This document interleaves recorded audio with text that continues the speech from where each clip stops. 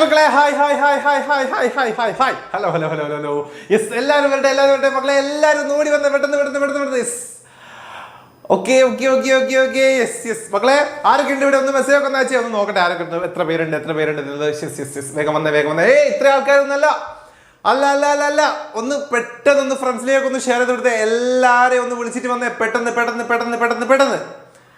വേഗം ആ വരട്ടെ മക്കളെ എല്ലാവരും വരട്ടെ ഓടി വരട്ടെ മക്കളെ എല്ലാവർക്കും ഒന്ന് ഷെയർ ചെയ്ത് കൊടുത്തേ നമ്മൾ ബിസിനസ് സ്റ്റഡീസിന്റെ സെക്കൻഡ് പാർട്ട് ലൈവാണ് നമ്മൾ ചെയ്യുന്നത്. അതായത് 6, 7, 8, 9, 10, 11 ചാപ്റ്റർ നമ്മളെ 6 ചാപ്റ്ററുകൾ ഓക്കെ 6 ചാപ്റ്ററുകൾ okay birthday wishes okay belated wishes ആണ് അല്ലേ സാറിന്റെ ബർത്ത്ഡേ ഇന്നലെ ആയിരുന്നു കേട്ടോ ഓക്കെ താങ്ക് യു ഒരുപാട് പേര് മെസ്സേജ് അയച്ചു യെസ് അപ്പോൾ താങ്ക് യു മക്കൾസ് എല്ലാവർക്കും ഓക്കെ യെസ് എപ്പോഴാ കഴിയാന്നോ പെട്ടെന്ന് കഴിയും നമ്മൾ മാക്സിമം പോയ ഒരു 9:30 ഓക്കെ അത്രയും പോകും.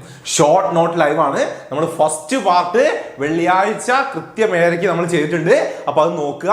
അതിന് നോട്ട്സ് ഒക്കെ കിട്ടാത്ത കുട്ടികളുണ്ടെങ്കിൽ നോട്ട്സ് കളക്ട് ചെയ്യുക പഠിക്കുക. കാരണം റിവൈസ് ചെയ്യാൻ നിങ്ങൾക്ക് അത്രത്തോളം യൂസ്ഫുൾ ആവുന്ന ക്ലാസ് ആണ്, അത്രത്തോളം യൂസ്ഫുൾ ആവുന്ന നോട്ടാണ്. ഓക്കെ യെസ് അത്രയ്ക്കും ഷോർട്ടായിട്ട് പോയിന്റ് വൈസ് നോട്ട് വെച്ചുകൊണ്ടാണ് നമ്മൾ ചെയ്തിട്ടുള്ളത്. ഈ 2 ലൈവും ചെയ്യുന്നത് മീൻ വെള്ളിയാഴ്ച ചെയ്തതും ഇതും ഇതിന്റെ ബാക്കിയാണ്. ആദ്യത്തെ 5 ചാപ്റ്ററുകൾ നമ്മൾ ചെയ്തിട്ടുണ്ടായിരുന്നു. ഇത് 6ാമത്തെ ചാപ്റ്റർ മുതൽ നമ്മൾ സ്റ്റാർട്ട് ചെയ്യാണ്. ഓക്കെ നമ്മൾ കഴിഞ്ഞ വീക്ക് നമ്മൾ കംപ്ലീറ്റ് ഡീറ്റെയിൽ ആയിട്ട് നിങ്ങൾ ക്ലാസ് എടുത്ത് തന്നിട്ടുണ്ട്. എല്ലാ ചാപ്റ്ററും ഉൾപ്പെടെ ലോങ് ലൈവ് വെച്ച് നമ്മൾ എടുത്തിട്ടുണ്ട്. സോ ഇത് ഷോർട്ട് നോട്ട് ലൈവ് ആണ്. ഐ മീൻ നിങ്ങൾക്ക് റിവൈസ് ചെയ്യാൻ വേണ്ടിയിട്ടുള്ളതാണ്, പെട്ടെന്ന് പഠിക്കാൻ വേണ്ടിയിട്ടുള്ളതാണ്. അപ്പം പ്രോപ്പറായിട്ട് യെസ് ഈ ക്ലാസിന്റെ ഇമ്പോർട്ടൻസ് ഒക്കെ മനസ്സിലാക്കുക, ഈ നോട്ട്സിന്റെ ഇമ്പോർട്ടൻസ് മനസ്സിലാക്കുക, അത് അതിൻ്റെതായ സീരിയസ്നെസ്സിൽ എടുത്തോളുക, പഠിച്ചോളാം. ഓക്കെ റെഡി ഓ യെസ് ഓ സാറേ ഓ ആടാ ഓക്കെ എന്നാലും ക്ലാസ് കാണുക, അതുപോലെ തന്നെ എന്താണ് നോട്ട് എടുക്കുക കേട്ടോ നോട്ട് എടുക്കുക. സെറ്റ് റെഡി ഓക്കെ അപ്പൊ നമുക്ക് സ്റ്റാർട്ട് ചെയ്യാം. അടിപൊളിയായിട്ടൊക്കെ പഠിക്കുന്നുണ്ടല്ലേ എല്ലാവരും സെറ്റ് ആയിട്ട് പഠിക്കുന്നുണ്ടല്ലേ ഓക്കെ അല്ലേ ബിസിനസ് സ്റ്റഡീസും എക്കണോമിക്സും ആണെങ്കിൽ നമുക്കുള്ളത് അടിപൊളിയായിട്ട് തന്നെ എഴുതേണ്ടതുണ്ട്. ഓക്കെ യെസ് പബ്ലിക് എക്സാമിന് ഈ സമയം കുറവാണ്, നന്നായിട്ട് പഠിക്കുക. ബാച്ചിലൊക്കെ ജോയിൻ ചെയ്യേണ്ട കുട്ടികളാണെങ്കിൽ എത്രയും പെട്ടെന്ന് ബാച്ചിലൊക്കെ അഡ്മിഷൻ എടുത്തോളാം കേട്ടോ, ജോയിൻ ചെയ്ത് പഠിച്ചോളാം. പബ്ലിക് എക്സാം ആണ് വരുന്നത്, അപ്പം സെറ്റ് ആക്കണം. ഓ പവറാക്കുക പിന്നെ അല്ല ഓക്കെ 30 പോടായിരുന്നു 30 ഒന്നും ആയിക്കില്ലേ പോയി മൂട് പോയി തൊലച്ച് യെസ് മക്കളെ ഒന്ന് ഫ്രണ്ട്സിനൊക്കെ ഒന്ന് ഷെയർ ചെയ്ത് കൊടുത്ത്. ഇത്ര മക്കളൊന്നും അല്ലല്ലോ ഇവിടെ ഉള്ളത്. എന്തായാലും ഒന്ന് വിളിച്ചിട്ട് വന്നേ, ഒന്ന് ഫ്രണ്ട്സിനൊക്കെ ഒന്ന് വിളിച്ചിട്ട് വന്നേ പെട്ടെന്ന് വേഗം യെസ് അപ്പം നമുക്ക് പോവാം. റെഡി അപ്പം നമ്മുടെ 6ാമത്തെ ചാപ്റ്ററിലേക്കാണ് അതെ 6ാമത്തെ ചാപ്റ്ററിലേക്കാണ് സാറ് പോകുന്നത്. സ്റ്റാഫിംഗ് ഓക്കെ സ്റ്റാഫിംഗ് എന്ന് പറയുന്ന ചാപ്റ്റർ. അപ്പം സ്റ്റാഫിങ്ങും അതുപോലെ തന്നെ മാർക്കറ്റിങ്ങും നമുക്ക് ആദ്യം പഠിക്കാം. വലിയ ചാപ്റ്ററുകളാണ്. ബാക്കി ചാപ്റ്റേഴ്സിൽ നിന്ന് നമുക്ക് മിസ്സിനെ വിളിക്കാം. സെറ്റ് അല്ലേ ഓക്കെ അല്ലേ സാർ ഇത് മാത്രം പഠിച്ചാൽ മതിയോ സാറേ? മക്കളെ ഇത് പോയിന്റ് ആണ് ഓക്കെ ഇതിൽ പോയിന്റ്സ് ആണുള്ളത്. അപ്പൊ കുറച്ച് ഡീറ്റെയിൽ ആയിട്ട് നിങ്ങൾ അറിയണ്ടേ? എസ് ഒക്കെ വന്നു കഴിഞ്ഞാൽ പോയിന്റ് എഴുതി വെച്ചാൽ മതിയോ? പോരല്ലോ. അപ്പൊ ഡീറ്റെയിൽ ആയിട്ട് പഠിക്കാനുള്ള കാര്യങ്ങളൊക്കെ നിങ്ങൾ എന്ത് ചെയ്യുക, നമ്മൾ മുൻപ് പഠിച്ച കാര്യങ്ങളൊക്കെ ഡീറ്റെയിൽ ആയിട്ട് തന്നെ നോക്കി തന്നെ പഠിക്കാം. ഓക്കെ ഇത് നിങ്ങൾക്ക് റിവൈസ് ചെയ്യാൻ പെട്ടെന്നൊക്കെ ഒന്ന് സെറ്റ് ചെയ്തെടുക്കാൻ വേണ്ടിയിട്ട് ഓക്കെ ഏതൊക്കെയാണ് ഇമ്പോർട്ടന്റ് കാര്യങ്ങൾ നിങ്ങൾ പഠിച്ചിരിക്കേണ്ടത് എന്നൊക്കെ അറിയാൻ വേണ്ടിയിട്ടാണ്. ഓക്കെ സെറ്റ് ഓക്കെ അപ്പൊ നമുക്ക് നോക്കാം. സ്റ്റാഫിംഗ് എന്ന് പറയുന്ന ചാപ്റ്റർ കഴിഞ്ഞ ദിവസം നമ്മൾ നമ്മുടെ ഐപാഡിൽ ചെയ്തപ്പോൾ പലരും പറഞ്ഞു സാർ ബോർഡ് തന്നെ മതി. അപ്പോൾ നേരെ ഐപാഡിന്റെ PPT എടുത്തത് ആ ബോർഡിലേക്ക് ഇട്ടാണ്. അപ്പോൾ അതിൻ്റെതായിട്ടുള്ള ചെറിയൊരു പ്രശ്നം ഉണ്ടാവും. അതായത് ഇങ്ങനെ തിക്കായിട്ട് കിടക്കും, അതുപോലെ തന്നെ കുറച്ച് ചെറുതുമായിരിക്കും. ഓക്കെ നിങ്ങൾ പേടിക്കേണ്ട, നിങ്ങൾക്ക് കാണാൻ പറ്റുന്നുണ്ട്. പിന്നെ എന്താണ് നോട്ട് നിങ്ങൾക്ക് കിട്ടുകയും ചെയ്യുക, അതുകൊണ്ട് don't worry. Okay set ready okay set ready ഓർഡറിൽ തന്നെയാണ് ഉള്ളത്. ഓക്കെ റെഡി ഓക്കെ അപ്പൊ നമുക്ക് സ്റ്റാർട്ട് ചെയ്യാലോ. അപ്പൊ സ്റ്റാഫിംഗ് എന്ന് പറയുന്ന ചാപ്റ്റർ എന്ത് പഠിച്ചോളാം, സ്റ്റാഫിംഗ് എന്താന്ന് പഠിച്ചോളാം. ഓക്കെ അപ്പൊ എന്താ staffing is the managerial function of filling and keeping position filled in an organisation. അറിയാലോ അല്ലെ? ഒരു ഓർഗനൈസേഷനിലെ എന്താണ് എന്ത് നമ്മൾ ഫില്ല് ചെയ്യുക, പൊസിഷൻസ് നമ്മൾ ഫില്ല് ചെയ്യുക അല്ലെ. Right involve putting the right people in the right job അല്ലെ. റൈറ്റ് ആയിട്ടുള്ള ആളെ, നമ്മുടെ പൊസിഷന് വേണ്ട റൈറ്റ് ആയിട്ടുള്ള ആളെ കണ്ടുപിടിക്കുകയും അവരെ ആ ഒരു പൊസിഷനിലേക്ക് ഫില്ല് ചെയ്യുകയും ചെയ്യുന്ന പ്രോസസ്സിനെ നമ്മൾ എന്ത് പറയാം, സ്റ്റാഫിംഗ് എന്ന് പറയാം അല്ലെ. അപ്പൊ എന്തൊക്കെയാണ് ഈ സ്റ്റാഫിംഗിൽ ഇൻവോൾവ് ആയിട്ടുള്ളത്? ഓക്കെ അത് നമുക്ക് എന്താ സ്റ്റാഫിംഗിന്റെ എലമെന്റ്സ് ഒക്കെ ആയിട്ടോ അല്ലെങ്കിൽ എന്താണ് നമുക്ക് പറയാം. എന്തൊക്കെയാണുള്ളത്? റിക്രൂട്ട്മെന്റ് ഉണ്ട്. ഓക്കെ റിക്രൂട്ട്മെന്റ് ഉണ്ട്, അതുപോലെ തന്നെ എന്താണ് സെലക്ഷൻ ഉണ്ട്, പ്ലേസ്മെന്റ് ഉണ്ട്, ട്രെയിനിങ് ഉണ്ട്, ഡെവലപ്മെന്റ് കാര്യങ്ങളൊക്കെ ഉണ്ട് അല്ലെ. നമുക്ക് പറയാം സെറ്റ്. അപ്പം സ്റ്റാഫിംഗ് എന്താന്ന് ആദ്യം ഓർത്ത് വെച്ചോളൂ. അതിന്റെ കൂടെ തന്നെ എന്താ നമ്മൾ എന്തൊക്കെയാണ് ഈ ചാപ്റ്ററിൽ പഠിക്കുന്ന കാര്യങ്ങൾ അല്ലെ, റിക്രൂട്ട്മെന്റ്, സെലക്ഷൻ, ഇങ്ങനത്തെ കാര്യങ്ങളൊക്കെ എന്താ ഒന്ന് അതിന്റെ കൂടെ തന്നെ മക്കൾ എഴുതി വെക്കണം. ഇറ്റ് ഇൻവോൾവ് എന്ന് പറഞ്ഞുകൊണ്ട്. Okay ready. ദെൻ അടുത്ത എന്താണ് നമ്മുടെ ഇമ്പോർട്ടൻസ് അല്ലെ, സ്റ്റാഫിങ് എന്തിനാണ് നമ്മൾ ചെയ്യുന്നത്. ഓക്കെ, മെയിൻ ആയിട്ട് ഒരു 4-5 പോയിന്റുകൾ മക്കൾ പഠിച്ചു വെച്ചിരിക്കാം. ഓക്കെ, ഇപ്പൊ എന്താ കോമ്പീറ്റന്റ് പേഴ്സൺ അല്ലെ, നമ്മളെ എന്താണ് നമുക്ക് അത്രത്തോളം എന്താണ് സെറ്റ് ആയിട്ടുള്ളതാണ്. നമ്മൾ പറഞ്ഞു റൈറ്റ് പേഴ്സൺസിനെ അല്ലെ, നമ്മുടെ ജോബിന് ആവശ്യമായുള്ള റൈറ്റ് പേഴ്സൺസിനെ കിട്ടാൻ അല്ലെ. പിന്നെയോ ഹയർ പെർഫോമൻസ് അല്ലെ, നമ്മുടെ എന്താണ് ഫേമിന്റെ അല്ലെ ഓർഗനൈസേഷന്റെ ഹയർ പെർഫോമൻസിന് വേണ്ടി. പിന്നെയോ സർവൈവൽ ആൻഡ് ഗ്രോത്ത്, നമ്മുടെ ഗ്രോത്തിന് വേണ്ടി. എന്താണ് optimum utilisation of human resources, human റിസോഴ്സസിന്റെ ഒപ്റ്റിമം യൂട്ടിലൈസേഷന് വേണ്ടിയിട്ട്. ഓക്കെ, മൺഡേ എന്താണ് മൺഡേ എന്താണ്? യെസ്, മൺഡേ നമ്മൾ എന്താണ് ഇതിന്റെ 50 ഇല്ല, ഷുവർ ക്വസ്റ്റ്യൻസ് നമ്മൾ ചെയ്യും, എണ്ണൊന്നുമില്ല. Okay, yes, chapter wise important ആയിട്ട് നിങ്ങൾ പഠിച്ചു പോകേണ്ട ഷുവർ ക്വസ്റ്റ്യൻസ് നമ്മൾ ചെയ്യും. അപ്പോൾ അത് നിങ്ങൾ സെറ്റായിട്ട് പഠിച്ചു വെച്ചിരിക്കുക. ഓക്കെ, അപ്പോൾ അതിന് മുൻപ് നമുക്ക് ചാപ്റ്ററുകളൊക്കെ ഒന്ന് റിവൈസ് ചെയ്യണ്ടേ, പഠിക്കണേ. യെസ്, ദാ നോക്കി വെച്ചോ. അപ്പോൾ അതാ സ്റ്റാഫിങ്ങിന്റെ ഇമ്പോർട്ടൻസ് നമുക്ക് വേണം പഠിച്ചു വെച്ചോളാം. നമ്മൾ റിപ്പീറ്റഡ് ആയിട്ട് ക്വസ്റ്റ്യൻസ് ഒക്കെ കാണാറുണ്ട്, ഒരു 2, 3, 4 എഴുതുക എന്നുള്ള രീതിക്ക്. ഓക്കെ അല്ലേ, സെറ്റ്. എന്താണ് സ്റ്റാഫിങ്ങിന്റെ പ്രോസസ്സ്? അടുത്ത ഇമ്പോർട്ടന്റ് കാര്യം എന്താണ്? സ്റ്റാഫിങ്ങിന്റെ പ്രോസസ് ആണ് അല്ലെ. എന്തൊക്കെയാണ് സ്റ്റാഫിങ്ങിൽ നടക്കുന്നത്, എന്തൊക്കെയാണ് അതിന്റെ പ്രോസസ്സുകളായിട്ട് വരുന്നത്. ഓക്കെ, എന്തൊക്കെയാണ് സ്റ്റാഫിങ്ങിൽ ഉണ്ടാവുന്നത്. ഓക്കെ, പഠിച്ചു വെക്കണം, ഇമ്പോർട്ടൻ്റ് ആണ്. അപ്പൊ എന്തൊക്കെയാ? Estimate the man power requirement അല്ലെ. ആദ്യം തന്നെ നമുക്ക് എന്താ സ്റ്റാഫിങ്, ആളുകളെ കണ്ടുപിടിക്കാൻ അല്ലെ. ആളെ കണ്ടുപിടിക്കാൻ എന്ത് വേണം മക്കളെ? എന്ത് വേണം? എത്ര ആളുകൾ ഉണ്ട് എന്ന് നമുക്ക് മനസ്സിലാവണ്ടേ. അപ്പോൾ നമ്മുടെ ഫേമിന് ആവശ്യമായുള്ള മാൻ പവർ റിക്വയർമെന്റ് എത്ര എന്ന് നമ്മൾ മനസ്സിലാക്കുക എന്നുള്ളതാണ്. ഓക്കെ, സെറ്റ്, റെഡി, അതങ്ങോട്ട് മനസ്സിലാക്കുക. ദെൻ സെക്കൻഡ് എന്തായിരിക്കും? റിക്രൂട്ട്മെന്റ് നടത്തുക. എന്താണ് ഈ റിക്രൂട്ട്മെന്റ് എന്ന് പറഞ്ഞു കഴിഞ്ഞാൽ? എന്താണ് റിക്രൂട്ട്മെന്റ്? നമ്മൾ പറഞ്ഞിട്ടുണ്ട് അല്ലെ, എന്താണ്? യെസ്, ഇപ്പൊ ജോബ് അന്വേഷിച്ച് നടക്കുന്ന ആളുകളെയും നമ്മുടെ ഓർഗനൈസേഷനെയും അല്ലെ തമ്മിൽ എന്താണ് യെസ് കോൺടാക്ട് ചെയ്യിപ്പിക്കുക അല്ലെങ്കിൽ കണക്ട് ചെയ്യിപ്പിക്കുന്ന ആ ഒരു പ്രോസസ് അല്ലെ, ആ പ്രോസസ്സാണ് റിക്രൂട്ട്മെന്റ് എന്ന് പറഞ്ഞു കഴിഞ്ഞാൽ. Okay, recruitment may be defined as the process of searching for the prospective employees and stimulating them to applying the job of the organization അല്ലെ. നമ്മുടെ ഓർഗനൈസേഷനിലുള്ള ആ ജോബിലേക്ക് യെസ് അപ്ലൈ ചെയ്യാവുന്ന ആളുകളെ അല്ലെങ്കിൽ എന്താണ് അതിന് റെഡി ആയിട്ട് നിൽക്കുന്ന ആളുകളെ കണ്ടുപിടിക്കുകയും യെസ് അതിലേക്ക് അപ്ലൈ ചെയ്യാൻ അവരെന്താണ് യെസ് നമ്മൾ ഫോഴ്സ് ചെയ്യുകയും ആ ഒരു പ്രോസസ്സാണ് എന്തെന്ന് റിക്രൂട്ട്മെന്റ് എന്ന് പറഞ്ഞു കഴിഞ്ഞാൽ. ഇമ്പോർട്ടന്റ് ആണ്, ഓർത്ത് വെക്കണേ. ദെൻ അടുത്തെന്താണ്? റിക്രൂട്ട്മെന്റ് കഴിഞ്ഞാൽ നമ്മൾ എന്ത് ചെയ്യുന്നു? സെലക്ട് ചെയ്യുന്നു അല്ലെ. നമ്മൾ വേണ്ട ആളെ നമ്മൾ എന്താക്കുന്നു? സെലക്ട് ചെയ്യുന്നു. അതിന് സെലക്ഷൻ ടെസ്റ്റുകളും കാര്യങ്ങളൊക്കെ ഉണ്ട്, നമ്മൾ പറയും അല്ലെ. യെസ്, അപ്പൊ അത് വെച്ച് സെലക്ട് ചെയ്യുന്നു. പിന്നെയോ പ്ലേസ്മെന്റ് ആൻഡ് ഓറിയന്റേഷൻ. സെലക്ട് ചെയ്ത ആളുകൾക്ക് നമ്മൾ എന്ത് കൊടുക്കുന്നു? യെസ്, പ്ലേസ്മെന്റ് കൊടുക്കുന്നു അല്ലെ. അവരെന്താ നമ്മുടെ ജോബിലേക്ക് യെസ് ഫില്ല് ചെയ്യുന്നു, പ്ലേസ്മെന്റ്. പിന്നെയോ ഒരു ഓറിയന്റേഷൻ. എന്താണ് ഈ ഓറിയന്റേഷൻ എന്ന് പറഞ്ഞു കഴിഞ്ഞാൽ? നിങ്ങൾക്ക് കിട്ടാറില്ലേ +2 അല്ല SLC കഴിഞ്ഞ് +1 എത്തിയപ്പോൾ നിങ്ങൾക്ക് ഒരു ഓറിയന്റേഷൻ കിട്ടിയിട്ടുണ്ടായില്ലേ അല്ലെ. യെസ്, ആ ഒരു കാര്യത്തെക്കുറിച്ച് അല്ലെങ്കിൽ ആ ഒരു പൊസിഷനെ കുറിച്ച് കൃത്യമായി നമ്മൾ അയാളെ പറഞ്ഞ് മനസ്സിലാക്കി കൊടുക്കുക അല്ലെ. ഒരു ഓറിയന്റേഷൻ നമ്മൾ കൊടുക്കുന്നു. ദെൻ നമ്മൾ എന്താക്കുന്നു? യെസ്, ട്രെയിനിങ് ആൻഡ് ഡെവലപ്മെന്റ് അല്ലെ. അവരുടെ എന്താണ് യെസ് പേഴ്സണൽ ഡെവലപ്മെന്റ് അല്ലെങ്കിൽ അവർക്ക് ആവശ്യമായുള്ള ആ ജോബിന് ആവശ്യമായുള്ള നോളജും കാര്യങ്ങളൊക്കെ ഉണ്ടോ എന്ന് നോക്കണം. ഇല്ലെങ്കിൽ നമ്മൾ അത് കൊടുക്കണം അല്ലെ. ട്രെയിനിങ് ആൻഡ് ഡെവലപ്മെന്റിലൂടെ അത് നമ്മൾ ചെയ്യുന്നു. ഓക്കെ, പിന്നെ എന്ത് ചെയ്യുന്നു? പെർഫോമൻസ് അപ്രൈസൽ ചെയ്യുന്നു അല്ലെ. ട്രെയിൻഡ് ആൻഡ് ഡെവലപ്ഡ് ആയിട്ടുണ്ടെങ്കിൽ അതിനുശേഷം എന്ത് ചെയ്യുന്നു? യെസ്, അവരുടെ പെർഫോമൻസ് നമ്മൾ റിവ്യൂ ചെയ്യുന്നു അല്ലെ. എത്രത്തോളം ഇനി അയാൾ സെറ്റ് ആണ് അല്ലെങ്കിൽ എത്രത്തോളം ഓക്കെ ആണ്, എന്തൊക്കെ മാറ്റങ്ങൾ ഇനി ആർക്ക് വരാനുണ്ട് അല്ലെങ്കിൽ എന്തൊക്കെ മാറ്റണം എന്നൊക്കെ നമ്മൾ അല്ലെ എന്താണ് ഒന്ന് നോക്കും അല്ലെ. ആ ഒരു അയാളുടെ പെർഫോമൻസ് നമ്മൾ എന്താ ഒന്ന് റിവ്യൂ ചെയ്യുന്നു. പിന്നെന്താ? Promotion and career planning. എന്നിട്ട് എന്ത് ചെയ്യുന്നു? യെസ്, അയാൾ നന്നായിട്ടൊക്കെ വർക്ക് ചെയ്യുന്ന ആളുകളൊക്കെ ആണെങ്കിൽ നമ്മൾ എന്താ യെസ് അയാളുടെ പ്രൊമോഷനെ കുറിച്ചൊക്കെ നമ്മൾ ഡിസ്കസ് ചെയ്യും അല്ലെ. നന്നായിട്ടൊക്കെ വർക്ക് ചെയ്യുന്ന ആളുകളാണെങ്കിൽ അയാൾക്ക് പ്രൊമോഷനും കാര്യങ്ങളൊക്കെ കൊടുക്കാലോ അല്ലെ. യെസ്, അങ്ങനെ പ്രൊമോഷനും കാര്യങ്ങളും നമ്മൾ നോക്കുന്നു. പിന്നെ ലാസ്റ്റ് എന്താ? കോമ്പൻസേഷൻ അല്ലെ. ഇങ്ങനെ വർക്കിന്റെ ഒക്കെ അനുസരിച്ച് അയാൾക്ക് കൊടുക്കേണ്ട റിവാർഡുകൾ കാര്യങ്ങൾ ഒക്കെ അല്ലെ, ഫിനാൻഷ്യൽ പേയ്മെന്റ്സ് കാര്യങ്ങളെ കുറിച്ചൊക്കെ നമ്മൾ ഡിസ്കസ് ചെയ്യുന്നു. സെറ്റ് അല്ലേ? അപ്പൊ ഇത്രയുമാണ് എന്തെന്ന് മക്കളെ ഇമ്പോർട്ടന്റ് ആണ്. ഇമ്പോർട്ടന്റ് ആയിട്ട് പഠിച്ചു വെച്ചോളാം. സ്റ്റാഫിങ്ങിന്റെ പ്രോസസ് ചോദിച്ചിരിക്കുക ഷുവർ ആണ്. സാറ് നാളത്തേക്കുള്ള ക്വസ്റ്റ്യൻസ് ഇതാ ഇപ്പൊ പ്രിപ്പയർ ചെയ്ത് നേരെ ലൈവിലേക്ക് വരുന്ന വരവാണ്. യെസ്, ഒരു 2020 മുതൽ 2025 വരെ കഴിഞ്ഞ വർഷം വരെയുള്ള പ്രീവിയസ് ഇയർ ക്വസ്റ്റ്യൻസിൽ സ്റ്റാഫിംഗ് എന്ന് പറയുന്ന ചാപ്റ്ററിൽ സാർ ഇപ്പൊ ക്വസ്റ്റ്യൻ ഇട്ടിട്ടേ ഉള്ളൂ. സാറിന് ഇനി അടുത്ത മാർക്കറ്റിംഗ് കൂടെ ഇടാണ്ട്. അപ്പൊ സ്റ്റാഫിംഗിൽ ആ സാർ ഇപ്പൊ നിർത്തി വെച്ചത്. അപ്പൊ സാർ നോക്കിയത് വെച്ചിട്ട് ഈ ഒരു 5 വർഷത്തിൽ റിപ്പീറ്റ് ആയിട്ട് കണ്ടിട്ടുള്ള ക്വസ്റ്റ്യൻസ് ആണ് ഒന്ന് സ്റ്റാഫിംഗിന്റെ പ്രോസസ്സുകൾ. ഓക്കെ, സ്റ്റാഫിംഗിന്റെ പ്രോസസ്സ് പഠിക്കാണ്ട് പോവേണ്ട. ഓക്കെ, പഠിക്കാണ്ട് പോകണ്ട. പിന്നെ അതിനുശേഷം നമ്മൾ പഠിക്കാൻ പോകുന്ന റിക്രൂട്ട്മെന്റ്, സെലക്ഷൻ, അതുപോലെ തന്നെ ട്രെയിനിങ് ആൻഡ് ഡെവലപ്മെന്റ് കംപ്ലീറ്റ് ഒരു കാര്യം പോലും വിടാതെ പഠിച്ചോളണം. ഓക്കെ, യെസ്, അതിൽ ഒന്നും സ്കിപ്പ് ചെയ്യാനില്ല കേട്ടോ, ഒന്നും സ്കിപ്പ് ചെയ്യാനില്ല. യെസ്, അതിലൊക്കെ ക്വസ്റ്റ്യൻസ് ഉണ്ട്. റിക്രൂട്ട്മെന്റ് ക്വസ്റ്റ്യൻ ഉണ്ട്. Okay, on the job, of the job, sorry recruitment ഉണ്ട്. എന്താ? ഇന്റേണൽ ആൻഡ് എക്സ്റ്റേണൽ നിർബന്ധമായിട്ട് പഠിച്ചോളാം. പിന്നെ അതുപോലെ തന്നെ സെലക്ഷൻ പ്രോസസ്സുകൾ. ഓക്കെ, നമ്മൾ സെലക്ഷൻ പ്രോസസ്സുകൾ പഠിക്കുന്നുണ്ടല്ലോ. യെസ്, അതിൽ നിന്ന് ക്വസ്റ്റ്യൻസ് ഉണ്ട്. അതിലെന്താണ് നമ്മൾ സെലക്ഷൻ ടെസ്റ്റുകൾ ഏതൊക്കെ എന്നൊക്കെയുള്ള വൃത്തിക്ക് പഠിച്ചു വെച്ചോളാം. ഓക്കെ, അതിലൊന്നും സ്കിപ്പ് ചെയ്യാൻ കേട്ടോ. പിന്നെ last training and development, on the job, of the job നമ്മൾ പറഞ്ഞിട്ടുണ്ട്. അതിൽ ഏതൊക്കെ വരുന്നുണ്ട് ടൈപ്പ് വൈസ് പഠിച്ചു വെച്ചോളാം. അതൊന്നും സ്കിപ്പ് ചെയ്യാൻ പോകണ്ട. ഓക്കെ, റിപ്പീറ്റഡ് ക്വസ്റ്റ്യൻ ആണ്. അതായത് ഈ ചാപ്റ്ററിന്റെ ഒരു 80 അല്ല, ഒരു 75% നിങ്ങൾക്ക് ഷുവർ ആയിട്ടും ക്വസ്റ്റ്യൻ പേപ്പറിൽ കാണാൻ പറ്റും കേട്ടോ. അതുകൊണ്ട് ഇമ്പോർട്ടന്റ് ചാപ്റ്റർ ആണ്, പഠിച്ചു വെച്ചോളാം. Set, ready? അപ്പം സ്റ്റാഫിങ്ങിന്റെ പ്രോസസ്സുകൾ ആദ്യം അങ്ങോട്ട് പഠിച്ചു വെക്കാം. ഓക്കെ അല്ലേ? പിന്നെ നമ്മൾ ഇങ്ങോട്ട് പോകുന്നത് ആസ്പെക്ട്സ് ഓഫ് സ്റ്റാഫിങ്. ഈ 3 ആസ്പെക്ട്സിലും ഒരു കാര്യം പോലും മക്കൾ സ്കിപ്പ് ചെയ്യാൻ നിൽക്കണ്ട. ഈച്ച് ആൻഡ് എവരി പാർട്ട് പഠിച്ചോളാം. റിക്രൂട്ട്മെന്റ് ആയാലും സെലക്ഷനിലായാലും അതുപോലെ തന്നെ ട്രെയിനിങ്ങിലായാലും. ഓക്കെ, ഉറപ്പാണ്. ഏതാ റിക്രൂട്ട്മെന്റ് നമുക്ക് ആദ്യം പഠിക്കണം. യെസ്, എന്താണ് റിക്രൂട്ട്മെന്റ്? നമ്മളിപ്പോ പറഞ്ഞു അല്ലെ, എന്താണ്?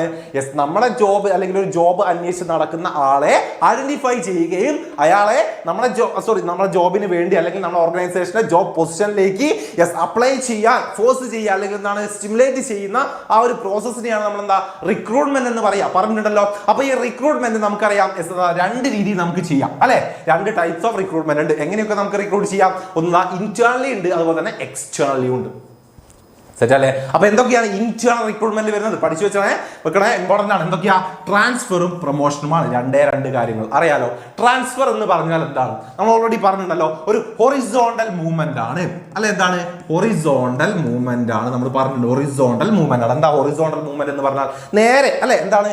ഒരു പൊസിഷനിൽ നിന്നും അയാൾ ഇപ്പൊ ഏത് പൊസിഷനിലാണോ ഇരിക്കുന്നത് ആ പൊസിഷനിൽ നിന്നും അതേപോലത്തെ ആ സെയിം മറ്റൊരു പൊസിഷനിലേക്ക് അല്ലെ മാറ്റുന്നു. അതായത് എന്താ, അവിടെ എന്ത് മാത്രമേ മാറുന്നുള്ളൂ? ആ പ്ലേസ് മാത്രമേ മാറുന്നുള്ളൂ. അതായത് ഇപ്പൊ കോഴിക്കോട് ഒരു മാനേജിംഗ് ഡയറക്ടർ ആയിട്ട് ഇരിക്കുന്ന ആളെ കൊച്ചിക്ക് മാനേജിംഗ് ഡയറക്ടർ ആക്കുന്നു. അതേ ഉള്ളൂ, ആ ഒരു വ്യത്യാസമേ ഉള്ളൂ അല്ലെ. അയാളുടെ പൊസിഷനിൽ മാറ്റണ്ടോ? ഇല്ല. അയാളുടെ സാലറിയിൽ മാറ്റണ്ടോ? ഇല്ല. അയാളുടെ റെസ്പോൺസിബിലിറ്റിയിൽ മാറ്റണ്ടോ? ഇല്ല. ഓക്കെ, യെസ്, അതാണ് ഒരു ഹൊറിസോണ്ടൽ മൂവ്മെന്റ് എന്ന് പറയുന്നത്. ഓക്കെ, അതിലെന്താ ഒരു മാറ്റമില്ല, ജസ്റ്റ് എന്താ ഒരു പ്ലേസ് മാത്രം അല്ലെ, അത് മാത്രമേ മാറ്റമുള്ളൂ. അതാണ് ട്രാൻസ്ഫർ എന്ന് പറഞ്ഞാൽ shifting an employee between job department without significant change in pay status അല്ലെ, റെസ്പോൺസിബിലിറ്റി, പേയ്മെന്റ് ഒന്നൊരു മാറ്റവും ഇല്ലാണ്ട് നമ്മൾ വരുത്തുന്നു. ഓക്കെ, അപ്പൊ പ്രൊമോഷൻ എന്ന് പറഞ്ഞാൽ എന്താ? നമ്മൾ പറഞ്ഞു ഇത് ഹൊറിസോണ്ടൽ ആണെങ്കിൽ ഇതെന്തായിരിക്കും? ഒരു വെർട്ടിക്കൽ മൂവ്മെന്റ് ആണ് അല്ലെ. എന്താ വെർട്ടിക്കൽ മൂവ്മെന്റ് എന്ന് പറഞ്ഞാൽ താഴെ നിന്നും മുകളിലേക്ക് അല്ലെ, താഴത്തെ ഒരു പൊസിഷനിൽ നിന്നും മുകളിലെ ഒരു പൊസിഷനിലേക്ക് മാറ്റുന്നതിനെ നമ്മൾ എന്ത് പറയാ? പ്രൊമോഷൻ എന്ന് പറയാം. അപ്പൊ പ്രൊമോഷൻ നിങ്ങൾക്ക് അറിയാലോ അല്ലെ, എന്തായിരിക്കും? അയാളുടെ പേയ്മെന്റ് മാറും, റെസ്പോൺസിബിലിറ്റി മാറും, എല്ലാം മാറും അല്ലെ, സ്റ്റാറ്റസ് ഒക്കെ മാറിക്കൊണ്ടിരിക്കും. സെറ്റ്. അപ്പം എന്താ ട്രാൻസ്ഫറും പ്രൊമോഷനുമാണ് ഇന്റേണലിൽ നമുക്ക് പഠിക്കാറുള്ളത്. ദെൻ അതിന്റെ കുറച്ച് എന്താണ് മെറിറ്റ്സ് പഠിച്ചു വെച്ചോളാം. എന്തൊക്കെയാണ്? മോട്ടീവ് എംപ്ലോയി പെർഫോമൻസ് അല്ലെ, പെർഫോമൻസിന് ഒരു മോട്ടീവാണ്. പിന്നെയോ ലെസ് എക്സ്പെൻസീവ് ആൻഡ് ഫാസ്റ്റർ അല്ലെ, ഫാസ്റ്റർ ആണ്, കുറച്ച് പൈസ മാത്രമേ, കോസ്റ്റ് ഒന്നും വരുന്നില്ല. പിന്നെയോ tool of training and training employee four higher position അല്ല, എന്താണ് നമ്മൾ ഹയർ പൊസിഷനിലേക്ക് ട്രെയിൻ ചെയ്യിക്കാനൊക്കെ ഉള്ള ഒരു ഓപ്ഷൻ ആണ് എന്തെന്ന് നമ്മുടെ ഇന്റേണൽ റിക്രൂട്ട്മെന്റ് എന്ന് പറഞ്ഞു കഴിഞ്ഞാൽ. ഓക്കെ, അങ്ങനെയെങ്കിൽ അതിന്റെ ലിമിറ്റേഷൻസ് ഒരു 2 പഠിച്ചു വെച്ചോ, ഇമ്പോർട്ടന്റ് ആണ്. Scope the induction of fresh talent അല്ലെ, ഫ്രഷ് ആയിട്ടുള്ള ആളുകളെ കിട്ടാനുള്ളത് കുറയ്ക്കുന്നത് തന്നെ it may lead to employees complexity അല്ലെ, പരസ്പരം എന്താണ് ഒരു കോംപ്ലക്സ് എംപ്ലോയീസിന്റെ ഉള്ളിൽ പറഞ്ഞു, അവന് കിട്ടി എനിക്ക് കിട്ടിയില്ല ആ ഒരു സംഭവം. Okay, new firm cannot be depend on internal അല്ലെ, പുതിയ ആളുകളാണ് പുതിയ ഒരു ഫേം ഒക്കെ ആണെങ്കിൽ ഇന്റേണൽ റിക്രൂട്ട്മെന്റ് നടക്കണം എന്നില്ല. Okay, set. അങ്ങനെയെങ്കിൽ നമുക്ക് എന്താ എക്സ്റ്റേണൽ സോഴ്സ് പഠിക്കണം. റിക്രൂട്ട്മെന്റ് എക്സ്റ്റേണൽ സോഴ്സ് എന്താണ്? എക്സ്റ്റേണൽ സോഴ്സ് എന്ന് പറഞ്ഞു കഴിഞ്ഞാൽ പുറത്തുനിന്ന് ആളെടുക്കുക അല്ലെ. എന്തൊക്കെയുണ്ട്? അതിൽ ഒരുപാട് എണ്ണം ഉണ്ട്. നിങ്ങൾക്ക് ടെക്സ്റ്റിൽ 10-12 കാണാം. മിനിമം ഒരു 6-7 എണ്ണം മക്കൾ പഠിച്ചു വെച്ചിരിക്കണം. ഓക്കെ, ഇതിൽ നിന്ന് ക്വസ്റ്റ്യൻ കാണാറുണ്ട്. എല്ലാം ഒന്നും എഴുതാൻ പറയാറില്ല. ഒരു 7, 6, 5, 8 ആ ഒരു റേഞ്ചിലേ നിങ്ങളോട് ചോദിക്കാറുള്ളൂ. ഓക്കെ, അങ്ങനെ ചോദിക്കാറുള്ളൂ. ഓക്കെ അല്ലേ? സബ്സ്ക്രൈബ് ഗ്രൂപ്പിൽ പോസ്റ്റ് ചെയ്യണേ. ഷുവർ. ഇതിന്റെ നോട്ട്സ് നിങ്ങൾക്ക് തരും ഷുവറാണ്. Okay, yes. അപ്പൊ നോക്കിക്കോ, എക്സ്റ്റേണൽ സോഴ്സുകൾ എന്തൊക്കെയാണ്? അവിടെ സാർ 6 കൊടുത്തത് എന്തൊക്കെയാ? ഡയറക്റ്റ് റിക്രൂട്ട്മെന്റ് അല്ല, എന്താണ്? നമ്മൾ എന്ത് ചെയ്യുന്നു? നമ്മുടെ ഫേമിന്റെ അല്ലെങ്കിൽ എന്താണ് നമ്മുടെ ഓർഗനൈസേഷനിൽ അവിടെ എന്താ ഒരു നോട്ടീസ് പതിപ്പിക്കുകയും ആ നോട്ടീസ് കണ്ടുകൊണ്ട് വരുന്ന ആളുകളെ നമ്മൾ ഡയറക്റ്റ് ആയിട്ട് റിക്രൂട്ട് ചെയ്യുകയും ചെയ്യുക. Okay yes. പിന്നെ അടുത്ത് എന്താ കാഷ്വൽ കോളേഴ്സ് ഉണ്ട്. എന്താ കാഷ്വൽ കോളേഴ്സ്? അല്ലെ സാധാ പോലെ എന്താ ഒരു ജോബൊക്കെ അന്വേഷിച്ച് നമ്മുടെ ഓർഗനൈസേഷനിലേക്ക് വിളിക്കുന്ന ആളുകൾ ഉണ്ടാകുമല്ലോ, അവരുടെ ഡീറ്റെയിൽസ് നമ്മൾ കളക്ട് ചെയ്ത് വെച്ചിട്ടുണ്ടാവും. അതിൽ നിന്ന് നമ്മൾ എന്താക്കുന്നു, യെസ് നമുക്ക് വേണ്ട ആളുകളെ തിരിച്ച് അങ്ങോട്ട് കോൺടാക്ട് ചെയ്തിട്ട് റിക്രൂട്ട് ചെയ്യുന്നു. പിന്നെയോ എംപ്ലോയ്മെന്റ് എക്സ്ചേഞ്ച് ഉണ്ട്. അറിയാലോ, ഗവൺമെന്റിന്റെ അണ്ടറിലുള്ള അല്ലെങ്കിൽ ഗവൺമെന്റിന്റെ ബേസിലുള്ള എന്താണ് ഒരു റിക്രൂട്ട്മെന്റ് ഒരു ഓപ്ഷനാണ്. നമുക്ക് അവിടെ പോയിട്ട് എന്താണ് അതിനനുസരിച്ചുള്ള നമുക്ക് വേണ്ട ആളുകളെ അല്ലെങ്കിൽ അതിന്റെ ക്വാളിഫിക്കേഷൻ ഉള്ള ആളുകളെ ചൂസ് ചെയ്യാവുന്നതാണ്. പിന്നെയോ പ്ലേസ്മെന്റ് ആൻഡ് ഏജൻസീസ് അല്ല, പ്ലേസ്മെന്റ് ഏജൻസീസ് ഉണ്ടല്ലോ, നമ്മൾ പുറത്ത് വർക്ക് ചെയ്യുന്ന എക്സ്റ്റേണൽ ഓർഗനൈസേഷൻസ് ഉണ്ട്. ഇതുപോലത്തെ എന്താണ് ജോലിയൊക്കെ അന്വേഷിച്ച് നടക്കുന്ന ആളുകളെ നമ്മളിലേക്ക് എത്തിക്കാനുള്ളത് അല്ലെ. പിന്നെ എന്തുണ്ട് ക്യാമ്പസ് റിക്രൂട്ട്മെന്റ് അല്ല, ഡയറക്റ്റ് എന്താ യെസ് ഇതുപോലുള്ള ഈ ടെക്നിക്കലി നമ്മൾ പഠിക്കുന്ന കാര്യങ്ങൾ, ഈ എഞ്ചിനീയറിംഗ് അങ്ങനെയൊക്കെ ബേസിലുള്ള വലിയ വലിയ കോളേജുകളിലൊക്കെ നമുക്ക് എന്താ ഫ്രഷ് ആയിട്ടുള്ള അല്ലെ ഫ്രഷ് ടാലന്റഡ് ആയിട്ടുള്ള ആളുകളെ റിക്രൂട്ട് ചെയ്തെടുക്കാം. നമുക്ക് എന്താ ആ ഒരു ഇയർ എൻഡിങ് ലാസ്റ്റിലൊക്കെ നമുക്ക് പോയിട്ട് ഇന്റർവ്യൂ ചെയ്തെടുക്കാവുന്നതാണ്. പിന്നെയോ വാക്കിങ്സ് അതല്ലെങ്കിൽ എന്താ ഇപ്പം എന്താ പറയാ നമ്മളെന്താ വെബ് അല്ലെ, വെബ് ത്രൂ ഉണ്ട്, അഡ്വർടൈസ്മെന്റ് ത്രൂ ഉണ്ട്, ഇഷ്ടം പോലെ ഇതാണ് നിങ്ങൾക്ക്. അപ്പോൾ അതിലെന്താണ് ഒരു 10-12 നിങ്ങൾ അതിലുണ്ട്, ടെക്സ്റ്റിലുണ്ട്. അതിലൊരു 5, 6, 7 മക്കൾ നിർബന്ധമായിട്ടും പഠിച്ചു വെച്ചിരിക്കണം. ഓക്കെ, ഇത് എസ് ഐ ചോദിക്കും, എസ് ഐ ചോദിച്ചിട്ട് കണ്ടിട്ടുണ്ട്. ഓക്കെ, ഇത് എസ് ഐ ചോദിച്ചിട്ട് കണ്ടിട്ടുണ്ട്. 8 മാർക്കിന്റെ എസ് ഐ ആയിട്ട് 2023 വന്നിട്ടുണ്ട്. സാറ് ഇന്ന് ക്വസ്റ്റ്യൻ ആഡ് ചെയ്തിട്ടുള്ളൂ. യെസ്, അപ്പോൾ ചോദിക്കാൻ സാധ്യതയുണ്ട് മക്കളെ. സാറ് പറഞ്ഞു റിക്രൂട്ട്മെന്റ് ഇപ്പൊ പഠിച്ച ഈ റിക്രൂട്ട്മെന്റ് ഇനി പഠിക്കാൻ പോകുന്ന സെലക്ഷൻ, ദെൻ ലാസ്റ്റിലെ ട്രെയിനിങ് ആൻഡ് ഡെവലപ്മെന്റ്. അതിൽ ഒരു സാധനം നിങ്ങൾ സ്കിപ്പ് ചെയ്യണ്ട, ഒന്നും സ്കിപ്പ് ചെയ്യണ്ട, പഠിച്ചു വെച്ചോളൂ. അത് പഠിക്കാണ്ട് പോവേണ്ട. ഓക്കെ, ഇനിയിപ്പോ ഇത് ഫുള്ള് പഠിച്ചിട്ട് പോകുക എന്ന് പറയുമ്പോൾ നിങ്ങളൊക്കെ സ്ഥിരം ചോദിക്കണല്ലോ, സാർ ഇത് ടെക്സ്റ്റ് ഫുൾ ഉണ്ടല്ലോ, ഇതാ ചാപ്റ്റർ ഫുൾ ഉണ്ടല്ലോ. ഉണ്ട്, വെറുതെ ആണോ പിന്നെ നിങ്ങൾക്ക് ഇതൊക്കെ തരുന്നത്? പഠിക്കാൻ തന്നെയാണ് ഇതൊക്കെ എക്സാമിന് വരികയും ചെയ്യും. അതുകൊണ്ട് പഠിച്ചിട്ട് പോയിക്കോളുക, പഠിക്കാതെ ഇരിക്കേണ്ട. ഇമ്പോർട്ടന്റ് ആണ്. ഓക്കെ, അപ്പൊ ഇതിന്റെ മനസ്സിൽ നോക്കിക്കോ, എന്തൊക്കെയാ ക്വാളിഫൈഡ് പേഴ്സണൽ അല്ലെ, നമുക്ക് എന്ത് കിട്ടും, അത്രത്തോളം ക്വാളിഫൈ ആയിട്ടുള്ള ആളുകളെ നമുക്ക് കണ്ടെത്താൻ പറ്റും. വളരെ ചോയ്സ് അല്ലെ, ഒരുപാട് ചോയ്സുകൾ ഉണ്ടാവും. ഫ്രഷ് ടാലന്റ് അല്ലെ, പുതിയ ടാലന്റ് അല്ലെ, ഫ്രഷ് ടാലന്റ് ഉള്ള ആളുകളെ നമുക്ക് കിട്ടും. ഓക്കെ, ലിമിറ്റേഷൻസ് എന്താണ്? ഡിസാറ്റിസ്ഫാക്ഷൻ അമോങ് എക്സിസ്റ്റിംഗ് സ്റ്റാഫ് അല്ലെ, അവിടെ കണ്ടിന്യൂ ചെയ്തു പോകുന്ന അല്ലെ ഓൾറെഡി ഉള്ള സ്റ്റാഫുകൾക്ക് അതൊരു ഡിസാറ്റിസ്ഫാക്ഷൻ ആണ്. പിന്നെയോ യെസ് ലെങ്തി പ്രോസസ് ആണ്, അതുപോലെ തന്നെ കുറച്ച് കോസ്റ്റ്ലി വരുന്നുണ്ട്.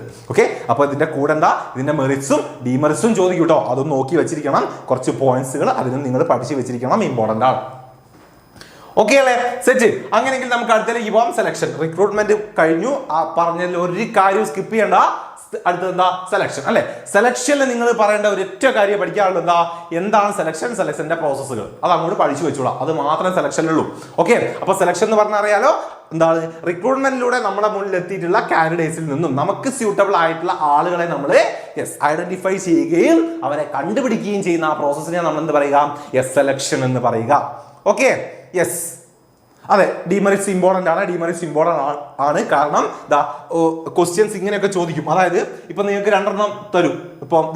ഇപ്പൊ എംപ്ലോയ്മെന്റ് എക്സ്ചേഞ്ച് അല്ലെങ്കിൽ എന്താണ് ക്യാമ്പസ് റിക്രൂട്ട്മെന്റ്, പ്ലേസ്മെന്റ് ഏജൻസീസ്, ഇതൊക്കെ ഏത് ടൈപ്പ് റിക്രൂട്ട്മെന്റ് പ്രോസസ്സുകളാണ് ചോദിക്കും. എന്നിട്ടോ യെസ് ഇതിന്റെ ഡിമെറിറ്റ്സും മെറിറ്റ്സും എഴുതും. ക്വസ്റ്റ്യൻ വരും.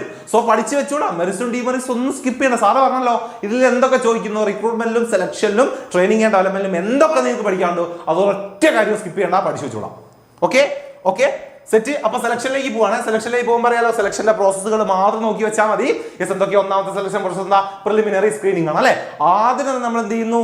റിക്രൂട്ട്മെന്റിലൂടെ നമ്മളെ മുന്നിലെത്തിയിട്ടുള്ള ഒരുപാട് ആളുകളെ ഒന്ന് പ്രൈമറിയായി നമ്മൾ സ്ക്രീൻ ചെയ്യും അല്ലെ. അതായത് കുറെ നമുക്ക് വേണ്ട അത്രത്തോളം ആപ്ലിക്കേഷൻസ് നമ്മളെ മുന്നിലേക്ക് വന്നിട്ടുണ്ടാവും. അതിൽ നിന്നും നമുക്ക് വേണ്ട അല്ലെ ആ ഒരു വലിയ ബൾക്കായിട്ടുള്ള എന്താണ് അത്രയും ആപ്ലിക്കേഷൻ നമുക്കൊന്ന് സോർട്ട് ചെയ്യണം അല്ലെ. അതിനു വേണ്ടി നമ്മൾ ചെയ്യുന്നതാണ് ഇത് നമ്മുടെ പ്രിലിമിനറി സ്ക്രീൻ. പിന്നെ നമ്മൾ എന്ത് ചെയ്യുന്നു? സെലക്ഷൻ ടെസ്റ്റുകൾ നടത്തുന്നു അല്ലെ. ആ സെലക്ഷൻ ടെസ്റ്റുകൾക്ക് കുറച്ച് എന്തുണ്ട് ടൈപ്സുകൾ ഉണ്ട്. നമ്മൾ പറഞ്ഞിട്ടുണ്ട്.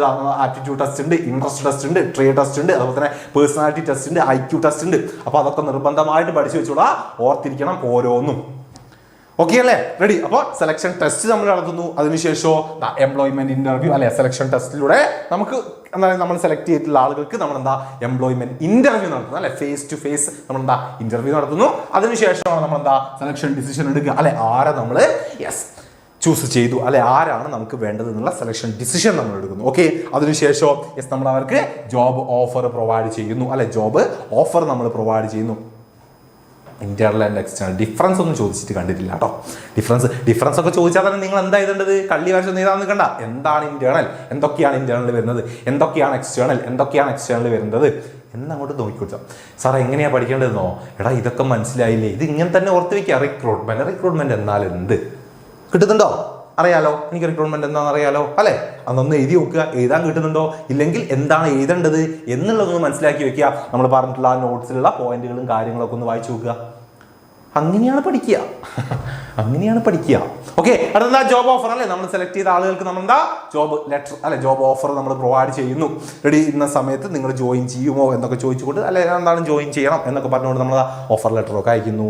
അങ്ങനെ ഓഫർ ലെറ്ററൊക്കെ അയച്ചു കഴിഞ്ഞാൽ അവരത് ആക്സെപ്റ്റ് ചെയ്യുന്നു. അങ്ങനെ എന്താ അയാൾ നമ്മളവിടെ ജോയിൻ ചെയ്യുന്നു. പിന്നെ അയാൾക്ക് വേണ്ടത് ട്രെയിനിങ് ആൻഡ് ഡെവലപ്മെന്റ് ആണ്, മൂന്നാമത്തെ ഐറ്റം. ഓക്കെ, മൂന്നാമത്തെ important item Aparnika M V. Thank you sir, പൊളിയാണെന്നാ. ഓക്കെ, താങ്ക് യു, ആയിക്കോട്ടെ. Okay, yes. അപ്പം മൂന്നാമത്തെ എന്താണ്?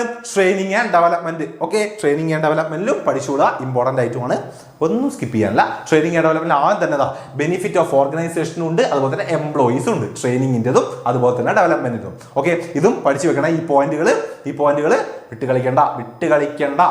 ഓക്കെ, ചോദിക്കാറുണ്ട്, റിപ്പീറ്റഡ് ക്വസ്റ്റ്യൻ ആണ്. നിങ്ങൾക്ക് നാളെ നമ്മൾ ഷുവർ ക്വസ്റ്റ്യൻ ചെയ്യുമ്പോൾ മനസ്സിലാവും. ഓക്കെ, സാധാരണ ഇപ്പോൾ ഈ ക്വസ്റ്റ്യൻസ് ഒക്കെ ആഡ് ചെയ്ത് വന്നിട്ടേ ഉള്ളൂ, അതുകൊണ്ടാണ്. അപ്പം പ്രീവിയസ് ഇയർ ക്വസ്റ്റ്യൻ പേപ്പർ നേരെ കോപ്പി പേസ്റ്റ് ചെയ്തിട്ട് തന്നെയാണ്. ഓക്കെ, അതുകൊണ്ടാണ് പഠിച്ചിട്ട് തന്നെ പോയിക്കോളാം. ഇതൊക്കെ ഇമ്പോർട്ടൻ്റ് ആണ്, ഇതൊന്നും സ്കിപ്പ് ചെയ്യാൻ പാടില്ല. ഓക്കെ, നല്ല വെയിറ്റേജ് വരുന്ന ചാപ്റ്റർ ആണ്, അതുകൊണ്ടാണ്. നോക്കിക്കോ, reduce wastage of effort of money അല്ലെ, എന്താണ്? ഒന്ന് നമ്മുടെ ഓർഗനൈസേഷൻ എന്തൊക്കെ ബെനിഫിറ്റ് ഉണ്ട്? നമുക്ക് എന്താ കോസ്റ്റുകളും കാര്യങ്ങളും വേസ്റ്റ് ആകുന്നു, മണി വേസ്റ്റ് ആകുന്നതൊക്കെ കുറയ്ക്കാം. പിന്നെ അതുപോലെ എൻഹാൻസ് പ്രൊഡക്ടിവിറ്റി, നമ്മുടെ പ്രൊഡക്ടിവിറ്റി ക്വാളിറ്റി ഒക്കെ ഇൻക്രീസ് ചെയ്യുന്നു. ട്രെയിനിങ് എക്വിപ്പ് ദ എന്താ ഫ്യൂച്ചർ മാനേജർ അല്ലെ, ട്രെയിനിങ്ങിലൂടെ നമുക്ക് എന്താ ഭാവിയിലേക്ക് നമുക്ക് ആവശ്യമായിട്ടുള്ള ടോപ്പ് പൊസിഷനിലൊക്കെ ആളുകളെ കണ്ടെത്തി പിടിക്കാൻ പറ്റുള്ളൂ അല്ലെ. അവരിലേക്ക് നമുക്ക് എത്താൻ പറ്റുന്നു. Increase employee morale and reduce absenteeism അല്ലെ, എംപ്ലോയേഴ്സിന് സ്വയം എന്താണ് ഒരു കോൺഫിഡൻസ്, ഒരു മോട്ടിവേഷൻ ഒക്കെ ഉണ്ടാവുന്നു. സോ ആബ്സെന്റീസം കുറയ്ക്കാൻ സഹായിക്കുന്നു.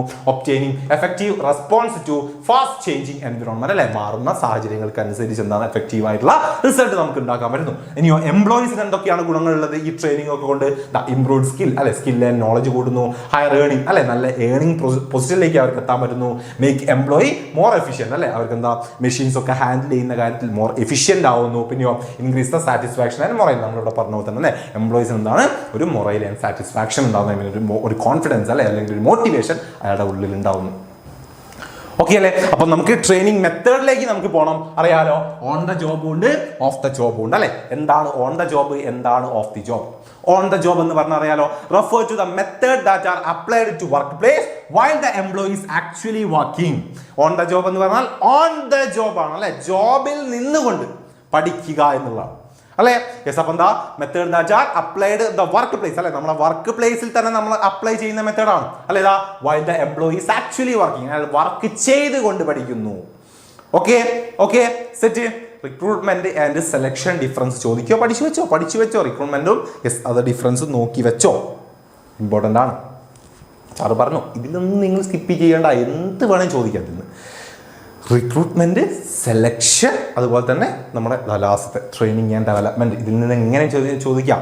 ഇതിനൊരു ഒരു കാര്യം നിങ്ങൾ സ്കിപ്പ് ചെയ്യേണ്ട, കാരണം ഇത് 2 മാർക്കിന്റെ ക്വസ്റ്റ്യൻസ് ചോദിക്കാം, 1 മാർക്കിന്റെ ക്വസ്റ്റ്യൻ ചോദിക്കാം, 3 മാർക്കിന്റെ ക്വസ്റ്റ്യൻ ചോദിക്കാം, 4 മാർക്കിന്റെ ക്വസ്റ്റ്യൻ ചോദിക്കാം, 5 മാർക്കിന്റെ ക്വസ്റ്റ്യൻ ചോദിക്കാം, 8 മാർക്കിന്റെ ക്വസ്റ്റ്യൻ ചോദിക്കാം. അതിനുള്ള വകകളൊക്കെ ഈ പോയിന്റ്സുകളിലുണ്ട്, റിക്രൂട്ട്മെന്റ് ഉണ്ട്. കാരണം 1 മാർക്കിന്റെ ഒക്കെ പോയിന്റ് ആയി നിങ്ങൾ ഇഷ്ടംപോലെ ചോദിക്കാറുണ്ട് അല്ലെ. സെലക്ഷൻ ടെസ്റ്റുകൾ ചോദിക്കാറുണ്ട്, ഇന്റേണൽ എക്സ്റ്റേണൽ റിക്രൂട്ട്മെന്റ് ചോദിക്കാറുണ്ട്, മെത്തേഡ്സ് ചോദിക്കാറുണ്ട് അല്ലെ. അങ്ങനെ ചോദിക്കാം. 2 മാർക്കിന്റെ ക്വസ്റ്റ്യൻ ചോദിക്കാം, ഇതിൽ ഏതെങ്കിലും ഒന്ന് എടുത്തിട്ട് എന്താണെന്ന് എഴുതാൻ പറയാം. 3 മാർക്കിന്റെ ചോദിക്കാം, ഇഷ്ടം പോലെ ക്വസ്റ്റ്യൻസ് വരും. സോ അതുകൊണ്ടാണ്. Okay sir, question paper PDF എനിക്ക് നാളെ ലൈവിൽ ഉണ്ടാവില്ല, എനിക്ക് അയച്ചു തരുമോ ഇൻസ്റ്റയിൽ നിന്നാ?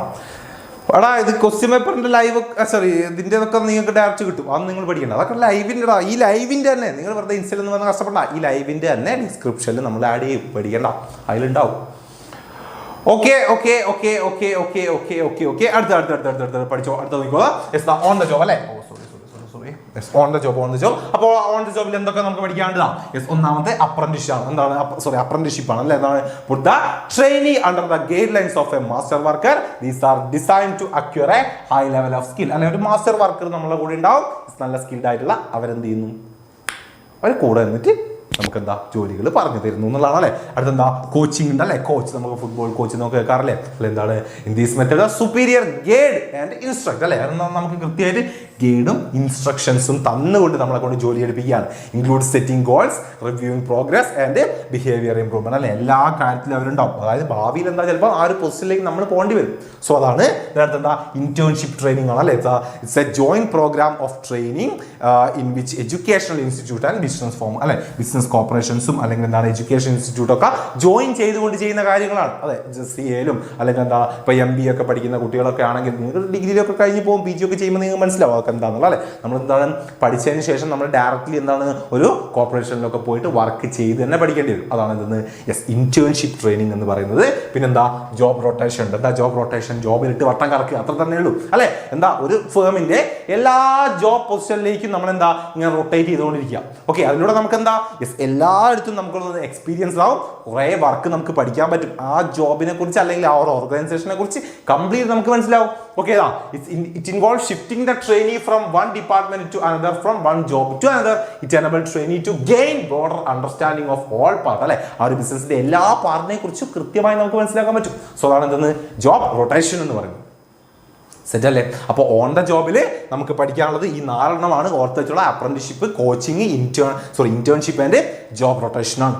Then last off the job മെത്തേഡുകളാണ്. ഓഫ് ദ ജോബ് എന്ന് പറഞ്ഞാൽ അറിയാലോ അല്ലെ. ജോബിൽ നിന്നുകൊണ്ടല്ല, ജോബിന്റെ പുറത്തുള്ള പ്ലേസ് അല്ലെ. എന്താണ് this method is conducted away from the work place allowing people to learn before performing their job അല്ലെ. എന്താണ് അത് വർക്ക് ചെയ്യുന്നതിന് മുൻപ് അല്ലെ. അപ്പോൾ എന്താണ് വർക്ക് പ്ലേസിൽ എത്തി വർക്ക് ചെയ്യുന്നതിന് മുൻപ് പുറത്തുനിന്ന് നമ്മൾ എന്താക്കുക, ട്രെയിൻ ചെയ്യിക്കുക അല്ലെ. മറ്റൊരു വർക്ക് പ്ലേസിൽ നിന്നും നമ്മളെ ട്രെയിൻ ചെയ്യിക്കുക എന്നുള്ളതാണ്. അപ്പൊ എന്താ ഒന്നാമത്തെ എന്താ അതിൽ നമുക്ക് പഠിക്കാനുള്ളത് class room lecture and conference ആണ് അല്ലെ. ക്ലാസ് റൂമിൽ ഇരുത്തി പഠിപ്പിക്കുക എന്നുള്ളതാണ്. അവിടെ നമുക്ക് പ്രാക്ടിക്കൽ ആയിട്ടുള്ള പഠനമായിരിക്കില്ല അല്ലെ. ചില തിയറികളും കാര്യങ്ങളും എന്താ ഒരു ഓർഗനൈസേഷൻ റൂളുകളും കാര്യങ്ങളും അങ്ങനത്തെ ഒക്കെ ആയിരിക്കും പഠിപ്പിക്കുന്നുണ്ടാവുക അല്ലെ.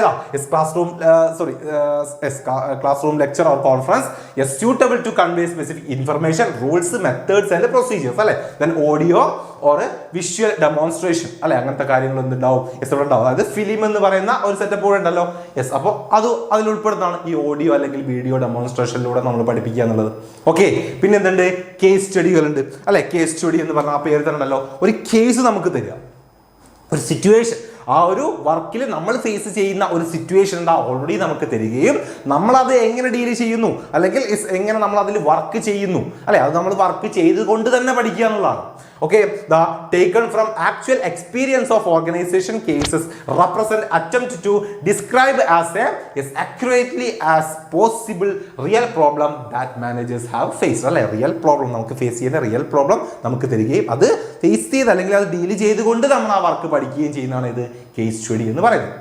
അടുത്തെന്താ കമ്പ്യൂട്ടർ മോഡലിംഗ് ആണ് അല്ലെ. കമ്പ്യൂട്ടറിൽ നമ്മളെന്താ നമ്മുടെ വർക്ക് ആക്ച്വൽ വർക്ക് പ്ലേസ് ഒന്ന് സെറ്റ് ചെയ്ത് വെക്കുകയും അതിലൂടെ നമ്മളെന്താ വർക്ക് ചെയ്ത് പഠിക്കുകയും ചെയ്യാം. Okay, stimulates the work environment by programming a computer creating a real work experience and it help to reduce errors and cost അല്ലെ. നമ്മുടെ കറക്റ്റ് വർക്ക് എൻവിറോൺമെന്റ് നമ്മൾ എന്ത് ചെയ്യുന്നു കമ്പ്യൂട്ടറിൽ ക്രിയേറ്റ് ചെയ്യുന്നു അല്ലെ. റിയൽ വർക്ക് എക്സ്പീരിയൻസ് നമുക്ക് തരുന്ന രീതിയിൽ നമ്മൾ അത് ക്രിയേറ്റ് ചെയ്യുകയും നമ്മൾ എന്ത് ചെയ്യുകയും നമ്മളെ എറേഴ്സും കോസ്റ്റ് ഒക്കെ കുറയ്ക്കുന്ന രീതിയിൽ നമ്മൾ ട്രെയിൻ ചെയ്യുകയും ചെയ്യുന്നു അല്ലെ. ഈ എന്താണ് ഇപ്പോൾ ഈ എയറോപ്ലെയിൻ പൈലറ്റ്സ്മാരൊക്കെ വർക്ക് ചെയ്യുന്നതിലാണ്.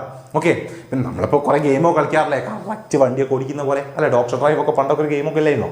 യെസ്, അപ്പോൾ അതൊക്കെ അതിന് എക്സാമ്പിളാണ്. അടുത്തെന്താ വെസ്റ്റിബ്യൂൾ ട്രെയിനിങ് ഉണ്ട്. എന്താണ് വെസ്റ്റിബ്യൂൾ ട്രെയിനിങ് എന്ന് പറഞ്ഞു കഴിഞ്ഞാൽ അല്ലെ എന്താണ് നമ്മൾ ഒരു പുറത്തുള്ള ജോബിൽ പുറത്തുള്ള ഒരു സ്ഥലത്ത് നമ്മളെ റിയൽ എക്യുപ്മെന്റ്സ് യൂസ് ചെയ്തുകൊണ്ട് പഠിപ്പ് സെറ്റ് ആക്കുക അല്ലെ. Actual work environment are created in class room. Classroom employee use the same material and equipment in increase the efficiency of employee അല്ലെ. നമ്മളെന്താ ഒരു മറ്റൊരു വർക്ക് പ്ലേസോ അല്ലെങ്കിൽ എന്താണ് മറ്റെന്തെങ്കിലും ഒരു സെറ്റപ്പിൽ ഇരുന്നു കൊണ്ട് കറക്റ്റ് ആയിട്ട് സാർ പോയിന്റ് എഴുതി എക്സ്പ്ലെയിൻ ചെയ്യുമ്പോൾ എനിക്ക് മനസ്സിലായതുപോലെ എഴുതിയാൽ മതി, നിനക്ക് മനസ്സിലായതുപോലെ എഴുതിയാൽ മതി. മക്കളെ എക്സ്പ്ലനേഷൻ നിങ്ങളുടെ കയ്യിലാണ്. അത് നിങ്ങൾക്ക് എന്താണ് അതേക്കുറിച്ച് മനസ്സിലായിട്ടുള്ളത് അതാണ് നിങ്ങൾ എഴുതി വെക്കേണ്ടത്. അല്ലാതെ ടെക്സ്റ്റിലുള്ള കാര്യം ബൈ ഹാർട്ട് പഠിക്കുക എന്നല്ല കേട്ടോ. അതാ പറഞ്ഞത്, ഇതൊക്കെ മനസ്സിലാക്കിയാണ് വെക്കേണ്ടത്. ഓക്കെ, എന്താണ് ഇവിടെ ഉദ്ദേശിക്കുന്നത് എന്ന് മനസ്സിലാക്കിയാണ് വെക്കേണ്ടത്. മെയിൻ പോയിന്റിനെ മാത്രം ഫോക്കസ് ചെയ്യുക. എന്താണ് അതുകൊണ്ട് ഉദ്ദേശിക്കുന്നത് നിങ്ങൾ മനസ്സിലാക്കി വെക്കുക, അത് നിങ്ങൾ എഴുതുക, അത്രയേ ഉള്ളൂ. അതായത് ടെക്സ്റ്റിൽ തരുന്ന പോയിന്റുകളൊക്കെ വലിച്ചു വാരി പഠിച്ച് എഴുതണം എന്നൊന്നും ആരും പറയുന്നില്ല, പ്രത്യേകിച്ച് നമ്മുടെ ബിസിനസ് സ്റ്റഡീസിൽ. Okay ready? യെസ്. അപ്പോൾ എന്താണ് നമ്മുടെ ആക്ച്വൽ വർക്ക് പ്ലേസ് അല്ല, മറ്റൊരു അല്ലെ പുറത്തുള്ള ഒരു എക്സ്റ്റേണൽ പ്ലേസിൽ നമ്മളെ ആക്ച്വൽ എക്യുപ്മെന്റ്സ് യൂസ് ചെയ്തുകൊണ്ട് നമ്മൾ വർക്ക് ചെയ്ത് പഠിക്കുക അല്ലെ. ഈ ക്രെയിനൊക്കെ പഠിക്കുന്ന ആളുകൾ അല്ലെങ്കിൽ എന്താണ് എയറോപ്ലെയിൻ ഒക്കെ ഓടിക്കുന്ന പൈലറ്റ്സ്മാരൊക്കെ എങ്ങനെയാണ് പഠിക്കുക? എയർപോർട്ട് കൂടിയാണ് വണ്ടി ഓടിച്ച് പഠിക്കുക, പ്ലെയിൻ ഓടിച്ച് പഠിക്കുക അല്ല, അതിന് മറ്റൊരു പ്ലേസ് ഉണ്ട് അല്ലെ. അങ്ങനെ പിന്നെ എന്താണ് പ്രോഗ്രാംഡ് ഇൻസ്ട്രക്ഷൻസ് ഉണ്ട് അല്ലെ. എന്താ പ്രോഗ്രാം? നമ്മൾ പ്രോഗ്രാം ചെയ്ത് വെച്ച് നമുക്ക് ട്രെയിൻ ചെയ്യേണ്ട കാര്യം നമ്മൾ ഓൾറെഡി പ്രോഗ്രാം ചെയ്ത് വെച്ചിട്ടുണ്ടാകും. ആ പ്രോഗ്രാം ചെയ്ത് വെച്ചതിന്റെ ബേസിൽ തന്നെ നമ്മൾ എന്ത് ചെയ്യാം?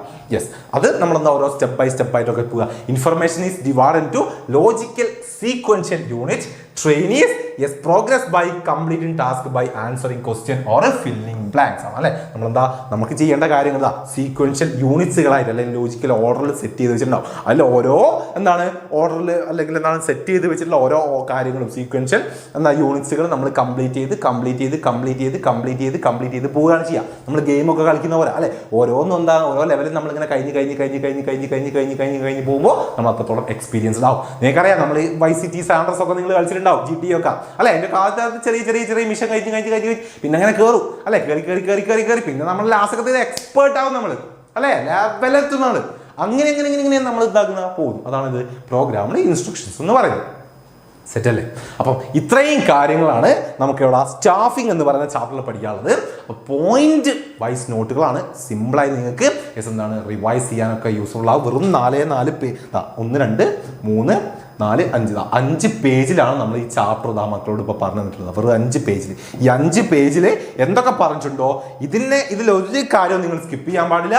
യെസ്, ഈ പോയിന്റ്സ് നിർബന്ധമായിട്ടും പഠിച്ചിട്ട് പോയിക്കോളാം, സെറ്റാക്കി കയ്യിൽ വെച്ചോളാം. ഓക്കെ അല്ലേ? സെറ്റ് അല്ലേ? റെഡി അല്ലേ? ഓക്കെ അല്ലേ? ക്ലിയർ അല്ലേ? റെഡി?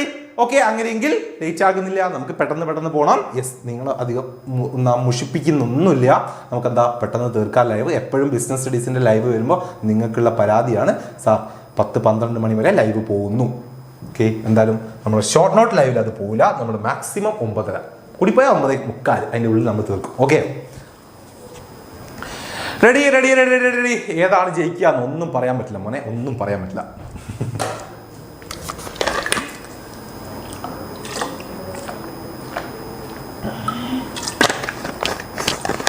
പറഞ്ഞ പോലെ വേൾഡ് കപ്പ് ഒക്കെ ആയില്ലേ, കഴിഞ്ഞ പോലെ തോന്നുന്നു. എന്താ ചെയ്യുക? Okay, yes. അപ്പം മാർക്കറ്റിംഗിലേക്ക് നമുക്ക് പോവാം. മാർക്കറ്റിംഗും ഇതുപോലെ തന്നെയാണ്, വലിയ ചാപ്റ്ററാണ്, പഠിക്കാൻ നന്നായിട്ടുണ്ട്. യെസ്, അപ്പോൾ പറയാൻ പോകുന്ന പോയിന്റ്സുകൾ ഇമ്പോർട്ടൻ്റ് ആണ്, നോക്കി വെച്ചോളാം, ശ്രദ്ധിച്ചോ. മാർക്കറ്റിംഗ് അല്ലേ? അപ്പോൾ ആദ്യം മാർക്കറ്റ് എന്താണെന്നുള്ളത് നിങ്ങൾ പഠിച്ചു വയ്ക്കുക. ആ മാർക്കറ്റിൽ തന്നെ നമുക്ക് 2 രീതിയിൽ പറയാം. മാർക്കറ്റിനെ ട്രഡീഷണൽ സെൻസിലും അതുപോലെ തന്നെ മോഡേൺ സെൻസിലും നമുക്ക് മാർക്കറ്റിനെ 2 ആയിട്ട് പറയാം. ആദ്യത്തെ കാര്യം യെസ്, അതെ, അതെന്ത് ചോദിക്കാൻ ഇന്ത്യ ജയിക്കൂ അല്ലെ നമ്മൾ. ഓക്കെ, അപ്പൊ എന്താണ് marketing is a place where buyers and sellers gather to enter in to transaction involving exchange of goods and service ആണ് അല്ലെ. ട്രഡീഷണൽ സെൻസിൽ എന്താണ് മാർക്കറ്റ് എന്ന് പറഞ്ഞു കഴിഞ്ഞാൽ എന്താണ് പറഞ്ഞിട്ടുള്ളത്? ഒരു പ്ലേസ് ആണ് അല്ലെ. ആളുകൾ സാധനങ്ങളും സേവനങ്ങളും കൈമാറ്റം ചെയ്യുന്ന ഒരു പ്ലേസിനെയാണ് പണ്ടൊക്കെ എന്ത് പറഞ്ഞിരിക്കുക, ട്രഡീഷണൽ സെൻസിൽ മാർക്കറ്റ് എന്ന് പറയാം. എന്നാൽ അത് മാറി അല്ലെ. മോഡേൺ സെൻസിൽ എന്തായി? Set of actual and potential buyers അല്ലെ. ഒരു ആക്ച്വൽ അല്ലെങ്കിൽ ഒരു പൊട്ടൻഷ്യൽ സാധനം വാങ്ങുന്ന അല്ലെങ്കിൽ എന്താണ് വാങ്ങാനോ വിൽക്കാനോ നിൽക്കുന്ന ഒരാൾ ഉൾപ്പെടുന്ന അല്ലെങ്കിൽ ആളുകളുള്ള ഏതൊരു ഏരിയാസിനെയും എന്തൊരു കാര്യത്തെയും നമുക്ക് എന്ത് പറയാം?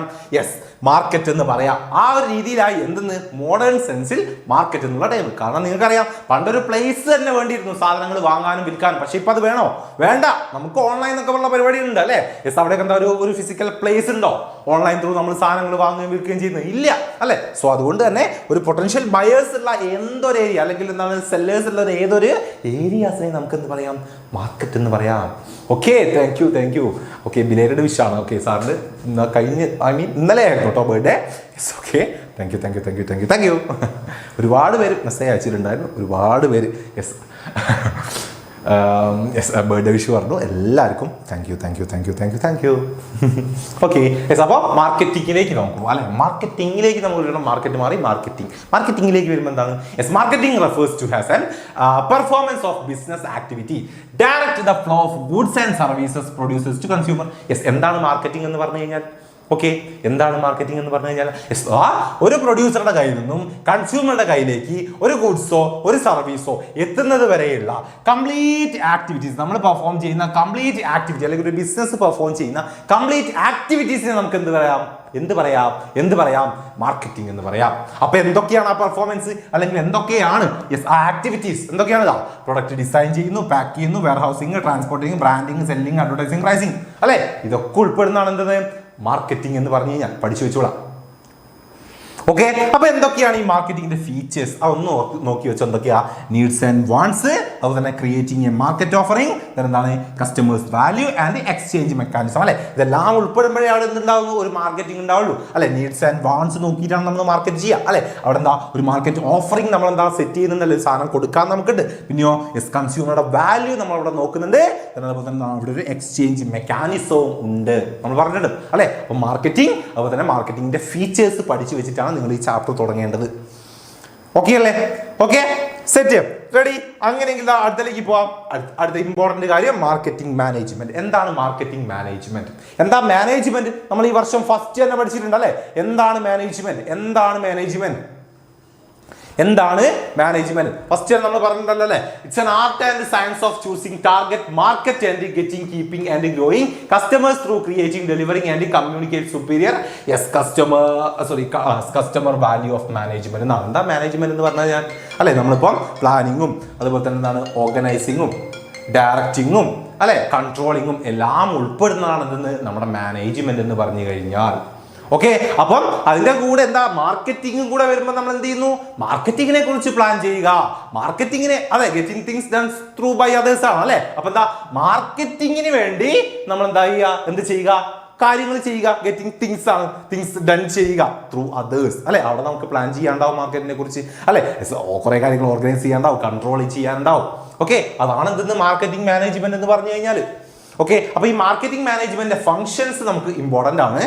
ഇത്രയും ഫംഗ്ഷൻസ് നിർബന്ധമായിട്ട് പഠിച്ചു വെച്ചോളാം, ക്വസ്റ്റ്യൻ വരെ ഇമ്പോർട്ടന്റ് ആണ്. മാർക്കറ്റിംഗ് മാനേജ്മെന്റ് ഫംഗ്ഷൻസ് എന്തൊക്കെയാണ് മാർക്കറ്റിംഗ് മാനേജ്മെന്റ് ചെയ്യുന്നത്? എന്തൊക്കെയാണ് ചെയ്യുന്നത്? ഒന്നാമതെന്താ? Gathering and analysing market information. Point പഠിച്ചാൽ മതി. ഇതിന്റെ ഒന്നും ഒരു എക്സ്പ്ലനേഷൻ നിങ്ങൾ എക്സ്ട്രാ പഠിച്ചു വെക്കേണ്ട. ഈ പോയിന്റ് നിങ്ങൾ വായിക്കുന്ന സമയത്ത് എന്ത് നിങ്ങളെ മനസ്സിലേക്ക് വരുന്നു അത് തന്നെയാണ് ഇതിന്റെ എക്സ്പ്ലനേഷൻ, അതേ നിങ്ങൾ എഴുതേണ്ടതുള്ളൂ. Gathering and analysing market informations നമ്മൾ കളക്ട് ചെയ്യുക. Second, marketing planning. എന്നിട്ട് എന്ത് ചെയ്യുക? മാർക്കറ്റിനെ കുറിച്ച് പ്ലാൻ ചെയ്യുക. നമുക്ക് കിട്ടിയ ഇൻഫർമേഷൻ വെച്ചുകൊണ്ട് എന്തെല്ലാം പ്രൊഡക്റ്റ് ആണ് ഇപ്പം മാർക്കറ്റിന് ആവശ്യം, അല്ലെ? അങ്ങനത്തെ എല്ലാ കാര്യങ്ങളും നമ്മൾ പ്ലാൻ ചെയ്യുക. പിന്നെയോ പ്രൊഡക്റ്റ് ഡിസൈൻ ആൻഡ് ഡെവലപ്മെന്റ്, അല്ലെ? എന്ത് പ്രൊഡക്റ്റ് ആണ് നമ്മൾ പ്രൊഡ്യൂസ് ചെയ്യാൻ പോകുന്നത്, അതിന്റെ ഡിസൈനും കാര്യങ്ങളും ചെയ്യുക. Then standardisation and grading. അതിനുശേഷം നമ്മൾ സ്റ്റാൻഡേർഡ് സെറ്റ് ചെയ്യുക, ഗ്രേഡ് ചെയ്യുക, അല്ലെ? അതിന്റെ ക്വാളിറ്റിക്ക് അനുസരിച്ച്, ക്വാണ്ടിറ്റിക്ക് അനുസരിച്ച്, പ്രൈസിനനുസരിച്ച് ഗ്രേഡ് ചെയ്യുക. Packaging and labelling. പാക്ക് ചെയ്യുക, ലാബൽ ചെയ്യുക. പിന്നെയോ ബ്രാൻഡിങ്, അല്ലെ? നമ്മൾ ബ്രാൻഡ് ചെയ്യുന്നുണ്ടെങ്കിൽ മാർക്കറ്റിംഗിന്റെ ഏറ്റവും ബെസ്റ്റ് ഓപ്ഷൻ ആണ് ബ്രാൻഡിങ് എന്ന് പറഞ്ഞാൽ. അപ്പൊ ആ ഒരു പ്രൊഡക്റ്റിന് ബ്രാൻഡിങ് നമ്മൾ വേണമെങ്കിൽ അത് നമ്മൾ ചെയ്യേണ്ടതുണ്ട്. പിന്നെയോ കസ്റ്റമർ സപ്പോർട്ട് സർവീസ് നമ്മൾ കൊടുക്കേണ്ടതുണ്ട്, അല്ലെ? നമുക്കൊരു മാർക്കറ്റിംഗ് നല്ല പോലെ പിടിച്ചടക്കണമെങ്കിൽ അവിടെ എന്ത് വേണം? കസ്റ്റമർ സപ്പോർട്ട് സർവീസ് ഇമ്പോർട്ടന്റ് ആണ്. പിന്നെയോ പ്രൈസിങ്, അല്ലെ? നമ്മുടെ പ്രൊഡക്റ്റിന് നമ്മൾ പ്രൈസ് സെറ്റ് ചെയ്യേണ്ടതുണ്ട്. ഇതെന്താ? പ്രൊമോഷൻ ഉണ്ട്, അല്ലെ? പ്രൊഡക്റ്റ് മാർക്കറ്റിൽ നമ്മൾ എന്താ പ്രൊമോട്ട് ചെയ്യണം മാക്സിമം. പിന്നെയോ ഫിസിക്കൽ ഡിസ്ട്രിബ്യൂട്ട് ചെയ്യണം. അതിന്റെ ട്രാൻസ്പോർട്ടേഷനും കാര്യങ്ങളും നമ്മൾ നോക്കണം. പിന്നെയോ അതെ, ഫിസിക്കൽ ഡിസ്ട്രിബ്യൂഷൻ അല്ലെങ്കിൽ ട്രാൻസ്പോർട്ടേഷൻ. പിന്നെയോ സ്റ്റോറേജ് ഓർ വെയർ ഹൗസിംഗ്. ചിലവ് തരൂല്ലേ? പിന്നെ ലാസ്റ്റ് എന്താ? സ്റ്റോറേജ് ആൻഡ് അതിന്റെ വെയർ ഹൗസിംഗ് കാര്യങ്ങളും നമ്മൾ നോക്കണം. അപ്പൊ ഇത്രയും കാര്യങ്ങൾ ഉൾപ്പെടുന്നതാണ് എന്തെന്ന് മക്കളെ നമ്മുടെ മാർക്കറ്റിംഗ് മാനേജ്മെന്റ് എന്ന് പറയുന്നത്, അല്ലെങ്കിൽ മാർക്കറ്റിംഗ് മാനേജ്മെന്റ് ഫംഗ്ഷൻസ് ഇമ്പോർട്ടന്റ് ആണ്.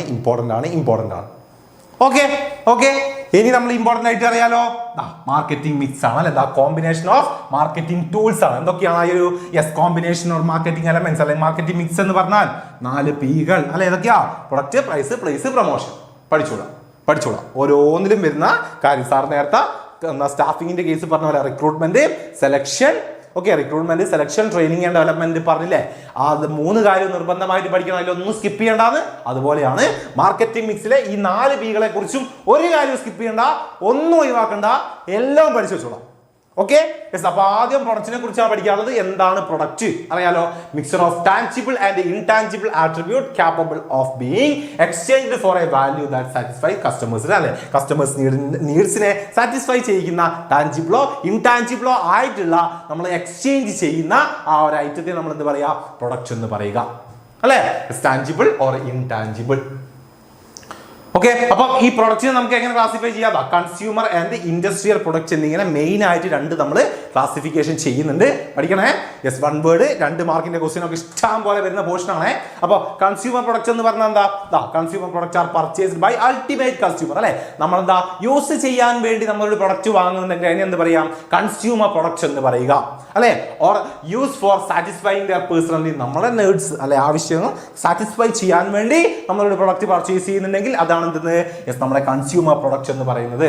ഓക്കെ അപ്പം ഈ കൺസ്യൂമർ പ്രൊഡക്റ്റിനെ നമുക്ക് എന്താ രണ്ടായി ഡിവൈഡ് ചെയ്യാം. ഡ്യൂറബിലിറ്റിന്റെ ബേസിലും അതുപോലെ തന്നെ ഷോപ്പിംഗ് എഫേർട്ടിന്റെ ബേസിലും കൺസ്യൂമർ പ്രൊഡക്റ്റിനെ നമുക്ക് രണ്ടായിട്ട് പറയാം. അതിൽ ആദ്യം ഡ്യൂറബിലിറ്റിന്റെ ബേസ്. ഓക്കെ ഡ്യൂറബിലിറ്റിന്റെ ബേസിൽ ഇതാ നോക്കിക്കോ, durable, non durable and service എന്നിങ്ങനെ 3 ആയിട്ട് നമുക്ക് ഡിവൈഡ് ചെയ്യാം.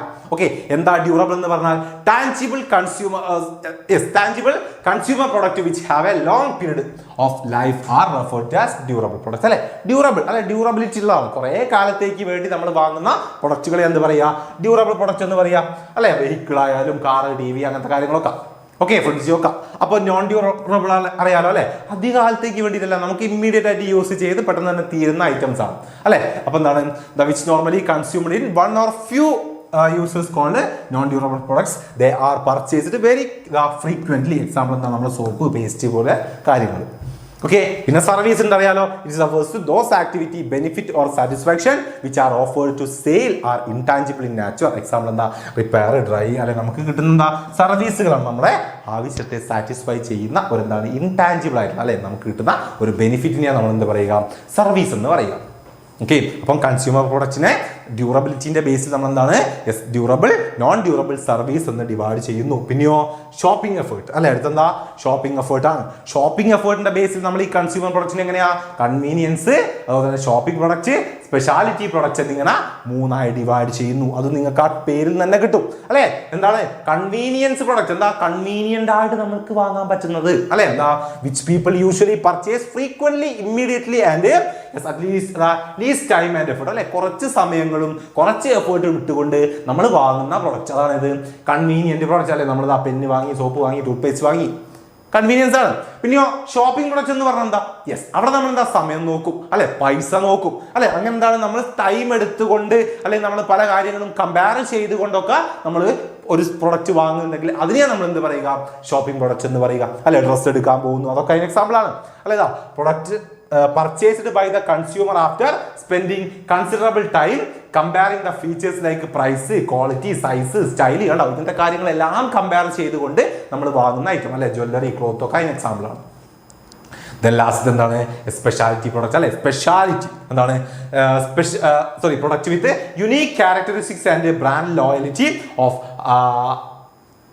of the height order to consumer are willing to make a special purchasing effort അല്ലെ? പ്രത്യേക എഫേർട്ട് ഇട്ടുകൊണ്ട് നമ്മൾ വാങ്ങുന്ന പ്രൊഡക്റ്റുകളെ നമ്മൾ എന്ത് പറയുക?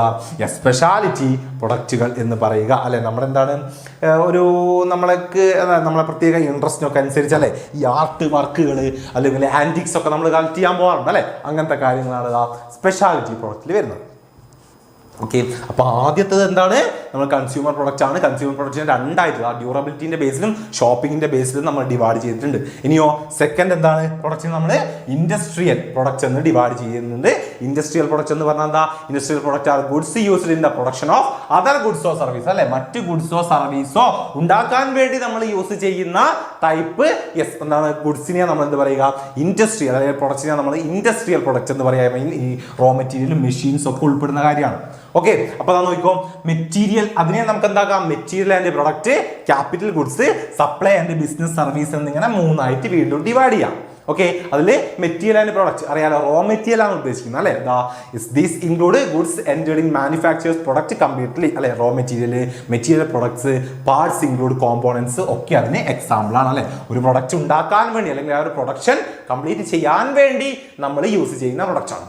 ദെൻ ക്യാപിറ്റൽ ഗുഡ്സ് ഉണ്ട് അല്ലെ. എന്താണ് ഒരു പ്രൊഡക്റ്റ് കംപ്ലീറ്റ് ആക്കാൻ വേണ്ടി നമ്മൾ യൂസ് ചെയ്യുന്ന ടൈപ്പ് ഫിക്സ്ഡ് മെഷീൻസിനൊക്കെ നമ്മൾ എന്ത് പറയാ, ക്യാപിറ്റൽ ഗുഡ്സ് എന്ന് പറയാ. These are such goods are used to used in the production of the finished goods അല്ലെ. ആ ഒരു പ്രൊഡക്റ്റ് എന്നാ ഫിനിഷ്ഡ് ഗുഡ്സ് ആക്കാൻ വേണ്ടി നമ്മൾ യൂസ് ചെയ്യുന്ന ഐറ്റം. ഓക്കെ യെസ് ഫാർട്ട ഗെയിമിംഗ് യെസ് പറ വാട്ട് യു വാണ്ട്. എന്താ ഒരു ആവിയൊക്കെ ഇടുന്നത്. യെസ് അടുത്തെന്താണ് സപ്ലൈ ആൻഡ് ബിസിനസ് സർവീസുകളാണ് അല്ലെ. ആവശ്യമുള്ള സർവീസുകളാണ്. പെയിന്റ് എന്ന് പറഞ്ഞുകൊണ്ട് മറ്റൊക്കെ ആയിട്ട് നമ്മൾ യൂസ് ചെയ്യുന്ന സർവീസുകളാണ് എന്തെന്ന് യെസ് ലാസ്റ്റ് വരുന്നത്. ഓക്കെ അല്ലേ. അപ്പോൾ പ്രൊഡക്റ്റിന്റെ കേസിൽ ഓരോ ഡൗട്ട് ചോദിച്ചോ. അപ്പം പ്രൊഡക്റ്റിന്റെ ബേസിൽ നിങ്ങൾ ഇതാണ് ഓർത്ത് വെക്കേണ്ടത്. പ്രൊഡക്റ്റിനെ നമ്മൾ കൺസ്യൂമർ എന്നും ഇൻഡസ്ട്രിയൽ എന്നും മെയിനായി രണ്ടായി ഡിവൈഡ് ചെയ്യുന്നു. അതിൽ തന്നെ എന്താണ് കൺസ്യൂമർ ഡ്യൂറബിൾ, അതുപോലെ തന്നെ ഷോപ്പിംഗ് എന്നുള്ള രീതിയിൽ വീണ്ടും ഡിവൈഡ് ചെയ്യുന്നു. ഇൻഡസ്ട്രിയൽ പ്രൊഡക്ഷൻ അതാ material, capital and supply and service എന്ന് പറയുന്നത് വീണ്ടും ഡിവൈഡ് ചെയ്യുന്നു. Okay ready. അപ്പൊ പ്രൊഡക്റ്റിനെ കുറിച്ച് അത്രയും പഠിച്ചു വെക്കുക. ദെൻ അടുത്തത് പ്രൊഡക്റ്റിൽ വരുന്ന ഐറ്റം ഈ കാര്യങ്ങളൊക്കെ പ്രൊഡക്റ്റിൽ വരുന്ന ഒന്നാമത്തെ എന്താ ബ്രാൻഡിങ് ആണ് അല്ലെ. ബ്രാൻഡിങ് എന്താ ബ്രാൻഡിങ് എന്ന് പറഞ്ഞു കഴിഞ്ഞാൽ refer to the process of giving a name or sign of a simple to a product for identifying and distinguishing from the other competence അല്ലെ. മറ്റ് കോമ്പറ്റൻസിൽ നിന്നും അല്ലെങ്കിൽ നമ്മളെ കോമ്പറ്റീറ്ററിൽ നിന്നും നമ്മുടെ പ്രൊഡക്റ്റിനെ വേറിട്ട് നിർത്തുന്ന പെട്ടെന്ന് മനസ്സിലാക്കി കൊടുക്കുന്ന ഐറ്റം ഒരു നെയിം അല്ലെങ്കിൽ ഒരു സൈൻ. അതാണ് ഇന്ന് ഇൻഡയറക്റ്റ് ക്വസ്റ്റ്യൻ കാണുമോ. അതൊക്കെ ഉണ്ടാവും കേട്ടോ. ഇൻഡയറക്റ്റ് ക്വസ്റ്റ്യൻ എന്ന് പറഞ്ഞു കഴിഞ്ഞാൽ നിങ്ങൾ ശ്രദ്ധിച്ചൊന്ന് മനസ്സിരുത്തി വായിച്ചാൽ നിങ്ങൾക്ക് കിട്ടുന്നത് ഉണ്ടാവും. ഓക്കെ ഇൻഡയറക്റ്റ് ക്വസ്റ്റ്യൻസ് ഒക്കെ വരും, ഷുവറായിട്ട് വരും. ശ്രദ്ധിച്ച് വായിച്ചാൽ നിങ്ങൾക്ക് മനസ്സിലാവും. Okay ready. അപ്പം ബ്രാൻഡിങ് എന്താണെന്ന് ഓർത്ത് വയ്ക്കുക. ബ്രാൻഡിങ്ങിന്റെ നമുക്ക് കുറച്ച് അഡ്വാൻറ്റേജസ് ഒന്ന് നോക്കി വെക്കേണ്ടതുണ്ട്. കസ്റ്റമേഴ്സിന് അതുപോലെ തന്നെ മാർക്കറ്റിന് അല്ലേ. കസ്റ്റമേഴ്സ് എന്താണ് help product to identification, ensure quality, അതുപോലെ തന്നെ സ്റ്റാറ്റസ് സിമ്പിൾ, അതുപോലെ തന്നെ മാർക്കറ്റ് എന്താണ് എനബിൾ മാർക്കറ്റിംഗ് പ്രൊഡക്ഷൻ ഡിഫറൻഷ്യൽ, അതുപോലെ തന്നെ ഹെൽപ്പ് ഇൻ അഡ്വർടൈസിങ്, അതുപോലെ തന്നെ ഡിഫറൻഷ്യൽ പ്രൈസ്. ഓക്കെ ബ്രാൻഡിങ് എന്താണ്, അതുപോലെ തന്നെ ബ്രാൻഡ് എന്ത്, ബ്രാൻഡ് നെയിം എന്ത്, ബ്രാൻഡ് മാർക്ക് എന്ത്, ബ്രാൻഡ് സൈൻ എന്ത്, അങ്ങനത്തെ കാര്യങ്ങളൊക്കെ ഉണ്ട്. ട്രേഡ് മാർക്ക് എന്ത്, അങ്ങനത്തെ പോയിന്റുകൾ മക്കൾ എന്താ അതിൻ്റെ കൂടെ ഓർത്ത് വെച്ചിരിക്കണം. ഓക്കെ പിന്നെ വരുന്നത് പാക്കേജിംഗ് ആണ്. പ്രൊഡക്റ്റിൽ പാക്കേജിംഗ് അറിയാലോ. പാക്കേജിംഗ് വരുന്ന സമയത്താണ് പാക്കേജിന് നമ്മൾ മറ്റൊരു ടേം കൂടെ പറയും. യെസ് എന്താണ് സൈലന്റ്. ഓക്കെ സൈലന്റ് സെയിൽസ്മാൻ എന്നൊരു ടേമും കൂടെ നമ്മൾ പാക്കേജിനെ പറയും കേട്ടോ. ഒന്ന് ഓർത്ത് വെക്കണേ കേട്ടോ. Okay yes. അപ്പോൾ packaging refers to the design and production of the container or wrapper of a product അല്ലെ. ഒരു പ്രൊഡക്റ്റിൽ നമ്മൾ എന്ത് ചെയ്യുന്നു യെസ് ഒരു റാപ്പർ അല്ലെ ഒരു കവർ സെറ്റ് ചെയ്യുന്നത് എന്തെന്ന് പറയുക നമ്മൾ യെസ് പാക്കേജിംഗ് എന്ന് പറയുക. ഓക്കെ അപ്പോൾ ഈ പാക്കേജിംഗ് എന്ന് അറിയാതെ നമുക്ക് 3 ലെവലുണ്ട് അല്ലെ. Primary, secondary, transport. ഓക്കെ അപ്പം നിങ്ങൾ ഓർത്തേക്കാം കേട്ടോ. ആ പാക്കേജിങ് നമ്മൾ ഇങ്ങനെ ഒരു പേരൂടെ പറയുക. ചിലപ്പോൾ വൺ വേർഡ് ഒക്കെ ചോദിക്കും. സൈലന്റ് സെയിൽസ്മാൻ എന്ന് പാക്കേജിംഗ് പറയുന്ന മറ്റൊരു പേരാണ്. ഓക്കെ യെസ് ഓർത്തേക്കാം കേട്ടോ. അപ്പോൾ യെസ് എന്തൊക്കെയാണ് പ്രൈമറി പാക്കേജ് ഉണ്ട്, സെക്കൻഡറി പാക്കേജ് ഉണ്ട്, ട്രാൻസ്പോർട്ടേഷൻ പാക്കേജ് ഉണ്ട്. അത് നിങ്ങൾ ഓർത്തേക്കണം അല്ലെ. ആ ഒരു പ്രൊഡക്റ്റിന് പ്രൈമറി ഫസ്റ്റ് നമ്മൾ കൊടുക്കുന്നത് ഐ മീൻ ഫൈനൽ കൺസ്യൂമേഴ്സ് എന്താണ് എടുത്ത് കളയുന്ന ടൈപ്പ് എന്താണ് റാപ്പറിനെ നമ്മൾ എന്ത് പറയുക പ്രൈമറി എന്ന് പറയുക. അതിന് തൊട്ട് മുകളിൽ നമ്മൾ ചെയ്യുന്ന ഒരു കാർഡ്ബോർഡ് ചെറിയ സെറ്റപ്പിലുള്ള ഒരു പാക്കിംഗ് ആണ് ഇത് യെസ് സെക്കൻഡറി എന്ന് പറയുന്നത്. ദെൻ ലാസ്റ്റ് ട്രാൻസ്പോർട്ടേഷൻ ഉണ്ട്. ഓക്കെ അത് നിങ്ങളൊന്ന് ഓർത്ത് വെച്ചിരിക്കണം. Yes application level questions there are not. Application level questions ഒക്കെ വരും. ആപ്ലിക്കേഷൻ ലെവൽ പറഞ്ഞു കഴിഞ്ഞാൽ അപ്ലൈ ചെയ്യുക കുറേ കാര്യങ്ങളൊക്കെ. അതെ ജനറലി എന്താണ് ഉള്ള കുറച്ച് കാര്യങ്ങളൊക്കെ കണക്ട് ചെയ്തുകൊണ്ടൊക്കെയാണ് ചോദിക്കുക. നേരത്തെ ആ ഒരു ഇൻഡയറക്റ്റ് ടൈപ്പ് തന്നെ അതൊക്കെ ശ്രദ്ധിച്ച് വായിച്ചാൽ നിങ്ങൾക്ക് മനസ്സിലാവും. പക്ഷേ അത് ശ്രദ്ധിച്ച് വായിച്ച് നിങ്ങൾക്കത് മനസ്സിലാക്കണമെങ്കിൽ എന്ത് വേണം ചാപ്റ്റർ വൈസ് നമ്മൾ പഠിക്കുന്ന കാര്യങ്ങൾ നല്ല വൃത്തിക്ക് വ്യക്തമായിട്ട് മനസ്സിലാക്കി പഠിച്ചു വെച്ചിരിക്കണം. വെറുതെ ബൈഹാർഡ് പഠിച്ചിട്ടും അല്ലെങ്കിൽ കുറേ എന്തൊക്കെയോ കേട്ട് നോക്കി പോയിന്റുകളൊക്കെ വെച്ചിട്ട് പോയിട്ട് കാര്യമില്ല. കറക്റ്റായിട്ട് എന്തൊക്കെയാണ് നമ്മളൊരു ചാപ്റ്ററിൽ പഠിക്കുന്നത്, എന്താണ് ആ ചാപ്റ്ററിൻ്റെ സ്ട്രക്ചർ, എന്തിലൂടെയാണ് ആ ചാപ്റ്റർ കടന്നു പോകുന്നത്, ഇതൊക്കെ ഉണ്ടോ. മാർക്കറ്റിങ്ങിലൂടെ പോയി അല്ലെ. ഓരോ മാർക്കറ്റിംഗ് മിക്സിലൂടെ വന്ന് മാർക്കറ്റിംഗ് മാനേജ്മെന്റിലൂടെ മാർക്കറ്റിംഗ് മിക്സിലേക്ക് വന്ന് പ്രൊഡക്റ്റ്, പ്രൈസ്, പ്ലേസ്, പ്രൊമോഷൻ അങ്ങനെ പോകുന്നതാണ്. അപ്പോൾ കൃത്യമായിട്ട് ഒരു ചാപ്റ്ററൊക്കെ പഠിക്കുമ്പോൾ ആ ഒരു സ്ട്രക്ചർ മനസ്സിലാക്കി പഠിക്കുക. എന്നാൽ നിങ്ങൾക്ക് കുറേ കാര്യങ്ങളൊക്കെ മനസ്സിലാവും. ഓക്കെ അടുത്തെന്താണ് ഇമ്പോർട്ടൻസ് ഓഫ് പാക്കിംഗ് നോക്കി വെക്കണം. അതുപോലെ തന്നെ ഫങ്ഷൻസ് ഓഫ് പാക്കേജിങ്ങും ഒന്ന് നോക്കി വെക്കുക. ഇമ്പോർട്ടൻസ് എന്ത് നോക്കിയാ raising standard of health and sanitization അല്ലെ.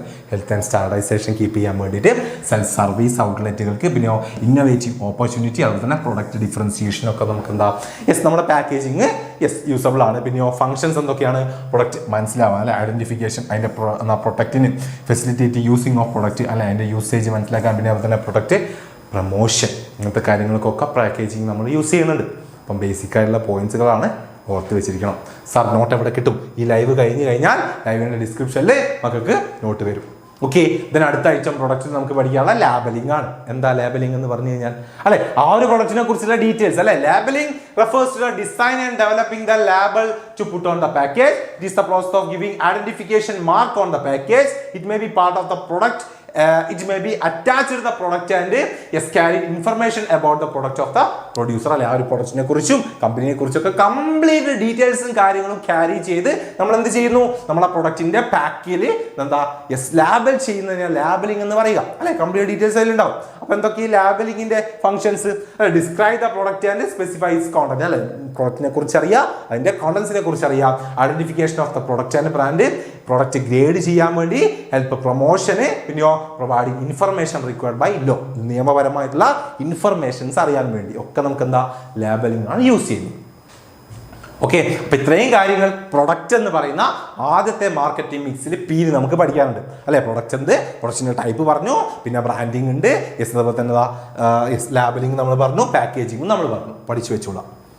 അടുത്ത നമുക്ക് പ്രൈസിംഗിലേക്ക് പോകണം. ഓക്കെ, പ്രൈസിംഗ് അറിയാലോ. ഒരു പ്രൊഡക്റ്റ് വാങ്ങാൻ നമ്മൾ എത്ര പ്രൈസ് കൊടുക്കുന്നു അല്ലെ. Price of the product is the amount of money paid by a buyer in consideration of the product purchase of പ്രൊഡക്റ്റോ സർവീസ് അല്ലെ. ആ ഒരു പ്രൊഡക്റ്റോ ആ ഒരു സർവീസോ കൺസ്യൂം ചെയ്യാൻ വേണ്ടി എന്താണ് അതിന്റെ വാല്യൂ, എത്രയാണ് നമ്മൾ അതിന് പേയ്മെന്റ് ചെയ്യുന്ന വാല്യൂ, അതാണ് എന്തെന്ന് പ്രൈസ് എന്ന് പറഞ്ഞു കഴിഞ്ഞാൽ. അപ്പൊ ഈ പ്രൈസ് തീരുമാനിക്കാൻ നമുക്ക് കുറച്ച് ഫാക്ടേഴ്സുകളുണ്ട് അല്ലെ. എന്തൊക്കെ ഫാക്ടേഴ്സിന്റെ ബേസിലാണ് നമ്മളൊരു പ്രൊഡക്റ്റിന് പ്രൈസ് ഇടുക? ഓക്കെ, ആ ഫാക്ടേഴ്സ് മക്കൾ പഠിച്ചു വെച്ചിരിക്കും. ഒന്നാമത്തെ എന്താ, പ്രൊഡക്റ്റിന്റെ കോസ്റ്റ് ആണ് അല്ലെ. നമ്മൾ ആ പ്രൊഡക്റ്റ് ഉണ്ടാക്കാൻ വേണ്ടി വന്നിട്ടുള്ള ചെലവാണ്.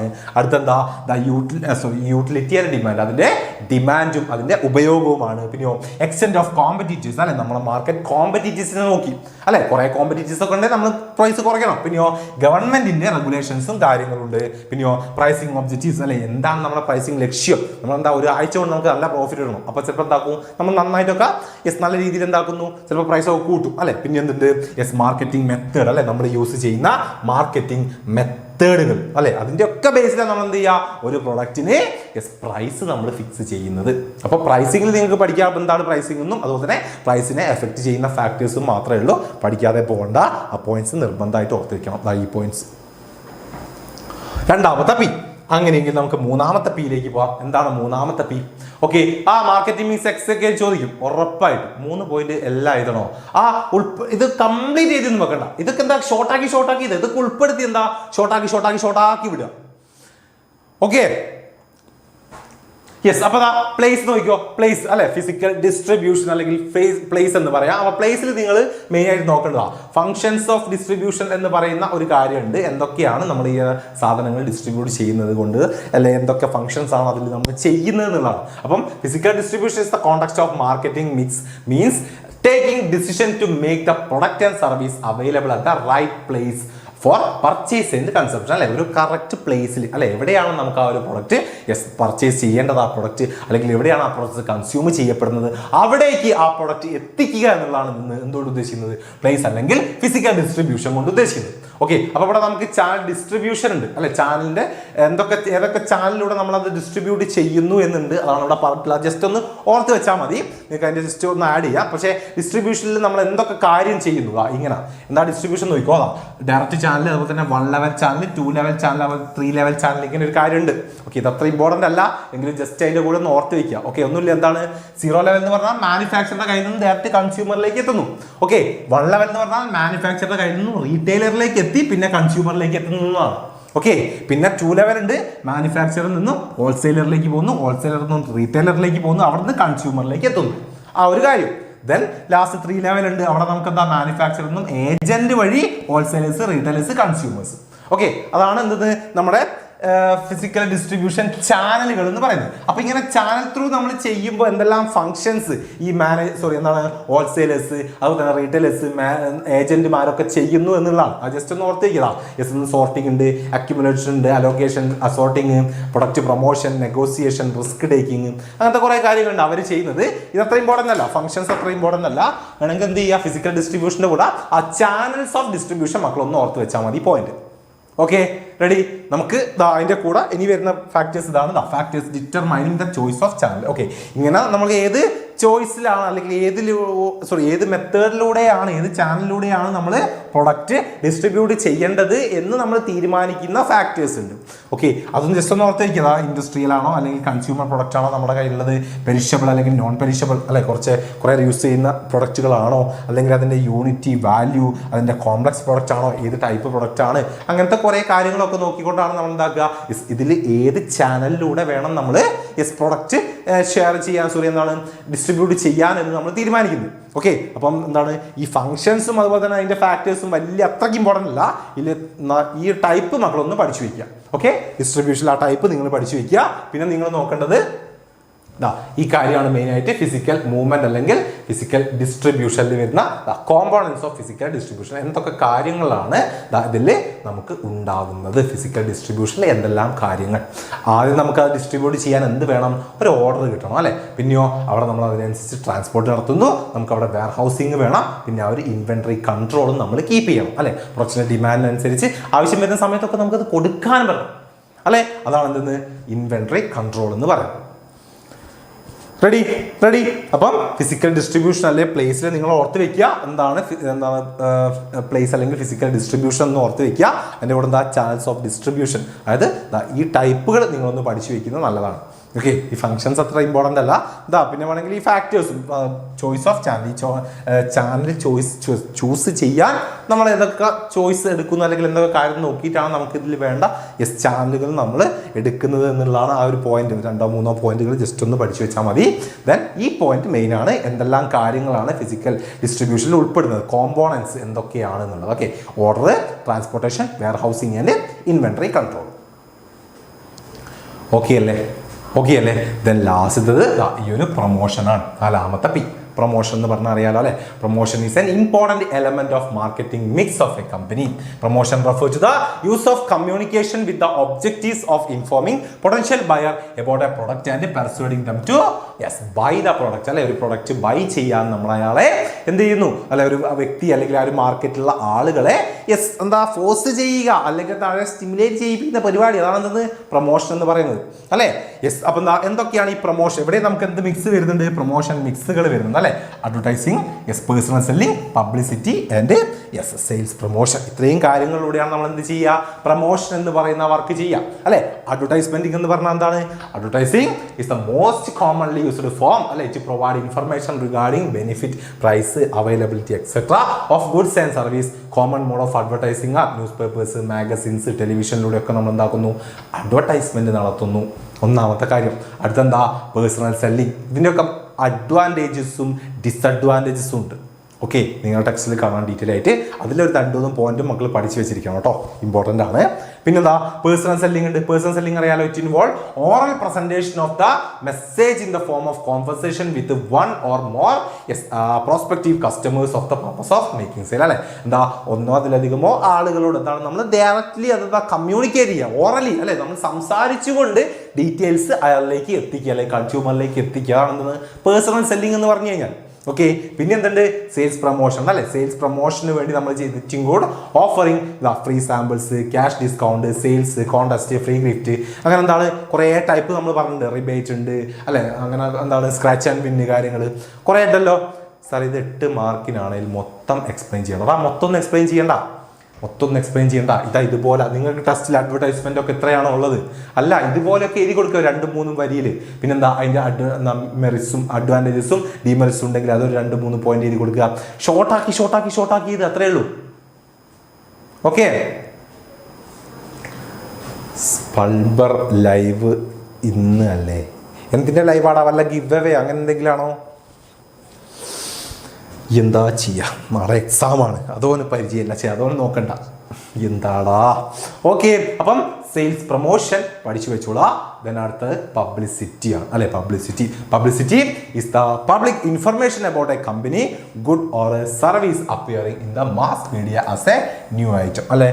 പബ്ലിസിറ്റി അല്ലെങ്കിൽ PR വർക്ക് അല്ലെ, പബ്ലിക് റിലേഷൻ എന്ന് നമുക്ക് പറയാൻ പറ്റും. എന്താണ് ഐറ്റം? സൂരജ് എവിടെയായിരുന്നടാ? ഓക്കെ, എന്തായിരുന്നു നമ്മൾ എന്താക്കുക, നമ്മുടെ ഒരു മാസ് മീഡിയ ത്രൂ പബ്ലിക്കിന്റെ ഇടയിൽ ഒരു ഗുഡ് ഇമേജ് നമ്മൾ സെറ്റ് ചെയ്ത് വെക്കുക എന്നുള്ളതാണ് അല്ലേ. അപ്പോൾ public relations it is an attempt by information persuasion and adjustment to engineer public support of an activity course moment and institution അല്ലെ. ഒരു കമ്പനിക്ക് എന്ത് ചെയ്യുക, പബ്ലിക്കിന്റെ ഇടയിൽ ഒരു ഇമേജ് ക്രിയേറ്റ് ചെയ്തെടുക്കുക എന്നുള്ളതാണ്.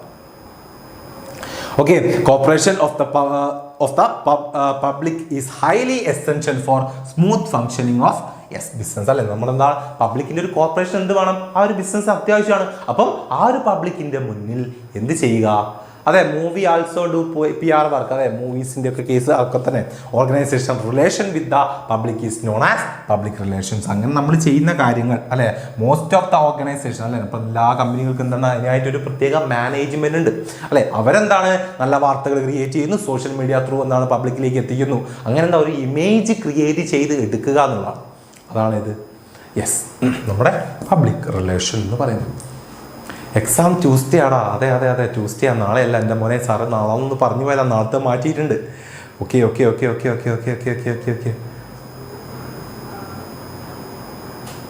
സാറേ +2 മെയിൻ എക്സാമിന് ഇമ്പ്രൂവ്മെൻ്റ്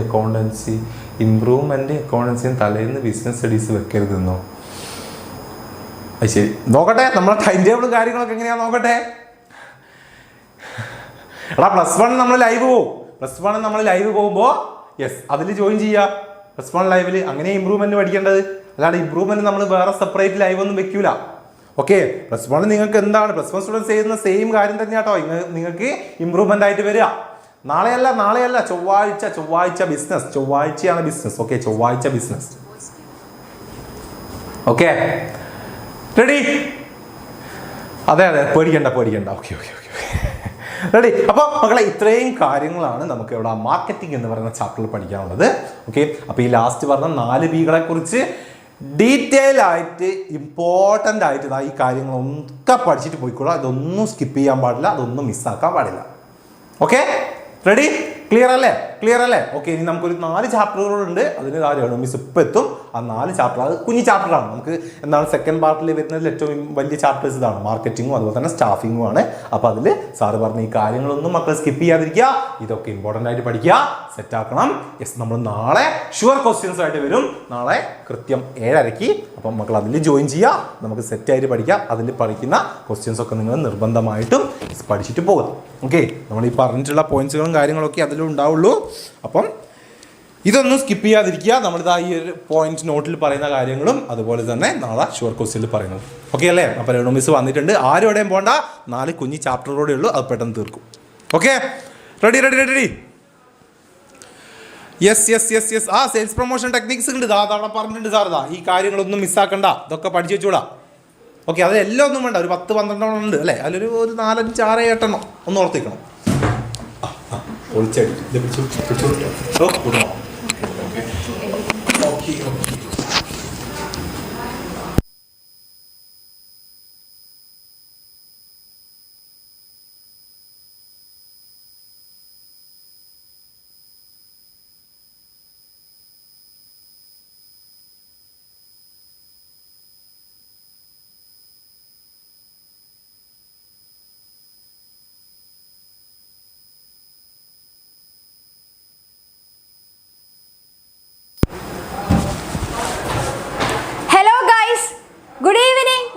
ഗുഡ് ഈവനിങ്. അപ്പം നമുക്ക് ബാക്കി പഠിക്കാം. കൺസ്യൂമർ പ്രൊട്ടക്ഷൻ അല്ല, നമുക്ക് വേറെയും കുറച്ച് ചാപ്റ്റേഴ്സ് ഇല്ലേ?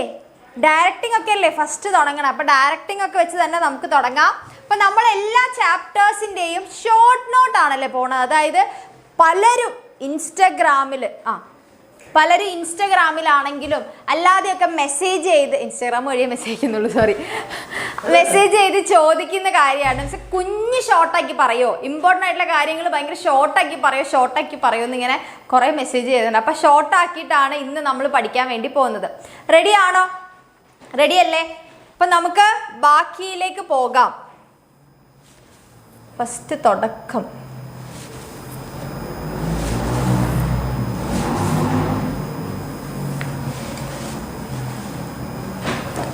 ഡയറക്റ്റിംഗ് മുതലാണ് നമ്മൾ തുടങ്ങാൻ വേണ്ടി പോകുന്നത്. Ali, good evening. Ali, good evening.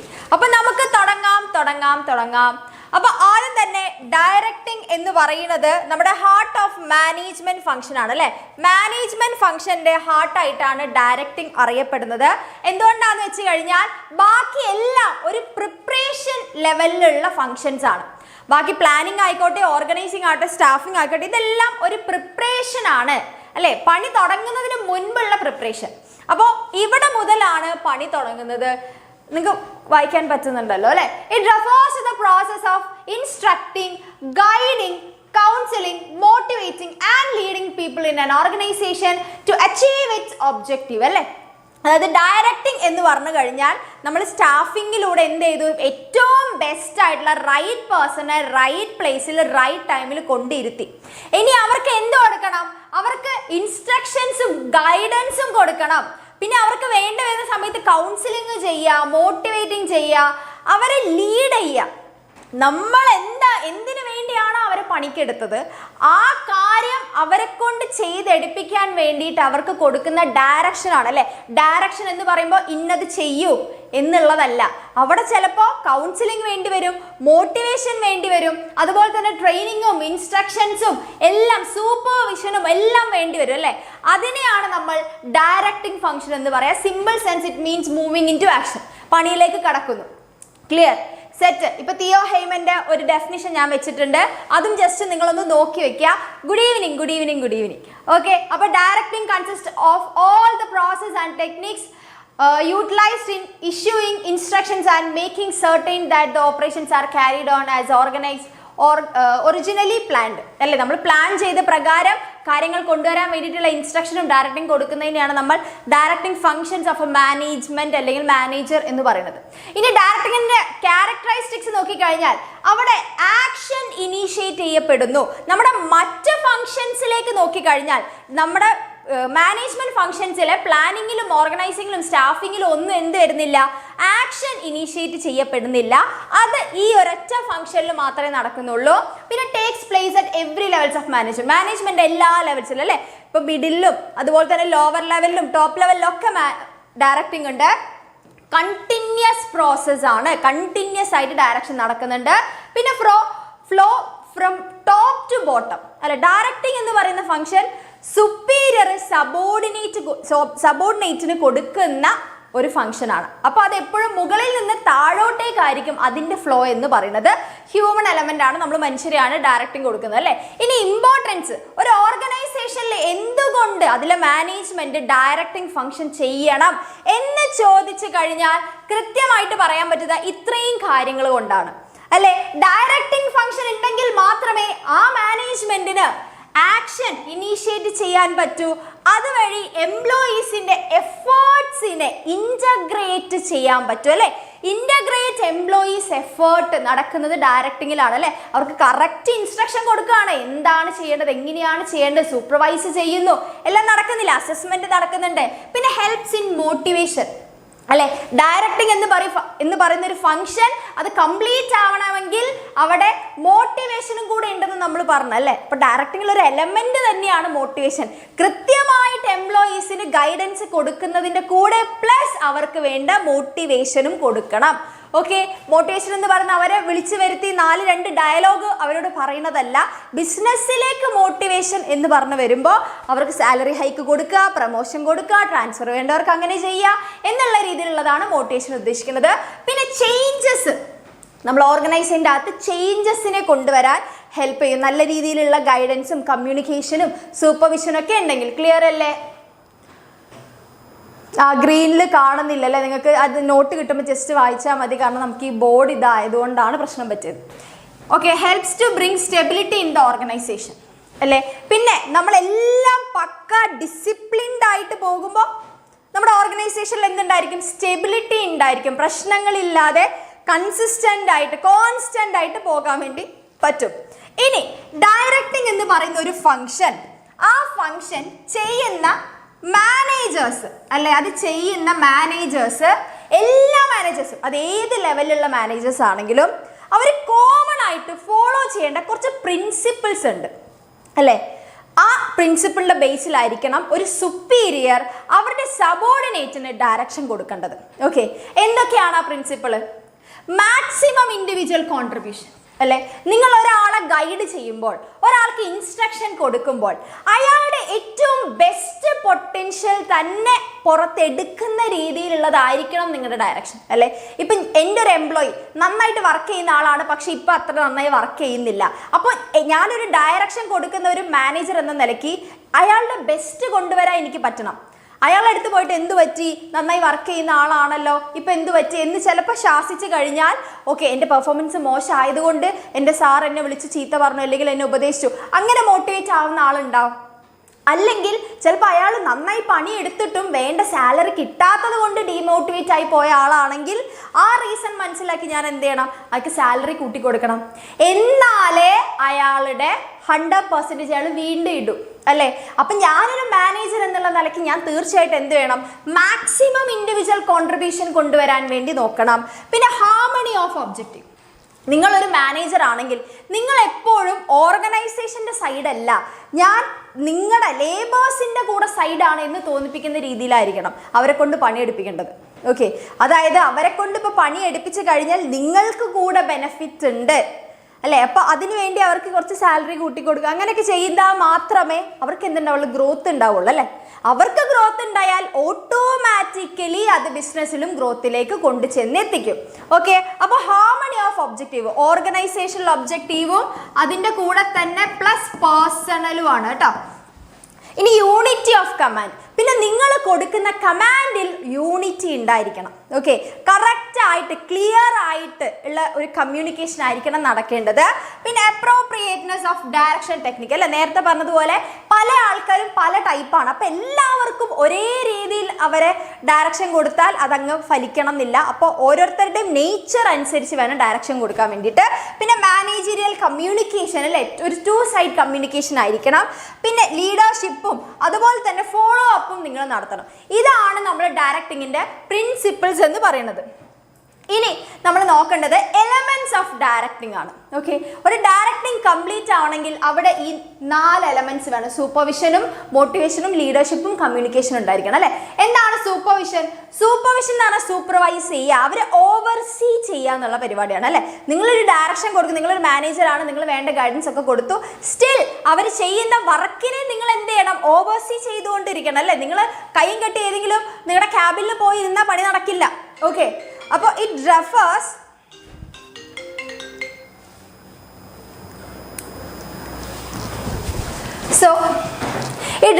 to the direct and immediate guidance and control of subordinates in performance of their task, അല്ലേ?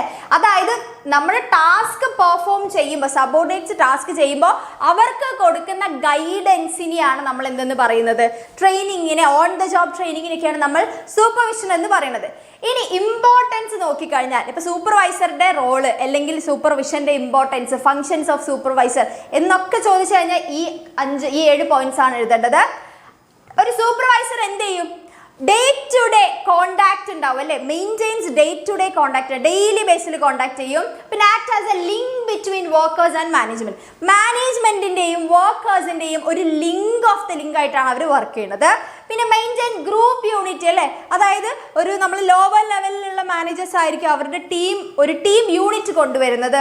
പിന്നെ പെർഫോമൻസ് ഓഫ് വർക്കേഴ്സ് ഏറ്റവും ബെസ്റ്റ് ആയിട്ട് തന്നെ പണിയെടുക്കുന്നുണ്ട് എന്നുള്ളത്, അവരുടെ 100% കൊണ്ടുവരുന്നുണ്ട് എന്ന് അവരായിരിക്കും നോക്കുന്നത്. ക്ലിയർ അല്ലേ? മിസ്സേ, ഇവൾക്ക് ടൈം കൊടുക്കുന്നു. ആർക്കാ ഞാൻ ടൈം കൊടുക്കണ്ടേ?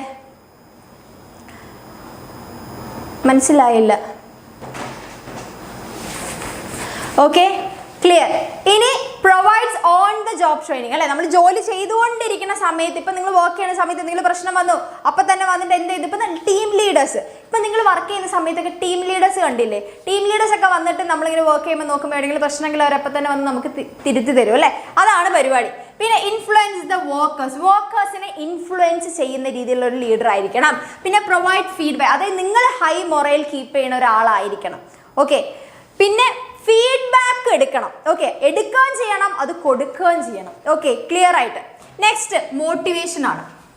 മോട്ടിവേഷൻ എന്ന് പറഞ്ഞു കഴിഞ്ഞാൽ അത് മറ്റുള്ള, അതായത് നിങ്ങളൊരു ഒരു മാനേജർ എന്ന നിലയ്ക്ക് മറ്റുള്ളവരുടെ ഉള്ളിൽ പണിയെടുക്കാനുള്ള ഒരു ത്വര ഉണ്ടാക്കിയെടുക്കുകയാണ് നിങ്ങൾ ചെയ്യേണ്ടത് അല്ലേ. അത് motivation means the process of stimulating people to action to accomplish desired goals അല്ലേ. അതായത് അവരുടെ ഉള്ളിൽ ഒരു വിൽ ടു വർക്ക് എന്ന് പറയുന്ന കാര്യമാണ്. ക്ലിയർ അല്ലേ? അല്ല ബ്ലൂ കളറിൽ എഴുതിയ കാണാത്ത അറിയോ, ഇതിപ്പോൾ ഇതായത് കൊണ്ടാണ് ഇവിടെ ഭയങ്കര ലൈറ്റ് വരുന്നുണ്ട്. ഇത് പടിയിൽ ലൈറ്റ് വരുന്നതുകൊണ്ടാണ് കാണാത്ത കേട്ടോ. ഞാൻ വായിച്ചു തരുന്നുണ്ട്, പിന്നെ നിങ്ങൾക്ക് നോട്ട് കിട്ടുമ്പോൾ ഒന്നുകൂടെ വായിച്ചാൽ മതി. അതായത് രണ്ട് കാര്യങ്ങളാണ് മോട്ടിവേഷൻ്റെ അകത്ത് ഉണ്ടാവുക. ഒന്ന് മോട്ടീവ് അല്ലേ, നമുക്ക് ചെയ്യാനുള്ള മോട്ടിവേറ്റ് ചെയ്യാനുള്ള ഒരു കാരണം മോട്ടീവ്. ആ motive is an inner state that energizes, activate or moves and direct behavior towards goal അല്ലേ. അതായത് ഒരു മോട്ടീവ് ഉണ്ടാവും, ഒരു കാരണം ഉണ്ടാവണം അവരെ കൊണ്ട് പണിയെടുപ്പിക്കുക. അതിനാണ് നമ്മൾ മോട്ടീവ് എന്ന് പറയുന്നത്. ക്ലിയർ? ഇനി അടുത്തത് മോട്ടിവേറ്റേഴ്സ് എന്ന് പറഞ്ഞു കഴിഞ്ഞാൽ motivator is the technique use to motivate people in an organisation. ഒരു ഓർഗനൈസേഷനിലുള്ള ആളെ മോട്ടിവേറ്റ് ചെയ്യാൻ വേണ്ടി നമ്മൾ ഉപയോഗിക്കുന്ന ടെക്നിക്സ് ആണ്. ഇപ്പോൾ financial and non financial incentives ഉണ്ട്, അതൊക്കെ മോട്ടിവേറ്റേഴ്സ് ആണ്. ഓക്കെ, നെക്സ്റ്റ് മോട്ടിവേഷൻ പ്രോസസ്സ് അല്ലേ. മോട്ടിവേഷൻ പ്രോസസ്സ് എങ്ങനെയാണ് വർക്ക് ചെയ്യുന്നതെന്നാണ് നമ്മൾ നോക്കുന്നത്. എല്ലാവരിലും മോട്ടിവേഷൻ എന്ന് പറയുമ്പോൾ എപ്പോഴും അൺസാറ്റിസ്ഫൈഡ് ആയിട്ടുള്ള ഒരു നീഡിൽ തുടങ്ങും. ഓക്കെ, ഉള്ളിലൊരു അൺസാറ്റിസ്ഫൈഡ് ആയിട്ടുള്ള ഒരു നീഡ് ഉണ്ടാവും. അതിൽ നിന്ന് നമുക്ക് ടെൻഷൻ ക്രിയേറ്റ് ആവും. ആ ടെൻഷനിൽ നമുക്ക് ഇമോഷണൽ ഡ്രൈവ് അല്ലേ, ഇതിൽ നിന്ന് എങ്ങനെയെങ്കിലും മറികടക്കണം, ഇങ്ങനെ പോയാൽ പോരാ, വർക്ക് മോശമാവുന്നു, പെർഫോമൻസ് മോശമാവുന്നു എന്നുള്ള രീതിയിലൊരു ഇമോഷണൽ ഡ്രൈവ് ഉണ്ടാവുന്നു. അതിൽ നിന്ന് മറികടക്കാൻ വേണ്ട എങ്ങനെ നമ്മുടെ പെർഫോമൻസ് കൂട്ടാം എന്നുള്ള ഒരു സെർച്ച് ബിഹേവിയർ ഉണ്ടാവുന്നു. അതിൽ നിന്ന് നമുക്ക് ഏറ്റവും ബെസ്റ്റ് അല്ലെ, ഈ വർഷം കുറച്ച് കൂടുതൽ കോൾ ചെയ്ത് കഴിഞ്ഞാൽ ടാർഗറ്റ് അച്ചീവ് ചെയ്യാം, അങ്ങനെ എന്തെങ്കിലും ഒരു സെർച്ച് ബിഹേവിയർ കണ്ടുപിടിക്കുന്നോ. അതിൽ നിന്ന് നിങ്ങളുടെ നീഡ് സാറ്റിസ്ഫൈഡ് ആവുന്നു. നീഡ് സാറ്റിസ്ഫൈഡ് ആയിക്കഴിഞ്ഞാൽ നിങ്ങളുടെ ടെൻഷൻ റെഡ്യൂസ് ആവുന്നു. അപ്പോൾ ഇതാണ് നമ്മുടെ മോട്ടിവേഷൻ പ്രോസസ്സ് എന്ന് പറയുന്നത്. ഓക്കെ, ഇനി നമ്മൾ നോക്കേണ്ടത് മോട്ടിവേഷൻ്റെ ഇമ്പോർട്ടൻസ് ആണ്. ഒരു മാനേജർ എന്തുകൊണ്ട് ഒരു മാനേജ്മെന്റ് ഫംഗ്ഷനിൽ മോട്ടിവേഷൻ എന്തുകൊണ്ട് ഇമ്പോർട്ടൻ്റ് ആവുന്നു? അതായത് പെർഫോമൻസ് ഓഫ് എംപ്ലോയീസ് ഇംപ്രൂവ് ചെയ്യും അല്ലേ. മോട്ടിവേറ്റ് ചെയ്ത് കഴിഞ്ഞാൽ അവർ ഏറ്റവും ബെസ്റ്റ് ആയിട്ട് വർക്ക് ചെയ്യും. പിന്നെ help to change the positive attitude അല്ലേ. അത് പോസിറ്റീവ് ആറ്റിറ്റ്യൂഡിലേക്ക് ജോലി ചെയ്യുമ്പോൾ ഒരു പോസിറ്റീവ് ആറ്റിറ്റ്യൂഡിലേക്ക് മാറ്റാൻ വേണ്ടി സഹായിക്കുന്നു. പിന്നെ ആബ്സെൻറ്റിസം കുറയ്ക്കുന്നു. അതായത് ജോലിക്ക് വരാതെ പണിക്ക് പോകാതെ നമ്മൾ ഇൻട്രസ്റ്റിംഗ് അല്ലാത്ത സ്ഥലങ്ങളിലേക്ക് നമുക്ക് പോകാൻ ഭയങ്കര മടി അല്ലേ. പക്ഷെ എന്താണ് ഒരു ഇൻട്രസ്റ്റിംഗ് ആയിട്ട് മാറ്റും അല്ലെ. ആബ്സെൻറ്റിസം കുറയ്ക്കും. പിന്നെ അതുപോലെ തന്നെ എംപ്ലോയീസ് ജോലിയിൽ നിന്ന് പിരിഞ്ഞ് അവർ സ്വയം അവിടെ നിന്ന് ക്വിറ്റ് ചെയ്ത് വേറെ സ്ഥലത്ത് പോകുന്നതിന് നമ്മൾ എംപ്ലോയി ടേൺ ഓവർ എന്ന് പറഞ്ഞു, സ്വയം പിരിഞ്ഞു പോകുന്നത് എംപ്ലോയീസ്. അപ്പോൾ അത് കുറയ്ക്കാൻ വേണ്ടി സഹായിക്കും. പിന്നെ റെസിസ്റ്റൻസ് ടു ചേഞ്ച് അല്ലേ, നമ്മൾ എന്തെങ്കിലും ചേഞ്ചസ് കൊണ്ടുവരുമ്പോൾ അഡാപ്റ്റ് ചെയ്യുന്ന സമയത്ത് അതിൽ നിന്നുള്ള എംപ്ലോയീസിൻ്റെ റെസിസ്റ്റൻസ് കുറയ്ക്കും. ഇനി നമ്മൾ നോക്കേണ്ടതാണ് ഇതിലെ മാസ്ലോസ് നീഡ് ഹൈറാർക്കി തിയറി എന്ന് പറയുന്നത്. നമുക്കറിയാം നമ്മുടെ ഡയറക്റ്റിംഗ് എന്ന് പറയുന്നത് ഒരു ഹ്യൂമൻ എലമെൻ്റ് ആണ്, മനുഷ്യരാണ് നമ്മൾ ഡയറക്റ്റിംഗ് ചെയ്യുന്നത്. അപ്പോൾ അതുകൊണ്ട് തന്നെ ഇവരെ മോട്ടിവേറ്റ് ചെയ്യുന്ന സമയത്ത് നിങ്ങൾ അറിഞ്ഞിരിക്കേണ്ട ഒരു കാര്യമാണ് മനുഷ്യരുടെ ബേസിക് ആയിട്ടുള്ള സൈക്കോളജിക്കൽ നീഡുകളെ കുറിച്ചിട്ട് അല്ലേ. അപ്പോൾ എബ്രഹാം മാസ്ലോ എന്ന് പറയുന്ന വ്യക്തി അതിനെക്കുറിച്ച് ഒത്തിരി പഠനങ്ങൾ നടത്തിയിട്ട് അദ്ദേഹം കണ്ടുപിടിച്ച ഒരു കാര്യമാണ് മനുഷ്യരുടെ സൈക്കോളജി അനുസരിച്ച് 5 ലെവലിലാണ് നീഡ്സ് കിടക്കുന്നത്. അതിൽ ആദ്യത്തെ എന്ന് പറയുന്ന ബേസിക് ആൻഡ് സൈക്കോളജിക്കൽ നീഡാണ്. ഓക്കെ, അപ്പം നമ്മളൊരു കമ്പനിയിലേക്ക് ജോലിക്ക് വരുന്ന ഒരു എംപ്ലോയിയുടെ ബേസിക് നീഡ് എന്ന് പറയുന്നത് ബേസിക് സാലറി എന്നുള്ളതാണ് അല്ലേ. മനുഷ്യരുടെ കേസ് നോക്കുമ്പോൾ hunger, thirsty, shelter, food, sleep ഇങ്ങനത്തെ പരിപാടികൾ വരും. പക്ഷെ നമ്മളൊരു കമ്പനിയിൽ വരുന്ന ആദ്യത്തെ എംപ്ലോയി പുതിയതായിട്ട് ജോയിൻ ചെയ്ത് കഴിഞ്ഞാൽ അയാൾ ഇപ്പോൾ ഒരു ന്യൂ എംപ്ലോയി ആണെങ്കിൽ നിങ്ങൾ മനസ്സിലാക്കുക, ആ എംപ്ലോയിയുടെ നിങ്ങളൊരു മാനേജർ എന്ന നിലയ്ക്ക് നിങ്ങൾ മനസ്സിലാക്കുക, അയാളുടെ ആദ്യത്തെ നീഡിലാണ് ഇരിക്കുന്നത്. ഓക്കെ, സാലറി എന്നുള്ള നീഡിലാണ് ഇരിക്കുന്നത്. ഓക്കെ, അപ്പം നിങ്ങൾ ആ ഒരു ലെവലിൽ വെച്ചിട്ട് വേണം അയാളെ ട്രീറ്റ് ചെയ്യാൻ. ഇനി കുറച്ചുകൂടെ കഴിഞ്ഞ് സേഫ്റ്റി ആൻഡ് സെക്യൂരിറ്റി നീഡാണ് അല്ലേ. കുറച്ചുകൂടെ കാലം കഴിഞ്ഞ് അയാൾ എന്തായി ആ ഒരു ലെവലിൽ നിന്നായിരിക്കും സാലറി കിട്ടാൻ തുടങ്ങുമ്പോൾ അയാൾ നെക്സ്റ്റ് ലെവലിലേക്ക് മാറും അയാളുടെ നീഡ്. പിന്നെ അയാൾക്ക് സെക്യൂരിറ്റി ആണ് വേണ്ടത്, ജോബ് സെക്യൂരിറ്റി വേണം, stability of income, pension scheme അങ്ങനത്തെ ആയിരിക്കും അയാൾ പിന്നീട് ചിന്തിക്കുക. Okay, set. അത് കഴിഞ്ഞാൽ പിന്നെ അയാൾ അഫിലിയേഷൻ അല്ലെങ്കിൽ സോഷ്യൽ ബിലോങ്ങിങ് നീഡിലേക്ക് മാറും അല്ലേ. അതായത് അയാൾക്ക് വർക്ക് ചെയ്യാൻ വേണ്ടിയിട്ടുള്ള നല്ലൊരു atmosphere. These needs refers to the affection, sense of belongingness, acceptance and friendship. നല്ലൊരു വർക്ക് പ്രഷർ മാത്രമുള്ള സ്ഥലമാണെങ്കിൽ അയാൾ പോകും അല്ലേ. ഇപ്പം നമ്മൾ ആദ്യമായിട്ട് ഞാനൊരു ജോലിക്ക് കയറാമെന്ന് വിചാരിക്കുക. അപ്പോൾ ആദ്യം തന്നെ ഞാൻ ജോലിക്ക് കയറുന്ന സമയത്ത് എൻ്റെ ബേസിക് ആയിട്ടുള്ള നീഡ് എന്ന് പറഞ്ഞാൽ എനിക്ക് സാലറി കിട്ടണം ആ ജോലിയിൽ നിന്ന്. ഓക്കെ, സാലറി കിട്ടി 1-2 മാസമൊക്കെ കഴിഞ്ഞാൽ പിന്നെ എനിക്ക് ഇതിലൊരു സ്ഥിരത വേണം. അതായത് എനിക്ക് പെൻഷന്, PF ഇങ്ങനത്തെ കുറച്ച് കാര്യങ്ങൾ ഉണ്ടാവണം എന്നായിരിക്കും പിന്നെ ഉണ്ടാവുക.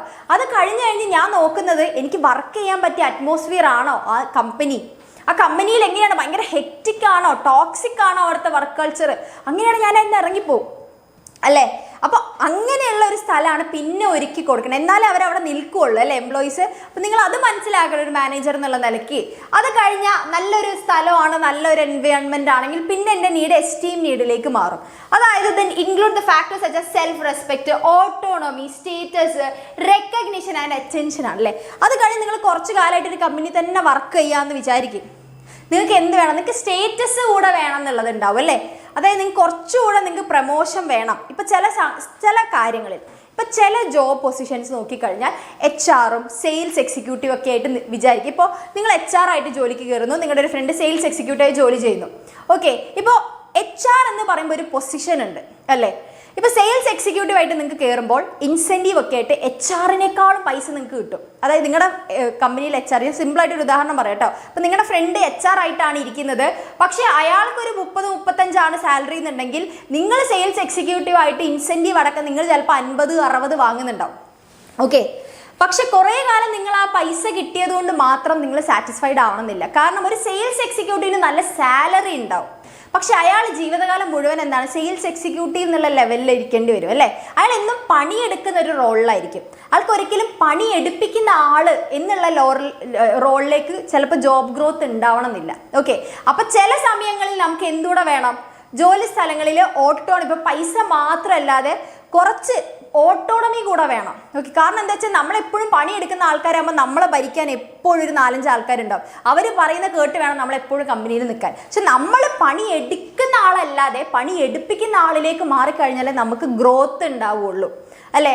അപ്പോൾ അങ്ങനെയുള്ള കാര്യമുണ്ട് അല്ലേ. അപ്പോൾ ചില സ്ഥലങ്ങളിൽ നമുക്ക് സാലറി ഉണ്ടെങ്കിലും നമുക്ക് ചിലപ്പോൾ ജോബിൻ്റെ പൊസിഷനും കൂടെ മാറണം അല്ലേ, എന്നാലേ നമുക്ക് വാല്യൂ ഉണ്ടാവുള്ളൂ. ഓക്കെ, പിന്നെ സെൽഫ് ആക്ച്വലൈസേഷൻ നീഡ്. ഇത് കഴിഞ്ഞ് കഴിഞ്ഞാൽ പിന്നെ 5-മത്തെന്ന് പറയുന്നത് ഒരാൾക്ക് അയാളുടെ ഏറ്റവും ബെസ്റ്റ് ലെവലിലേക്ക് എത്താൻ പറ്റുമെന്നുള്ളതാണ്. ഇപ്പം ഞാനൊരു അക്കൗണ്ടൻ്റ് ആണെങ്കിൽ എനിക്ക് ചെയ്യാൻ പറ്റുന്ന ഏറ്റവും സീനിയർ അല്ലെങ്കിൽ എക്സിക്യൂട്ടീവ് ചീഫ് അക്കൗണ്ടൻ്റ് ആവുക എന്നുള്ളതാണ് എന്നെ സംബന്ധിച്ചിടത്തോളം എനിക്ക് ആ നിലയിൽ ഇരിക്കാൻ പറ്റുന്ന ഏറ്റവും വലിയ പൊസിഷൻ എന്ന് പറയുന്നത്.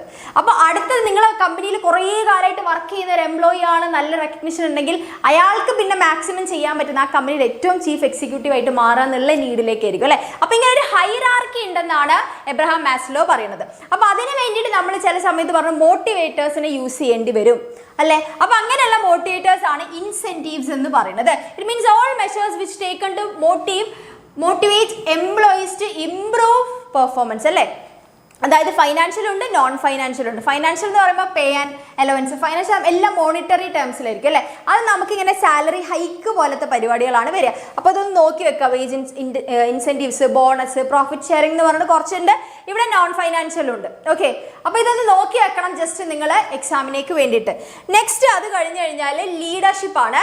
ലീഡർഷിപ്പ് എന്ന് പറഞ്ഞു കഴിഞ്ഞു കഴിഞ്ഞാൽ 3-മത്തെ ഫംഗ്ഷൻ ആണല്ലേ, അതായത് എലമെന്റ് ആണ്. ലീഡർഷിപ്പ് എന്ന് പറഞ്ഞാൽ the activity of manager to induce subordinate to work with confidence and devoted അല്ലേ.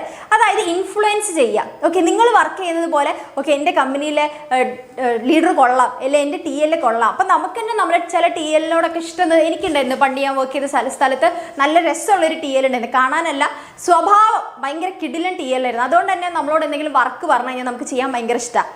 കാരണം അത് ആൾ അങ്ങനെയാണ് നമ്മളൊക്കെ മാനേജ് ചെയ്യുന്ന രീതി അല്ലേ. അപ്പോൾ ലീഡർഷിപ്പ് എന്ന് പറയുമ്പോൾ ആളെന്താണ് ഇൻഫ്ലുവൻസ് ചെയ്യുന്നുണ്ട് അയാളുടെ ലീഡർഷിപ്പ് ക്വാളിറ്റി കൊണ്ട് അല്ലേ. എടാ ഈ വർക്ക് ഒന്ന് പെട്ടെന്ന് ചെയ്യാനെടാ എന്ന് പറഞ്ഞു കഴിഞ്ഞാൽ നമ്മൾ ചെയ്ത് കൊടുക്കും. ആളോട് അത്രയും നല്ല ആളായിരിക്കും അത്.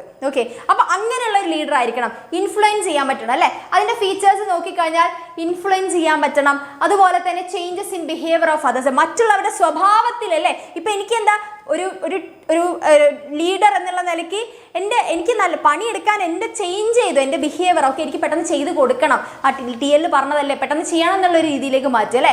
പിന്നെ ഇന്റർപേഴ്സണൽ റിലേഷൻഷിപ്പ് ഉണ്ടല്ലോ, അവിടെ ഒരു എന്താണ് ഇൻഫോർമൽ കമ്മ്യൂണിക്കേഷൻ ഉണ്ടാവും. അച്ചീവ്മെന്റ് ഓഫ് കോമൺ ഗോളിലേക്ക് എത്തിക്കും അല്ലേ. പിന്നെ കണ്ടിന്യൂസ് പ്രോസസ്സാണ് ലീഡർഷിപ്പ് കൊടുക്കുക എന്ന് പറയുന്നത്. ക്ലിയർ അല്ലേ? ക്ലിയർ അല്ലേ? സെറ്റ് അല്ലേ? എക്കണോമിക്സ് മാറ്റിയില്ലേ? 25-ാം തീയതിയിലേക്ക് മാറ്റില്ലേ? ഓക്കെ, ഇനി ഇമ്പോർട്ടൻസ് ഓഫ് ലീഡർഷിപ്പ്. ലീഡർഷിപ്പ് എന്തുകൊണ്ട് ഇമ്പോർട്ടൻ്റ്? ഒരു സുപ്പീരിയർ എന്തുകൊണ്ട് ലീഡർഷിപ്പ് കൂടെ കൊടുക്കണം? ഇൻഫ്ലുവൻസ് അതേഴ്സ് ബിഹേവിയർ അല്ലേ. മറ്റുള്ളവരുടെ ബിഹേവിയർ ഇൻഫ്ലുവൻസ് ചെയ്യാൻ ലീഡർഷിപ്പിലൂടെ കഴിയൂ. പിന്നെ പേഴ്സണൽ റിലേഷൻഷിപ്പ്, ഒരു ഇൻഫോർമൽ ഓർഗനൈസേഷൻ ഉണ്ട്. ഇൻഫോർമൽ ഓർഗനൈസേഷൻസ് എന്താണ്? നമ്മുടെ ഫോർമൽ ഓർഗനൈസേഷനെ ഹെൽപ്പ് ചെയ്യും അല്ലേ. പിന്നെ ഇൻട്രൊഡ്യൂസ് ചേഞ്ചസ് ഇൻ ഓർഗനൈസേഷൻ, നല്ല ലീഡർ ആണെങ്കിൽ ചേഞ്ചസ് ഇൻട്രൊഡ്യൂസ് ചെയ്യാൻ പറ്റും. പിന്നെ കോൺഫ്ലിക്ട്സ് ഒക്കെ ഉണ്ടെങ്കിൽ നല്ല രീതിയിൽ എഫക്റ്റീവ്ലി അവരെന്ത് ചെയ്യും, ഹാൻഡിൽ ചെയ്യും. പിന്നെ ട്രെയിനിങ്, സബോർഡിനേറ്റ്സിന് ട്രെയിനിങ് കൊടുക്കും. പിന്നെ ലീഡർഷിപ്പ് സ്റ്റൈൽ എന്ന് പറയുമ്പോൾ 3 സ്റ്റൈലിലാണ് നമുക്ക് ലീഡർഷിപ്പ് ഉള്ളത്. ഒരു ലീഡർ എന്ന് പറയുന്നത് അതോറിറ്റേറിയൻ അല്ലെങ്കിൽ ഓട്ടോക്രാറ്റിക് എന്ന് പറയുന്നത്, അതായത് എല്ലാം അവിടെ സെൻട്രലൈസേഷൻ ഓഫ് പവർ ആണ് സംഭവിക്കുന്നത്, എല്ലാം ഇവർ തന്നെയാണ് ചെയ്യുന്നത്. ക്ലിയർ അല്ലേ? പിന്നെ അതുപോലെ തന്നെ ഡെമോക്രാറ്റിക് അല്ലെങ്കിൽ പാർട്ടിസിപ്പേറ്റീവ് സ്റ്റൈൽ ഉണ്ട്, അതായത് മറ്റുള്ളവരെയും കൂടെ ഉൾപ്പെടുത്തിക്കൊണ്ട് ചെയ്യുന്നത്. ഓക്കെ, അതായത് സബോർഡിനേറ്റ്സ്, ഇപ്പോൾ ഞാൻ നേരത്തെ പറഞ്ഞതുപോലെ എൻ്റെ ടി എൽ എങ്ങനെ വെച്ചാൽ എന്തെങ്കിലുമൊക്കെ ഉണ്ടെങ്കിൽ ഒരു മീറ്റിംഗ് ആയിട്ട് നമ്മളിപ്പോൾ മെയിൻ ടോപ്പ് ഓഫീസേഴ്സിനെ അല്ലെങ്കിൽ ടോപ്പ് എക്സിക്യൂട്ടീവ്സിനെ കാണാൻ വേണ്ടി പോവുകയാണെങ്കിൽ അതിന് തന്നെ പറയും എന്നെ ഇങ്ങനെ ഇന്ന കാര്യത്തിന് വിളിപ്പിച്ചിട്ടുണ്ട്, അപ്പം നിങ്ങളുടെ അഭിപ്രായം എന്താണെന്നൊക്കെ ചോദിച്ചിട്ടാണ് ആളെ പോവുക. ഓക്കെ, നിങ്ങൾക്ക് എന്തെങ്കിലും പറയാനുണ്ടോ എന്ന് പറഞ്ഞൊരു മീറ്റിംഗ് ഒക്കെ കൂടി സംസാരിച്ച് ചില്ലായിട്ടാണ് പോവുക അല്ലേ. അപ്പം അങ്ങനത്തെ ആൾക്കാരുണ്ട്. പിന്നെ ലേസി അല്ലെങ്കിൽ ഫെയർ അല്ലെങ്കിൽ ഫ്രീ റെയിൻ സ്റ്റൈൽ ഉണ്ട്, അതായത് ഒന്നും ചെയ്യാതെ എല്ലാം നിങ്ങൾ, അങ്ങനത്തെ ഒരു ലീഡർ ഉണ്ടായിരുന്നു. പക്ഷെ എൻ്റെ ടീമിൻ്റെ അല്ല, വേറെ ടീമിൻ്റെ ഒരു ലീഡർ ഉണ്ടായിരുന്നു. ആ ചേച്ചി എങ്ങനെയാണെന്ന് വെച്ച് കഴിഞ്ഞാൽ എല്ലാം ബാക്കിയുള്ള എംപ്ലോയീസ് പറയുന്നത് പോലെ എന്താണോ അങ്ങനെയായിരുന്നു പോവുക, കംപ്ലീറ്റ് ഫ്രീഡം. അതുകൊണ്ട് തന്നെ അവിടെ ഒരു സ്ട്രക്ചേർഡ് ആയിട്ടല്ല അവിടെ പോയിക്കൊണ്ടിരുന്നത്. ഇപ്പോൾ അവിടെ കൂടുതൽ പവർ നമ്മൾ ലേബേഴ്സിന് കൊടുക്കുന്നു. നെക്സ്റ്റ് ആണ് കമ്മ്യൂണിക്കേഷൻ എന്ന് പറയുന്നത്.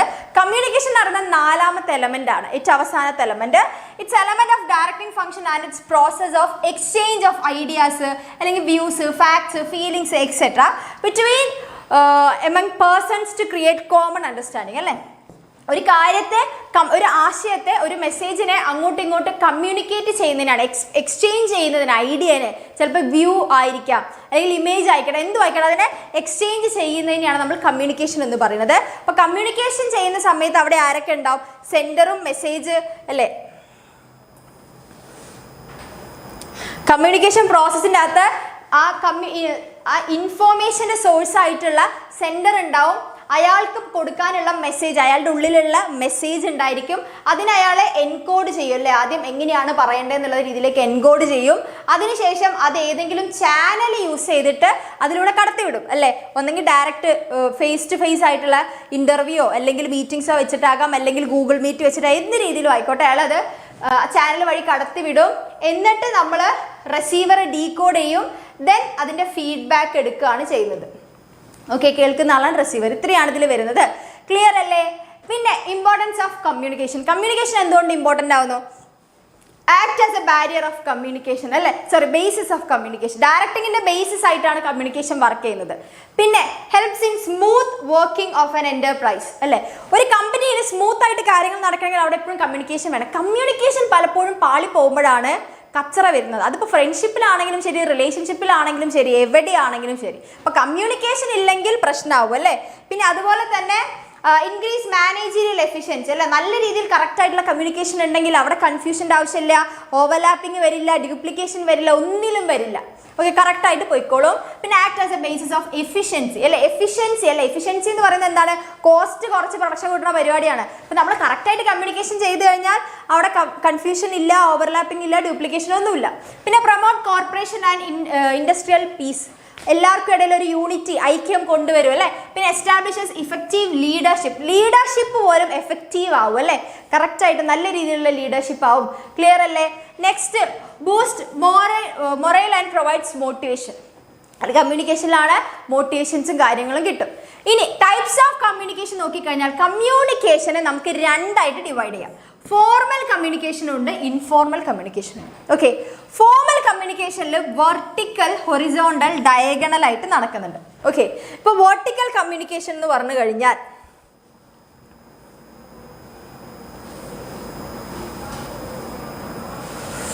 വെർട്ടിക്കൽ കമ്മ്യൂണിക്കേഷൻ എന്ന് പറഞ്ഞു കഴിഞ്ഞാൽ ഇങ്ങനെയാണ് അത് വർക്ക് ചെയ്യുന്നത്. ഓക്കെ, വെർട്ടിക്കൽ കമ്മ്യൂണിക്കേഷൻ എന്ന് പറഞ്ഞു കഴിഞ്ഞാൽ ഇങ്ങനെയാണ് ഉണ്ടായിരിക്കുക. അതായത് ഇതിൽ അപ്വേർഡും ഉണ്ടായിരിക്കും, ഡൗൺവേർഡ് ട്രാൻസ്ഫർ ഓഫ് കമ്മ്യൂണിക്കേഷൻ ഉണ്ടാവും. ഇപ്പൊ അപ്വേർഡ് എന്ന് പറയുമ്പോൾ ഇപ്പൊ നമ്മൾ ലീവ് കാര്യങ്ങൾ പെർമിഷൻ ഒക്കെ ചോദിക്കാൻ വേണ്ടിയിട്ട് സബോർഡിനേറ്റ്സ് എന്തായിരിക്കും? സുപ്പീരിയേഴ്സിനോട് കമ്മ്യൂണിക്കേറ്റ് ചെയ്യും. ഇനി ഡൗൺവേർഡ് എന്ന് പറയുമ്പോൾ ഈ സുപ്പീരിയേഴ്സ് എന്തായിരിക്കും? സബോർഡിനേറ്റ്സിന് റൂൾസ്, പോളിസി, പ്രൊസീജിയേഴ്സ് അങ്ങനത്തെ കാര്യങ്ങൾ കമ്മ്യൂണിക്കേറ്റ് ചെയ്യുന്നതാണ് വെർട്ടിക്കൽ എന്ന് പറയുന്നത്. ഇനി നമ്മൾ ഹൊറിസോണ്ടൽ കമ്മ്യൂണിക്കേഷൻ എന്ന് പറയുമ്പോൾ ഡിപ്പാർട്ട്മെന്റൽ ഹെഡ്സ് തമ്മിലാണ് കമ്മ്യൂണിക്കേറ്റ് ചെയ്യുക. ഓക്കെ, ഓരോ ഡിപ്പാർട്ട്മെന്റിലെ ഒരേ ഹെഡുകൾ, ഒരേ കേഡറിലുള്ള ആൾക്കാരാണ് കമ്മ്യൂണിക്കേറ്റ് ചെയ്യുക. ഇനി നമ്മൾ ഡയഗണൽ കമ്മ്യൂണിക്കേഷൻ എന്ന് പറയുമ്പോൾ ഇതാണ് ഇപ്പോൾ ഒരു കമ്മ്യൂണിക്കേഷൻ ചെയ്യണമെന്ന് വിചാരിക്കുക. Okay, A, B, C, D, പിന്നെ ഇയാളുടെ കീഴിൽ കുറേ ആൾക്കാർ 1 2 3 4 5 ഇയാളുടെ കീഴിൽ കുറേ ആൾക്കാർ, ഇയാളുടെ കീഴിലും എന്തുണ്ട്, എന്നൊക്കെ കുറേ ആൾക്കാരുണ്ടെന്ന് വിചാരിക്കാം. ഓക്കെ, അപ്പോൾ ഇതിൽ 2 ഡിഫറെൻറ്റ് ഡിപ്പാർട്ട്മെൻറ്റ്സിലുള്ള ആൾക്കാർ തമ്മിൽ കമ്മ്യൂണിക്കേറ്റ് ചെയ്യുന്നു.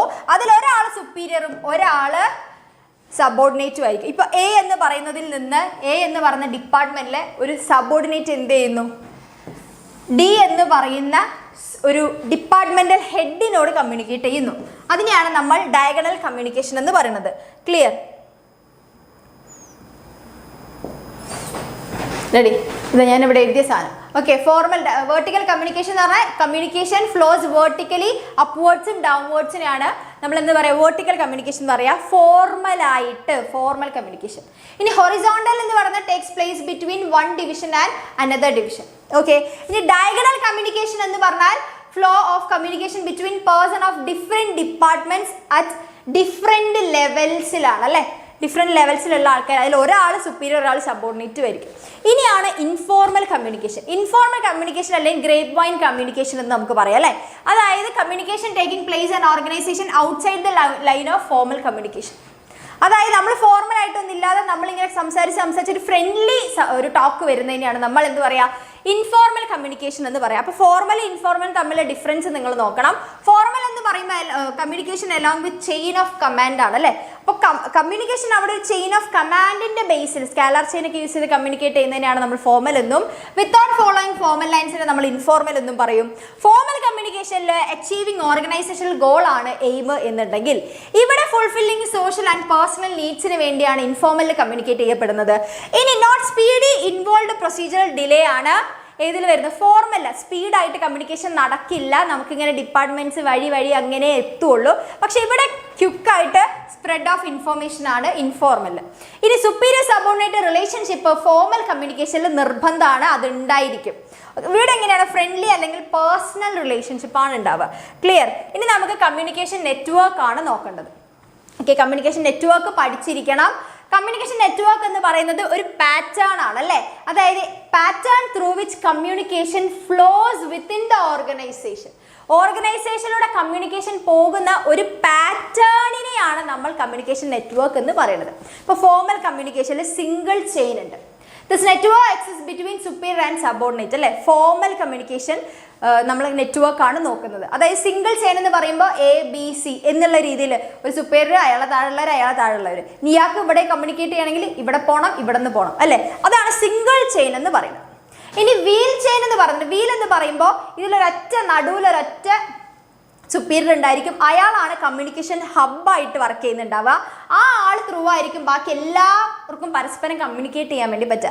ഇപ്പോൾ എക്ക് ബിയോട് ഇപ്പോൾ ഇക്ക് ബിയോട് കമ്മ്യൂണിക്കേറ്റ് ചെയ്യണമെങ്കിൽ എ വഴിയേ പറ്റൂ. സിക്ക് ഡിയോട് കമ്മ്യൂണിക്കേറ്റ് ചെയ്യണമെങ്കിൽ അവിടെ എ വഴിയേ പറ്റൂ. അപ്പോൾ ഒരു കമ്മ്യൂണിക്കേഷൻ ഹബ്ബായിട്ട് വർക്ക് ചെയ്യണം അല്ലേ. അത് all subordinates under one superior communicate through him only as act as A hub of communication.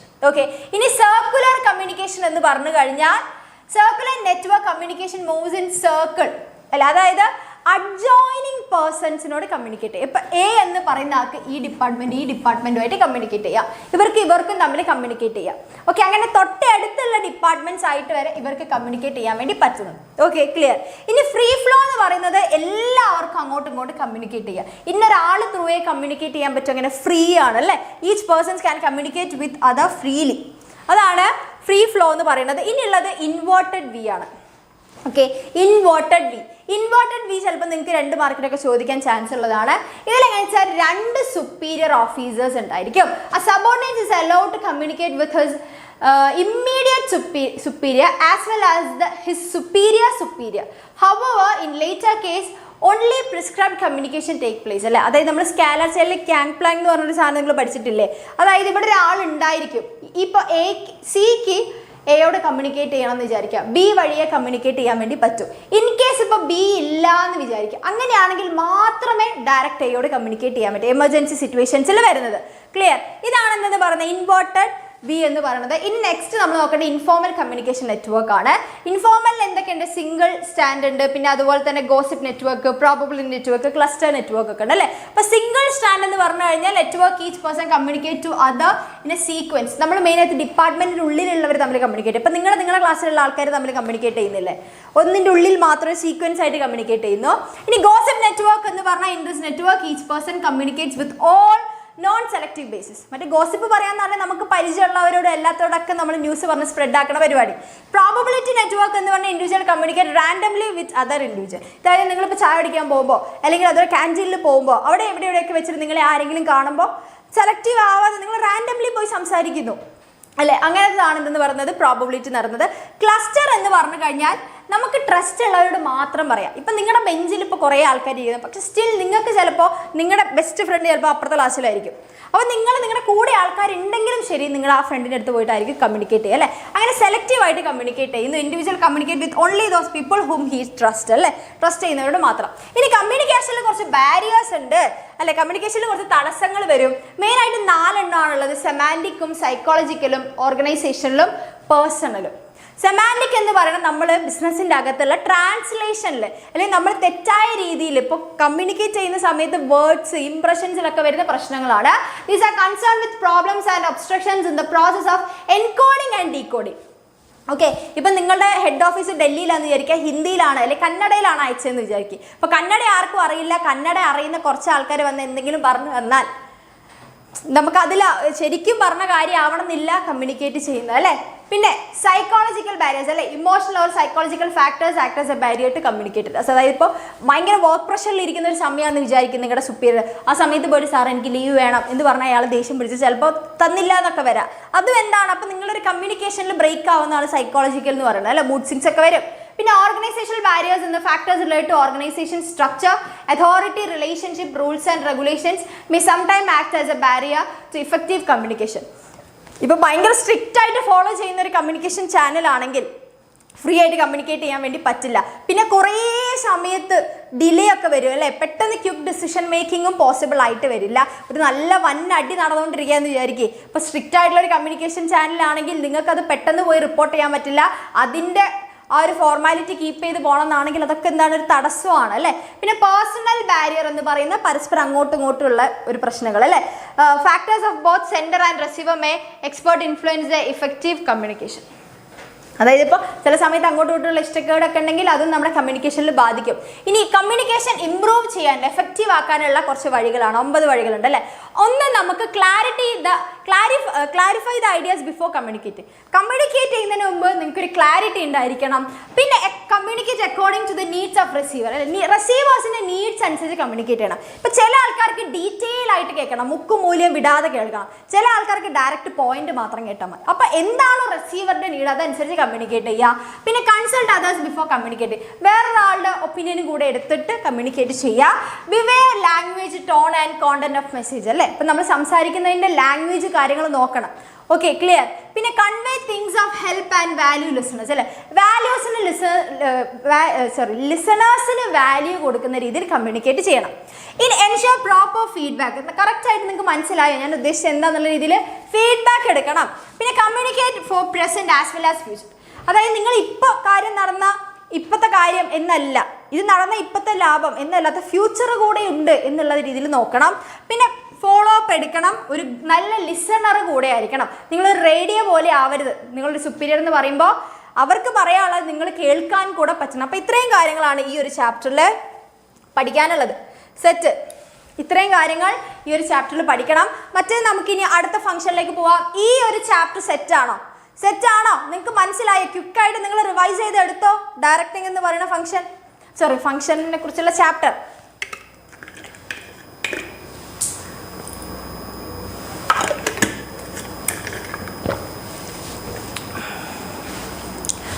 സെറ്റാണോ?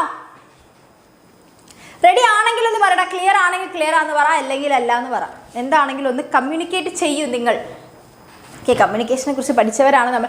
എനിക്ക് മനസ്സിലാവുന്ന ഭാഷയിൽ പറ. ഇതൊരു സെമാൻറ്റിക് ബാരിയർ അല്ലേ. നിങ്ങൾ എനിക്ക് മനസ്സിലാവാത്ത ഭാഷയിൽ പറയുമ്പോൾ നിങ്ങൾ എന്താണ് ഉദ്ദേശിക്കുന്നതെന്ന് എനിക്ക് മനസ്സിലാവുന്നില്ല. ഇപ്പം കിട്ടിയ സെമാൻറ്റിക് ബാരിയർ എന്താണെന്നുള്ളത് നിങ്ങൾ എനിക്ക് അറിയാത്ത ഭാഷയിൽ പറയുന്നു. എനിക്കത് ഡീകോഡ് ചെയ്തെടുക്കാൻ പറ്റുന്നില്ല. റിസീവറായി എനിക്ക് ഡീകോഡ് ചെയ്തെടുക്കാൻ പറ്റുന്നില്ല.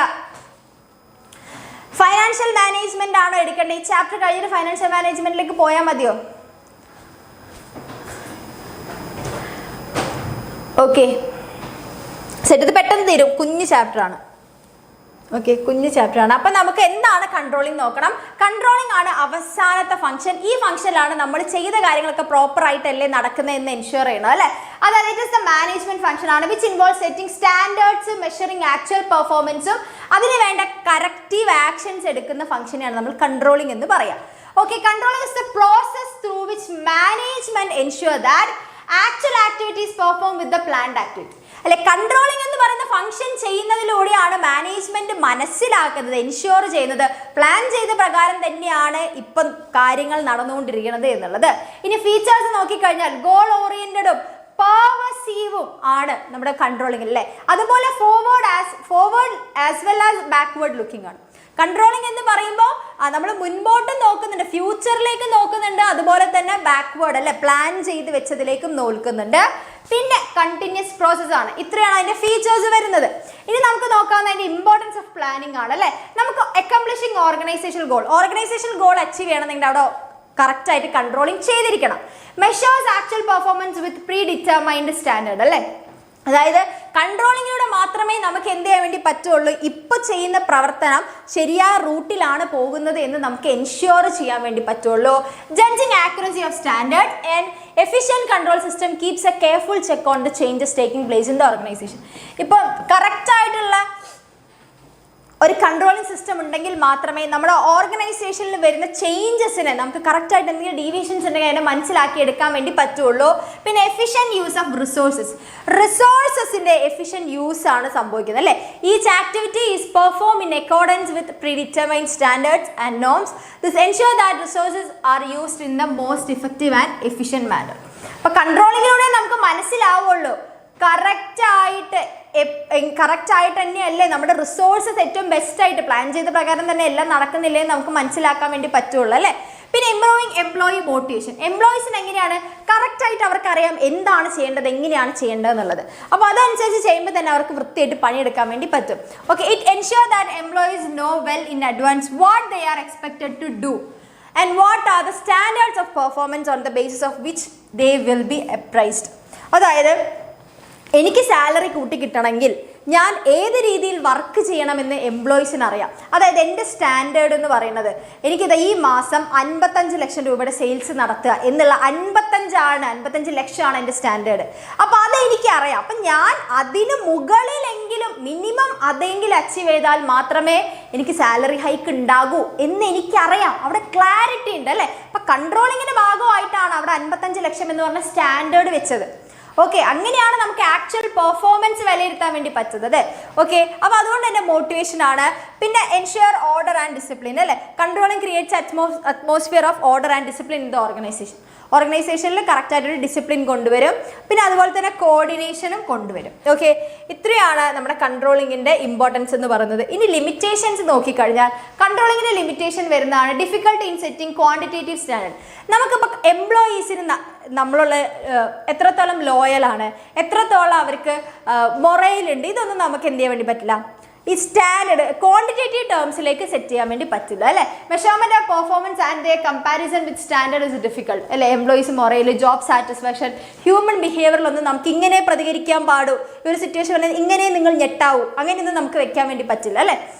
പിന്നെ little control over external factors. ഇപ്പോൾ നമ്മുടെ ബിസിനസ് എൻവയോൺമെന്റിൽ നമുക്ക് എന്തില്ല, കൺട്രോൾ വളരെ കുറവാണ്. അപ്പോൾ enterprise cannot control external factors such as government policy, technology.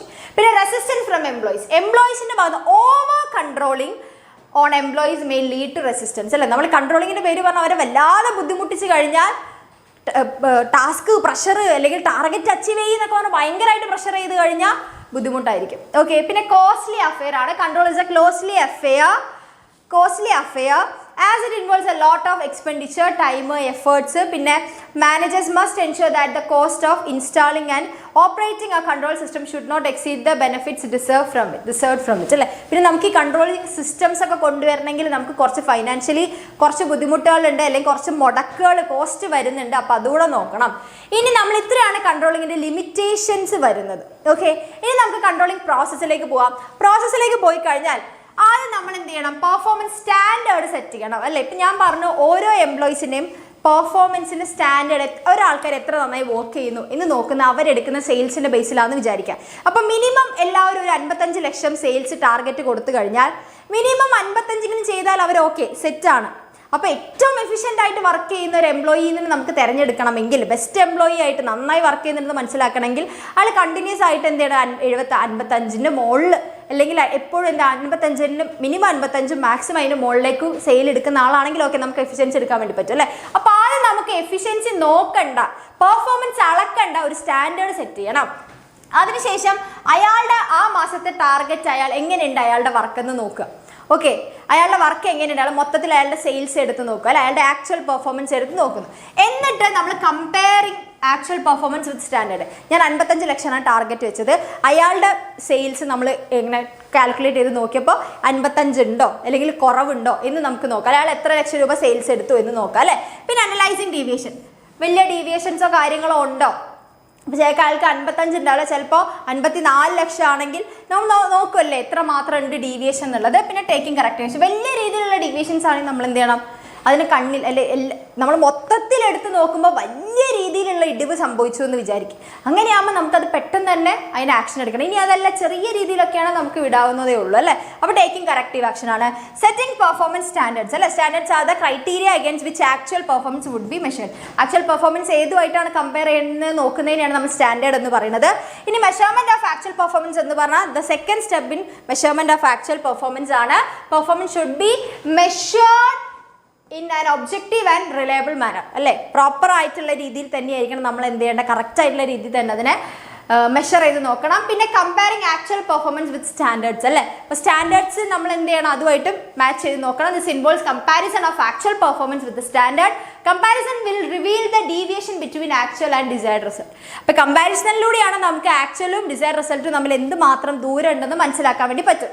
പിന്നെ അനലൈസിങ് ഡീവിയേഷൻ, അത് കഴിഞ്ഞ് നമ്മൾ ഈ ഡീവിയേഷൻ എങ്ങനെയാണ് നമ്മൾ കറക്റ്റായിട്ട് പെട്ടെന്ന് തന്നെ ചെയ്യേണ്ടതാണോ അല്ലെങ്കിൽ നമുക്കിങ്ങനെ കണ്ണടച്ച് വിടാവുന്നതാണോ നോക്കണം അല്ലേ? The gap between actual result and standard set, if anything goes wrong the entire organisation suffer അല്ലെ? അങ്ങനത്തെ ടൈപ്പ് ആണോ നോക്കണം. ചെറിയ രീതിയിലുള്ള വലിയ രീതിയിലാണെങ്കിൽ നമ്മുടെ കംപ്ലീറ്റ് നമ്മുടെ ബിസിനസ്സിനെ ബാധിക്കും.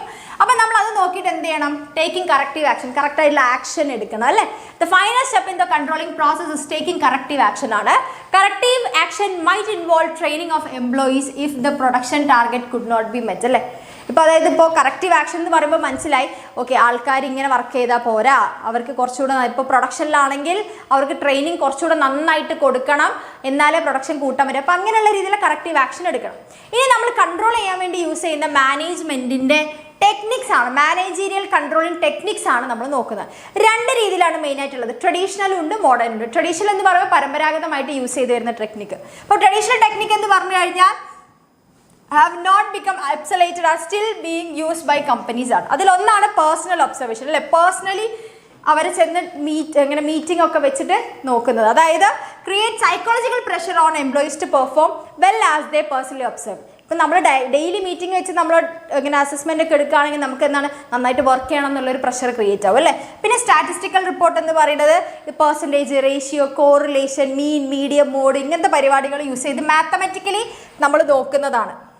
ഓക്കെ, അടുത്തതെന്ന് പറയുന്നത് ബ്രേക്ക് ഈവൻ അനാലിസിസ് ആണ്. Break even analysis this is the technique used by manager to study the relationship between cost, volume and profit. അതായത് നമ്മൾ എത്ര ചിലവാക്കുമ്പോൾ എത്രമാത്രം പ്രൊഡക്ഷൻ നമുക്ക് ഉണ്ടാക്കാൻ പറ്റുന്നുണ്ട്, അത്ര ഉണ്ടാക്കുമ്പോൾ നമുക്ക് അതിൽ എത്രമാത്രം പ്രോഫിറ്റ് കിട്ടുന്നു, ഓരോ സ്റ്റെപ്പ് ബൈ സ്റ്റെപ്പ്. നമ്മൾ പ്രൊഡക്ഷൻ ഗ്രാഫൊക്കെ ഇങ്ങനെയല്ലേ പോവുക. അപ്പോൾ ഇതിൽ ഇത്ര ഇരിക്കുമ്പോൾ എത്ര വോളിയത്തിൽ പ്രൊഡക്ഷൻ നടന്നു, അത് ഇടുമ്പോൾ നമുക്ക് എത്രമാത്രം പൈസ കിട്ടുള്ളൂ, ഏത് പോയിന്റ് എത്തുമ്പോഴാണ് നമുക്ക് പ്രോഫിറ്റിലേക്ക് കടക്കുന്നത്, അങ്ങനെയൊക്കെ മനസ്സിലാക്കാൻ വേണ്ടി കോസ്റ്റ്, വോളിയം, പ്രോഫിറ്റ് തമ്മിലുള്ള റിലേഷൻ നോക്കുന്നതാണ് ബ്രേക്ക് ഈവൻ അനാലിസിസ് എന്ന് പറയുന്നത്. ഓക്കെ, ഇനി ബജറ്ററി കൺട്രോൾ എന്ന് പറഞ്ഞ technique of managerial control which all operates are planned in advance in the form of budget. അല്ലെ, നമ്മൾ ബജറ്റ് മോണിറ്ററി ടേംസിലൊരു ഇത്ര വരെ എന്ന് പറയുന്നത് നമ്മളൊരു ബജറ്റ് സെറ്റ് ചെയ്യും, അതിൻ്റെ ഉള്ളിൽ തന്നെയാണോ വന്നതെന്നുള്ളത് നോക്കുന്നത്. ഓക്കെ, ക്ലിയർ അല്ലേ? ഇത്രയാണ് നമ്മുടെ ട്രഡീഷണൽ മെത്തേഡ് വരുന്നത്. ഇനി നമുക്ക് നോക്കുന്നത് മോഡേൺ മെത്തേഡാണ്. ഓക്കെ, മോഡേൺ കൺട്രോളിംഗ് മെത്തേഡിൽ വരുന്നതാണ് റിട്ടേൺ ഓൺ ഇൻവെസ്റ്റ്മെന്റ് എന്ന് പറയുന്നത്. This technique is using for measuring whether or not invested capital capital has been used efficiently അല്ലേ. ഇപ്പം നിങ്ങളിപ്പോൾ ഫൈനാൻഷ്യൽ മാനേജ്മെൻറ്റിൽ നോക്കുന്നുണ്ട് റിട്ടേൺ ഓൺ ഇൻവെസ്റ്റ്മെൻറ്റ് എന്ന് പറഞ്ഞൊരു സാധനം അല്ലേ. അതായത് നമ്മൾ ഇത്ര പൈസ മുടക്കി അതിൽ നിന്ന് നമുക്ക് എത്രമാത്രം റിട്ടേൺ കിട്ടുന്നുണ്ട്, ആ ക്യാപിറ്റൽ മാക്സിമം യൂട്ടിലൈസ് ചെയ്യപ്പെടുന്നുണ്ടോ, നമ്മൾ അങ്ങനെ പ്രതീക്ഷിച്ചിട്ടാണ് അതിൽ ഇൻവെസ്റ്റ് ചെയ്ത് അത്രമാത്രം റിട്ടേൺ കിട്ടുന്നുണ്ടോ എന്ന് നോക്കുന്നതാണ് അല്ലേ. അപ്പോൾ ROE can be used to measure overall performance of the organisation. അപ്പോൾ ROE യൂസ് ചെയ്യുന്നത് ഏതെങ്കിലും പെർട്ടിക്കുലർ പോയിന്റ് നമുക്ക് കൺട്രോൾ ചെയ്യാൻ വേണ്ടിയിട്ടല്ല, മൊത്തത്തിലുള്ള ഓർഗനൈസേഷന് വേണ്ടിയിട്ടാണ് അല്ലേ. പിന്നെ അതുപോലുള്ളതാണ് റേഷ്യോ അനാലിസിസ് എന്ന് പറഞ്ഞത്. റേഷ്യോ അനാലിസിസ് എന്ന് പറയുന്നത് it refers analysing the financial statement through computation of ratios വെച്ച് നമ്മൾ സെറ്റ് ചെയ്ത് നോക്കുന്നത്. ഓക്കെ, അതാണ് എന്തെന്ന് പറയുന്നത് റേഷ്യോ അനാലിസിസ്. പിന്നെ അതാണ് റെസ്പോൺസിബിലിറ്റി അക്കൗണ്ടിങ് എന്ന് പറയുന്നത്. ഓക്കെ, റെസ്പോൺസിബിലിറ്റി അക്കൗണ്ടിങ് എന്ന് പറയുന്നത് നമ്മൾ ഓരോ ഡിപ്പാർട്ട്മെന്റിനും ഓരോ റെസ്പോൺസിബിലിറ്റീസ്, ഓരോ ടാർഗറ്റ് കൊടുക്കുന്നു, എന്നിട്ട് ആ ടാർഗറ്റ് അച്ചീവ് ചെയ്യാനുള്ള റെസ്പോൺസിബിലിറ്റി സെന്റേഴ്സ് ആയിട്ട് അവർക്ക് കൊടുക്കുന്നു അല്ലേ. ഇപ്പോൾ കോസ്റ്റ് നോക്കേണ്ടത് ഞാൻ പ്രൊഡക്ഷനുകാർക്ക് കൊടുത്തു. ഓക്കെ, അപ്പോൾ അവരാണ് ആ ഒരു കാര്യത്തിൽ ടാർഗറ്റ് അച്ചീവ് ചെയ്യേണ്ടത്, കോസ്റ്റ് കുറയ്ക്കാൻ നോക്കണം അല്ലേ. അപ്പോൾ responsibility accounting is a system of accounting in which different sections അല്ലെങ്കിൽ divisions and departments of an organisation are set up as a responsibility centres. പല ഡിപ്പാർട്ട്മെന്റ്സിനെ ഓരോ റെസ്പോൺസിബിലിറ്റി സെന്റേഴ്സ് ആയിട്ട് സെറ്റ് ചെയ്യുന്നു. The head of the centre is responsible for achieving the target set for the centre. അതിൻ്റെ ഹെഡായിരിക്കും അതിൻ്റെ target achieve ചെയ്യാൻ ബാധ്യസ്ഥനായിട്ടുണ്ടായിരിക്കും. അപ്പോൾ ഈ 3 കാര്യങ്ങളാണ്, ഈ 3 പോയിന്റ്സ് ആണ് നിങ്ങൾ മോഡേൺ ടെക്നിക്സിൽ നിർബന്ധമായിട്ടും പഠിച്ചിരിക്കേണ്ടത്. ഓക്കെ, ക്ലിയർ അല്ലേ, റെഡി അല്ലേ? അപ്പോൾ ഇത്രയും നമ്മുടെ ഈ ചാപ്റ്റർ വരുന്നുള്ളൂ. സിമ്പിൾ, കുഞ്ഞു ചാപ്റ്റർ അല്ലേ, ഞാൻ സ്പീഡിലാണോ പോകുന്നത്, നിങ്ങൾക്ക് ക്യാച്ച് ചെയ്യാൻ വേണ്ടി പറ്റുന്നില്ലേ? ക്ലിയർ അല്ലേ?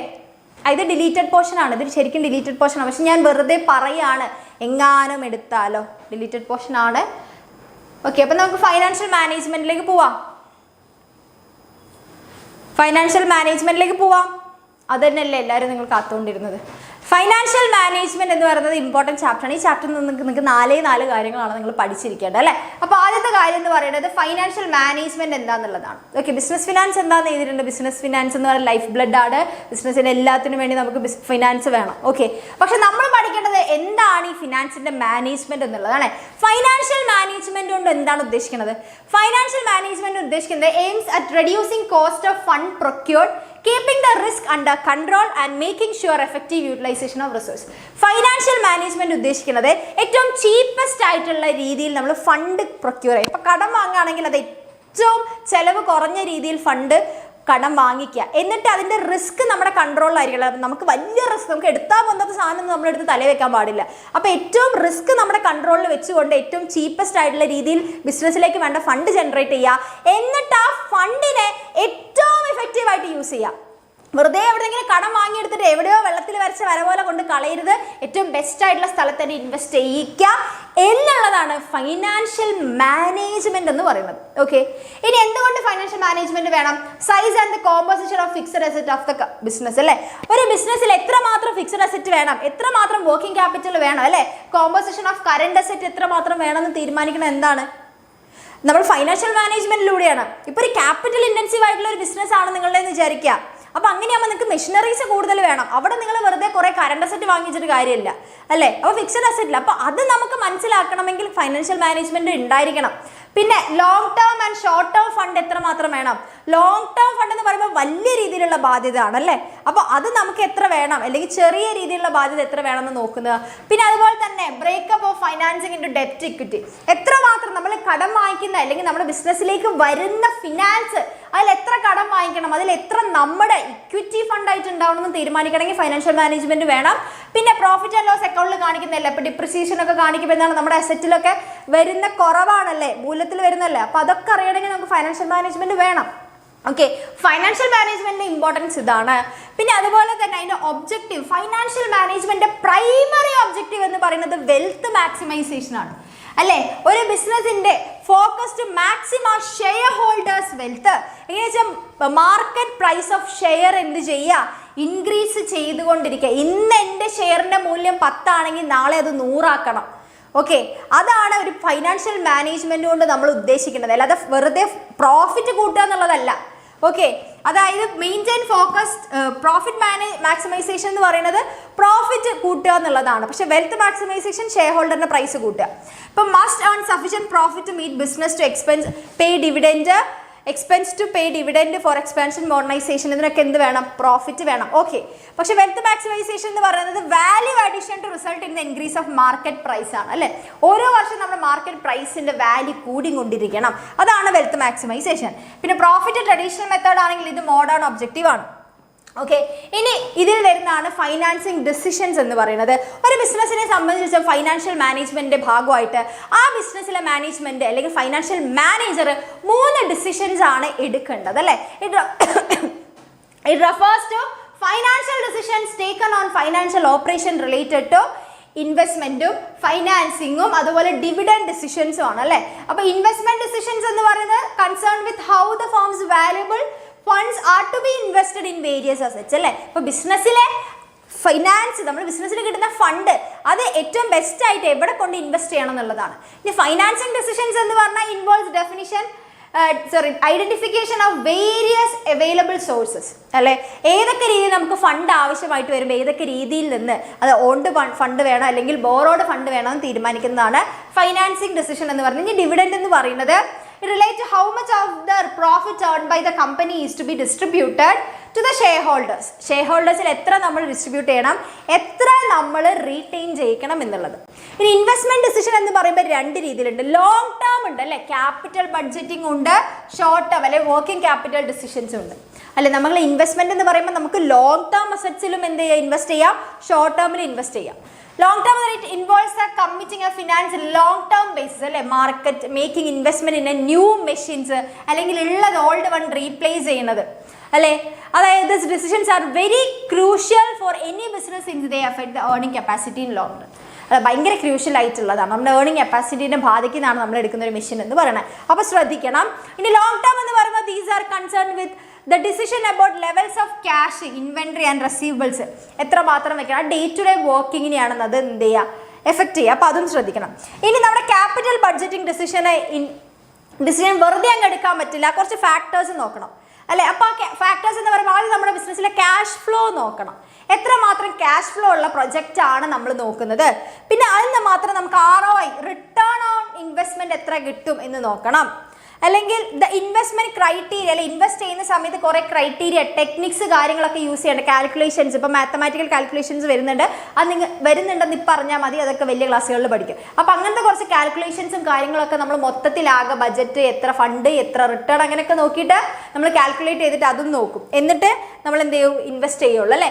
ഇനി അടുത്താണ് ഫൈനാൻസിങ് ഡിസിഷൻ എന്ന് പറയുന്നത്. ഫൈനാൻസിങ് ഡിസിഷനിൽ അതിനെ എഫക്റ്റ് ചെയ്യുന്ന ഫാക്ടേഴ്സ് എന്ന് പറയുന്നത് കോസ്റ്റ് അല്ലെ?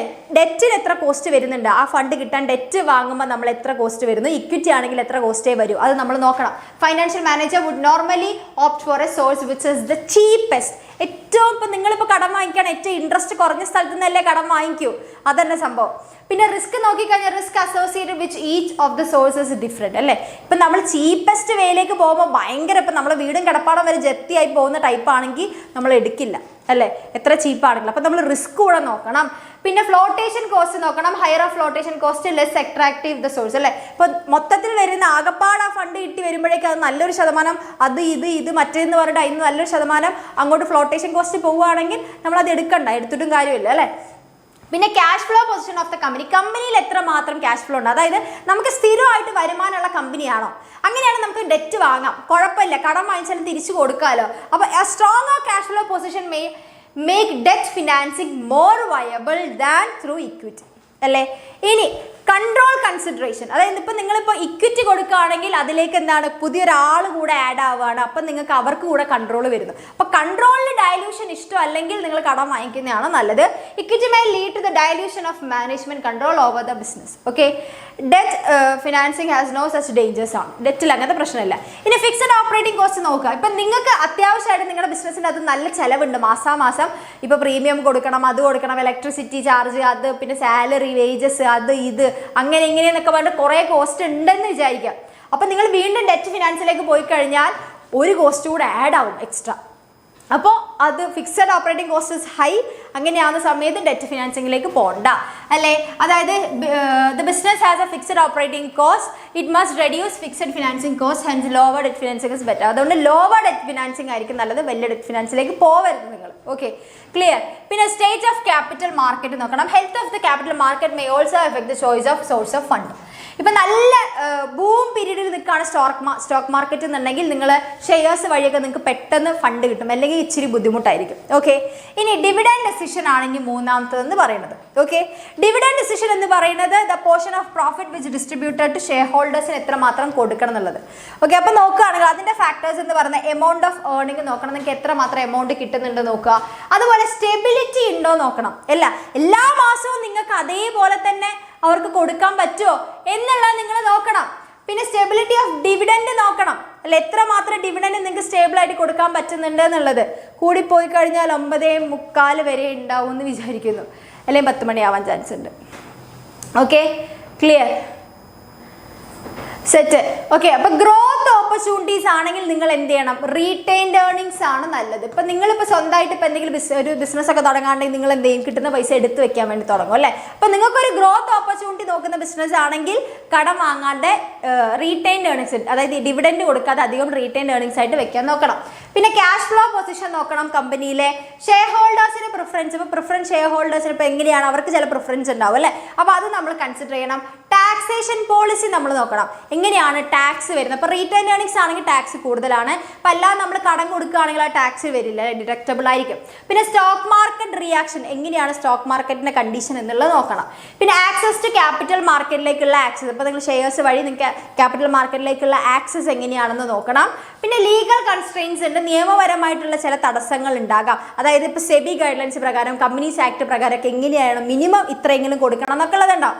ഓക്കെ, പിന്നെ കോൺട്രാക്ച്വൽ കൺസ്ട്രെയിൻസ് ഉണ്ട്, അതായത് നിങ്ങൾ ഏതെങ്കിലും ഡെറ്റ് ഫിനാൻസ് വഴി പോകുമ്പോൾ അവർ ചിലപ്പോൾ ഇങ്ങനെ കൊടുക്കണം, ഇങ്ങനെയെങ്കിലും കൊടുക്കാൻ പാടില്ല എന്നൊക്കെ പറഞ്ഞ് നമ്മൾ ആ ഫിനാൻസിങ് വഴി നമുക്ക് ചില നിയമ തടസ്സങ്ങളെ കോൺട്രാക്ട് ബേസ് ചെയ്തുള്ള തടസ്സങ്ങൾ വരാം. അങ്ങനെ എന്തെങ്കിലും ഉണ്ടോ എന്നും കൂടെ നോക്കണം. ക്ലിയർ. പിന്നെ അടുത്തതാണ് ഫൈനാൻഷ്യൽ പ്ലാനിങ് എന്ന് പറയുന്നത്. ഫൈനാൻഷ്യൽ പ്ലാനിങ് എന്ന് പറയുന്നതിൽ സെപ്പറേറ്റ് ഒരു ടോപ്പിക്കാണ്. ഫൈനാൻഷ്യൽ മാനേജ്മെന്റിൽ നിന്ന് എൻറ്റയർലി ഡിഫറെൻ്റ് ആണ് ഫൈനാൻഷ്യൽ പ്ലാനിങ് എന്ന് പറയുന്നത്. അതിൻ്റെ ഉദ്ദേശം എന്ന് പറയുന്നത് to ensure the availability of fund whenever required. അതായത് എപ്പോഴൊക്കെ നമ്മളൊരു ഏകദേശം ഒരു പ്ലാൻ വെക്കും. ഇപ്പം നിങ്ങളുടെ വീട്ടിൽ ഫൈനാൻഷ്യൽ പ്ലാനിങ് ഉണ്ടാവും. ഇപ്പം നിങ്ങളുടെ വീട്ടിലാണെങ്കിൽ ഓക്കെ, മോർണിംഗ് ഇങ്ങനെ പഠിത്തം കഴിഞ്ഞ് കഴിഞ്ഞാൽ അവൻ എന്തായാലും ഡിഗ്രിക്ക് ചേർക്കാൻ ഇത്ര പൈസ വേണ്ടി വരും. അത് കഴിഞ്ഞ് അവനൊരു കല്യാണം വരികയാണെങ്കിൽ കല്യാണത്തിന് ഇത്ര പൈസ, ഇപ്പോൾ വീട് പണി ഇത്ര വർഷമായി, അപ്പോൾ വീട് ചിലപ്പോൾ ഒതുക്കി പണി. അപ്പോൾ ഇങ്ങനെയൊക്കെ ആവശ്യങ്ങളുണ്ട്, അതിനൊക്കെ നമ്മൾ ഫണ്ട് എവിടെയെങ്കിലും സെറ്റാക്കി വെക്കണം എന്നുള്ളതാണ് ഫൈനാൻഷ്യൽ പ്ലാനിങ് എന്ന് പറയുന്നത്. ഇതേപോലെ തന്നെയാണ് ബിസിനസ്സിൻ്റെ അകത്ത് ഇതുപോലുള്ള ഫൈനാൻഷ്യൽ പ്ലാനിങ്ങുകൾ ഉണ്ടാവും. Include the proper estimation of fund required for the different purpose, such as for the purchase of long term assets. ഇപ്പോൾ പറയുന്നത് നമ്മുടെ ബിസിനസ്സിലെ മെഷീനറി ഒരു 2-3 കൊല്ലം കൂടെ കഴിഞ്ഞാൽ ഔട്ട്ഡേറ്റഡ് ആവാൻ പോവുകയാണ്. അപ്പോൾ എന്തായാലും ഈ 3 കൊല്ലം കഴിയുമ്പോൾ നമുക്ക് ഇത്ര ആവശ്യം ഫണ്ട് മെഷീനറി പുതുക്കാനുള്ള സമയമാകും. അപ്പോൾ അതിന് വേണ്ടി ഫൈനാൻഷ്യൽ പ്ലാനിങ് നടത്തണ്ടേ, അതാണ് ഇതെന്ന് പറയുന്നത് കേട്ടോ. പിന്നെ അടുത്തത് the firm does not raise resources unnecessarily. പിന്നെ ഫൈനാൻഷ്യൽ പ്ലാനിങ് നടന്ന ആവശ്യമില്ലാതെ വെറുതെ പൈസ ഉണ്ടാക്കി കൂട്ടുന്നില്ല എന്നുള്ളത്, വെറുതെ കടം വാങ്ങി തീർക്കുന്നില്ല എന്നുള്ളത് നമ്മൾ എൻഷ്യൂർ ചെയ്യണം. Excess funding is almost a bad inadequate funding ആണ് അല്ലേ. വെറുതെ കടം വാങ്ങി നമുക്ക് ചിലവ് കൂട്ടാതിരിക്കുക. ഇപ്പം നല്ല ഫൈനാൻഷ്യൽ പ്ലാനിങ്ങിൻ്റെ ഭാഗമാണ് നമ്മൾ വെറുതെ ഫണ്ട് റേസ് ചെയ്യുന്നില്ല എന്നുള്ളത്. Good financial planning would put it the best possible use so that the financial resources are not left idle and don't unnecessarily add to the cost. അപ്പോൾ വെറുതെ കോസ്റ്റ് കൂട്ടുന്നില്ല എന്നുള്ളത് ഉറപ്പ് വരുത്തുന്നത് ഫൈനാൻഷ്യൽ പ്ലാനിങ്ങിൻ്റെ അകത്തുള്ളതാണ്. അതിൻ്റെ കൂടെ വരുന്നതാണ് അതിൻ്റെ ഇമ്പോർട്ടൻസ് എന്ന് പറയുന്നത് അല്ലേ. ഫൈനാൻഷ്യൽ പ്ലാനിങ്ങിൻ്റെ ഇമ്പോർട്ടൻസ് പറഞ്ഞാൽ നമുക്ക് ഫോർകാസ്റ്റ് അല്ലേ, മുന്നോട്ട് കാണാൻ വേണ്ടി പറ്റും. പിന്നെ അൺസർട്ടനിറ്റീസ് അവോയ്ഡ് ചെയ്യാൻ വേണ്ടി പറ്റും. പിന്നെ അതേപോലെ തന്നെ കോർഡിനേഷൻ കൊണ്ടുവരും, കറക്റ്റായിട്ട് നമുക്ക് കറക്റ്റ് കോർഡിനേഷനിൽ പോവാം. പിന്നെ അതേപോലെ തന്നെ വേസ്റ്റേജ് റെഡ്യൂസ് ചെയ്യും അല്ലെ. വേസ്റ്റേജ് അനാവശ്യമായിട്ടുള്ള ഒന്നും നമ്മൾ പ്രൊഡ്യൂസ് ചെയ്യില്ല, കറക്റ്റ് പ്ലാൻ ഉള്ളത് കൊണ്ട് തന്നെ.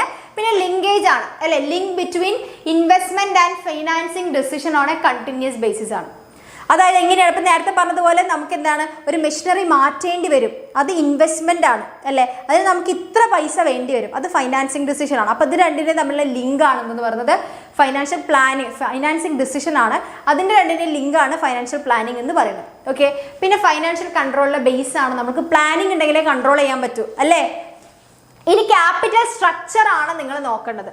ഓക്കെ, ക്യാപിറ്റൽ സ്ട്രക്ചർ എന്ന് പറയുന്നത് നമ്മുടെ ക്യാപിറ്റലിനകത്ത് എത്രമാത്രം മിക്സ്ചർ ആണ് അല്ലേ, എന്തിന്റെ മിക്സ്ചർ ആണ്, ഇക്വിറ്റിയുടെയും ബോറോഡ് ഫണ്ടിന്റെയും മിക്സ്ചറിനെയാണ് നമ്മൾ ക്യാപിറ്റൽ സ്ട്രക്ചർ എന്ന് പറയാ. It is A mixture of long term resources of fund in A firms capital. It represent the portion of debt capital and equity capital in the total capital of A firm. അത് 200 കോടിയാണ് നിങ്ങളുടെ budget എന്നുണ്ടെങ്കിൽ 200 കോടിയിൽ എത്ര കടം വാങ്ങി, എത്ര debt, എത്ര ഇക്വിറ്റി എന്ന് കാണിക്കുന്നതിനെയാണ്, അതിന്റെ മിക്സ്ചറിനെയാണ് ക്യാപിറ്റൽ സ്ട്രക്ചർ എന്ന് പറയുന്നത്. ക്ലിയർ അല്ലേ? ഇപ്പൊ 2 രീതിയിലുള്ള ഫണ്ടാണ്, ഓൺഡ് ഫണ്ടും ഉണ്ട്, ബോറോഡ് ഫണ്ടും ഉണ്ട്. അപ്പോൾ അതിൽ വരുന്നതാണ് ക്യാപിറ്റൽ സ്ട്രക്ചറിൽ വരുന്നതാണ് ക്യാപിറ്റൽ ലിവറേജ് എന്ന് പറയുന്നത്. ക്യാപിറ്റൽ ലിവറേജ് എന്ന് പറഞ്ഞു കഴിഞ്ഞാൽ portion of debt in overall capital. Okay, നിങ്ങളുടെ ബിസിനസ്സിൽ എത്രമാത്രം കടം വാങ്ങിയ പൈസ ഉണ്ടെന്ന് കാണിക്കുന്നതാണ്. ഇപ്പം 200 കോടിയാണെങ്കിൽ അതിൽ എത്രയാണ് നിങ്ങളുടെ ഡെറ്റിൻ്റെ കടത്തിൻ്റെതെന്ന് കാണിക്കുന്നത് അല്ലേ.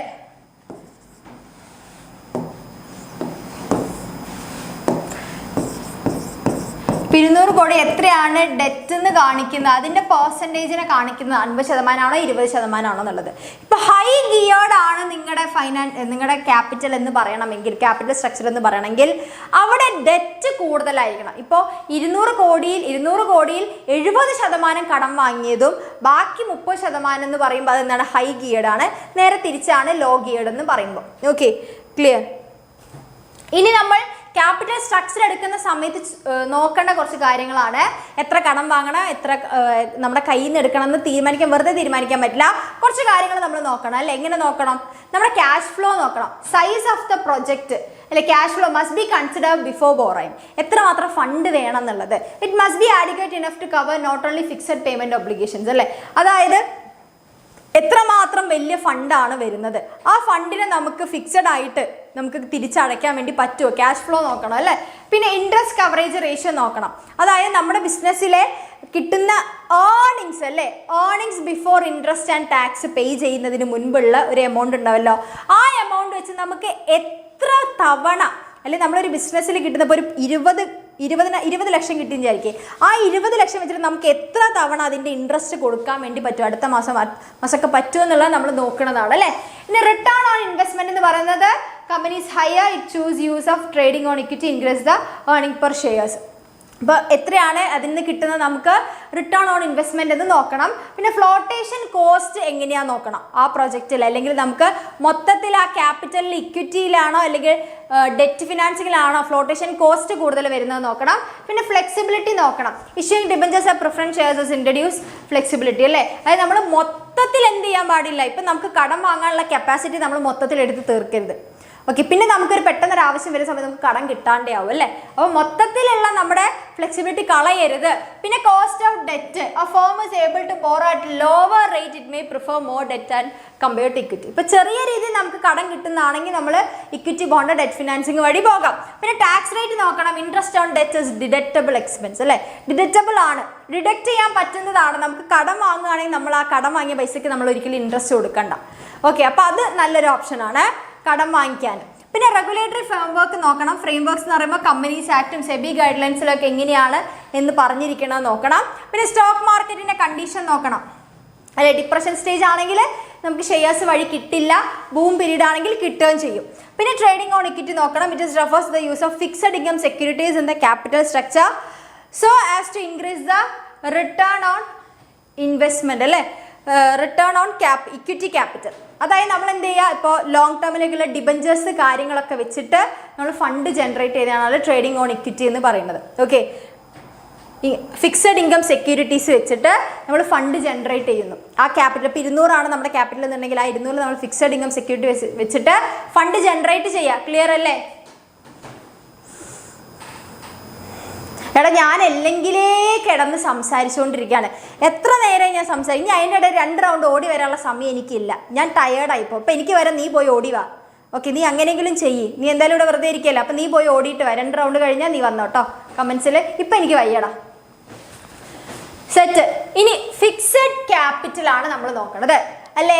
ഫിക്സഡ് ക്യാപിറ്റലും ഉണ്ട്, വർക്കിംഗ് ക്യാപിറ്റലും ഉണ്ട്. അപ്പോൾ നമ്മൾ ഫൈനാൻഷ്യൽ പ്ലാനിങ്ങിൻ്റെ അല്ലെ ഫൈനാൻഷ്യൽ മാനേജ്മെൻറ്റിൻ്റെ മെയിൻ ആയിട്ടുള്ള ഒരു കാര്യമാണ് എന്തെന്ന് പറയുന്നത്, നമ്മൾ കറക്റ്റായിട്ട് നമുക്ക് ഫിക്സഡ് എത്രമാത്രം ഫിക്സഡ് ക്യാപിറ്റൽ വേണം, എത്രമാത്രം വർക്കിംഗ് ക്യാപിറ്റൽ വേണം എന്നൊക്കെ നമുക്ക് തീരുമാനിക്കാൻ വേണ്ടി പറ്റുള്ളൂ.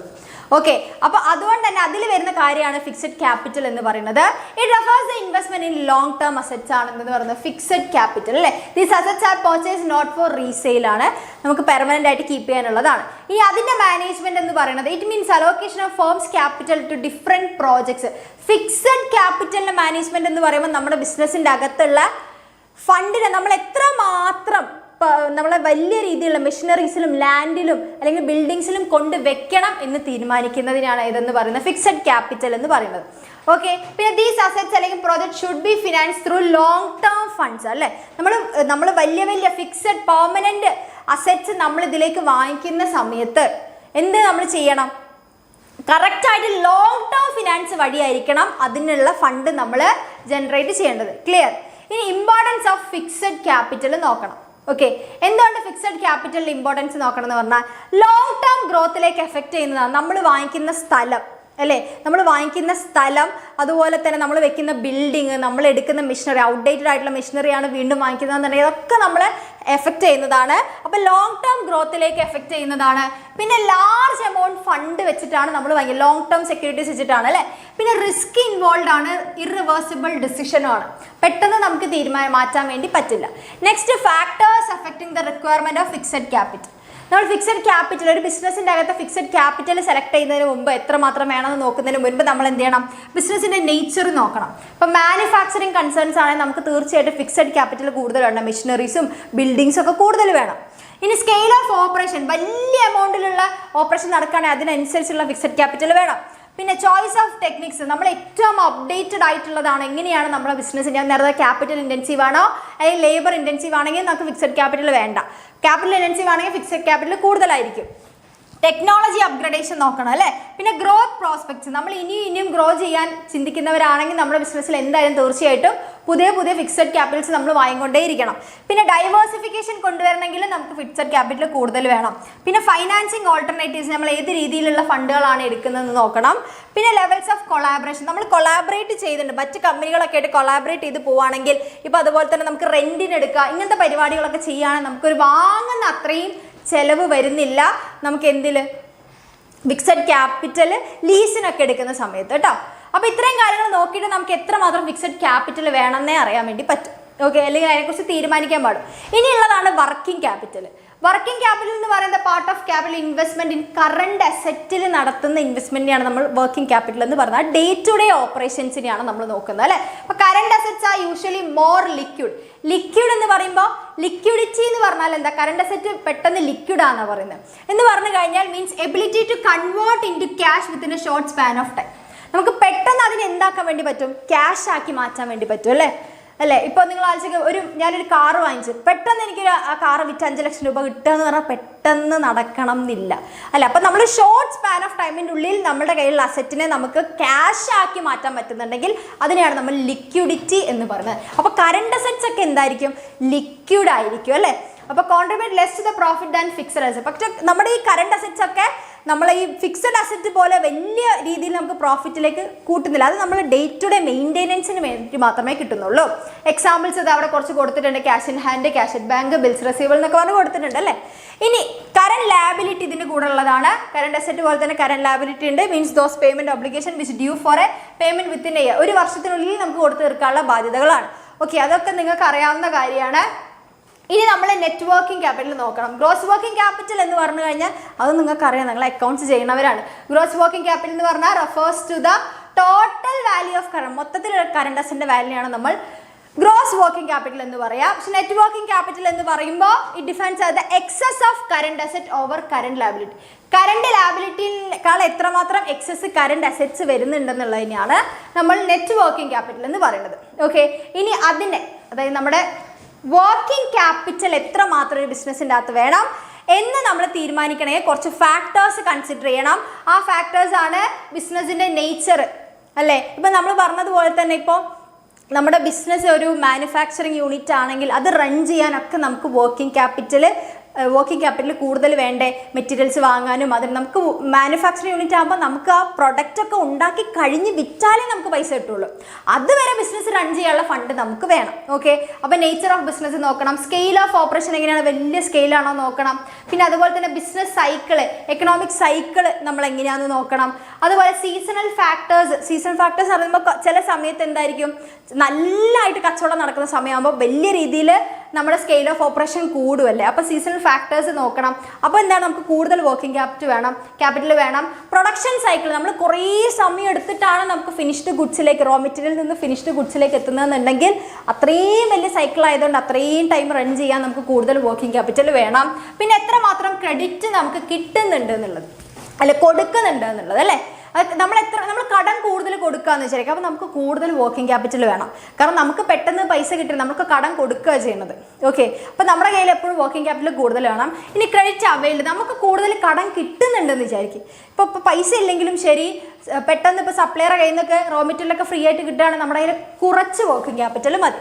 പിന്നെ റോ മെറ്റീരിയൽസിൻ്റെ അവൈലബിലിറ്റി എങ്ങനെയാണെന്നോ, നമുക്ക് പെട്ടെന്ന് കിട്ടുന്നതാണോ, അല്ലെങ്കിൽ കുറേ നമ്മൾ എവിടെന്നെങ്കിലുമൊക്കെ പുറത്തുനിന്ന് പർച്ചേസ് ചെയ്ത് കൊണ്ടുവരുന്നൊക്കെ ആണെങ്കിൽ വർക്കിംഗ് ക്യാപിറ്റൽ കൂടുതൽ വെക്കണം. പിന്നെ ഗ്രോത്ത് പ്രോസ്പെക്ട്സ് നോക്കുന്നുണ്ടെങ്കിൽ വർക്കിംഗ് ക്യാപിറ്റൽ കൂടുതൽ വേണം.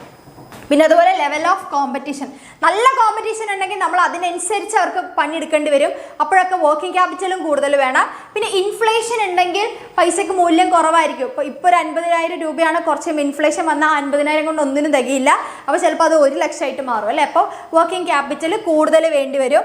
അപ്പോൾ ഇത്രയാണ് എന്തെന്ന് പറയുന്നത് ഈ ചാപ്റ്ററിൽ വരുന്നത്. ക്ലിയർ? ഇങ്ങനെയാണ് നമുക്ക് അവസാനത്തെ ചാപ്റ്ററിലേക്ക് പോവാം, അല്ലേ. പെട്ടെന്ന് തീരും, കുഞ്ഞ് ചാപ്റ്ററാണ്.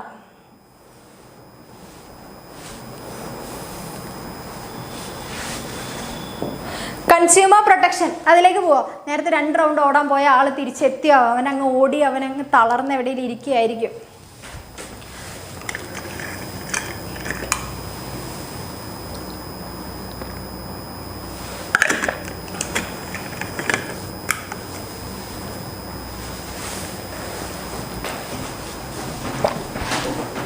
ഓക്കെ, നമുക്ക് കൺസ്യൂമറിലേക്ക് പോവാം, അല്ലേ. അപ്പോൾ ഇത്രയും നേരം നമ്മൾ ബിസിനസ്സിനെ കുറിച്ചാണ് പഠിച്ചത്.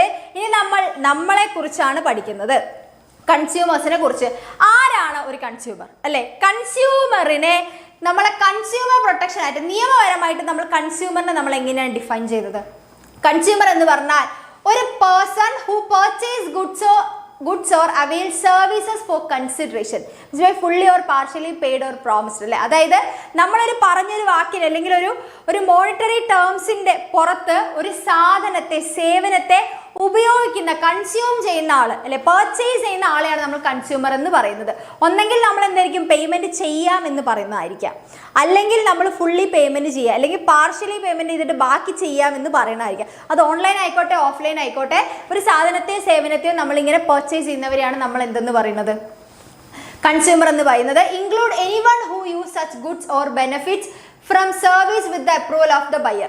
ഇനി അത് മാത്രമല്ലാതെ, ഇങ്ങനെ പൈസ എടുത്ത് വാങ്ങുന്ന ആളല്ലാതെ, ഇപ്പം ഞാനൊരു സാധനം പൈസ എടുത്ത് വാങ്ങിയിട്ട് ഞാൻ എൻ്റെ അനിയനോ അനിയത്തിക്ക് യൂസ് ചെയ്യാൻ കൊടുത്തെന്ന് വിചാരിക്കുക, എൻ്റെ അപ്രൂവലോട് കൂടിയിട്ട് എൻ്റെ ഒരു കസിനോ അല്ലെങ്കിൽ എൻ്റെ ഫ്രണ്ട് ആരെങ്കിലും അത് യൂസ് ചെയ്യുന്നുണ്ടെങ്കിലും അയാളെയും നിയമപരമായിട്ട് കൺസ്യൂമറായിട്ട് തന്നെയാണ് കൺസിഡർ ചെയ്യുന്നത്. കാരണം ഞാനൊരു ലിപ്സ്റ്റിക്ക് വാങ്ങിച്ച് അത് ഞാൻ യൂസ് ചെയ്യുന്നില്ല, ഷെയ്ഡ് കൊള്ളില്ല എന്ന് പറഞ്ഞ് എൻ്റെ ഫ്രണ്ടിന് കൊടുത്തെന്ന് വിചാരിക്കുക, ആ ലിപ്സ്റ്റിക്ക് ഇട്ടിട്ട് അവളുടെ ചുണ്ടിന് എന്തെങ്കിലും പറ്റിയെന്ന് വിചാരിക്കുക, മൊത്തത്തിൽ അങ്ങ് പൊള്ളച്ച് പോയെന്ന് വിചാരിക്കുക, അല്ലേ. അത് ഞാനല്ലേ വാങ്ങിയത്, നീയല്ലല്ലോ വാങ്ങിയത് തന്നെ കേസ് എടുക്കാണ്ടിരിക്കാൻ പറ്റില്ല.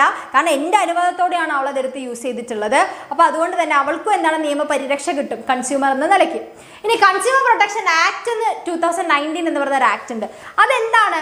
AIIMS to safeguard consumer interest by providing swift and cost effective grievance redress, അല്ലേ. അതായത് കൺസ്യൂമേഴ്സിനെ പ്രൊട്ടക്റ്റ് ചെയ്യാൻ, അവരെ സേഫ് ഗാർഡ് ചെയ്യാൻ, അവർക്ക് വേണ്ടി റിഡ്രസൽസ് കൊടുക്കാൻ വേണ്ടിയിട്ടാണ് എന്തെന്ന് പറയുന്നത് കൺസ്യൂമർ പ്രൊട്ടക്ഷൻ ആക്ട് വരുന്നത്. എൻ്റെ പേര് രേണുക എന്നാണ്. ഓക്കെ, രേണുക എന്നാണ്. Okay, it applies to all type of business including manufactures, traders and e-commerce firm across India. അപ്പോൾ ഇതിൻ്റെ കൺസ്യൂമർ എന്ന് പറയുമ്പോൾ ഏത് ടൈപ്പ് ബിസിനസ് ഓർഗനൈസേഷനിൽ നിന്ന് വാങ്ങിക്കുന്നവരാണെങ്കിലും ശരി. Clear? The act grants right to the consumer to empower them to protect their interest. Clear? അതായത് the act grant right to consumer to empower them to protect their interest അല്ലേ. അപ്പോൾ ഈ act പ്രകാരം അവർക്ക് നിയമപരിരക്ഷ കിട്ടുന്നുണ്ട്, അവരെ പ്രൊട്ടക്ട് ചെയ്യാനുള്ള.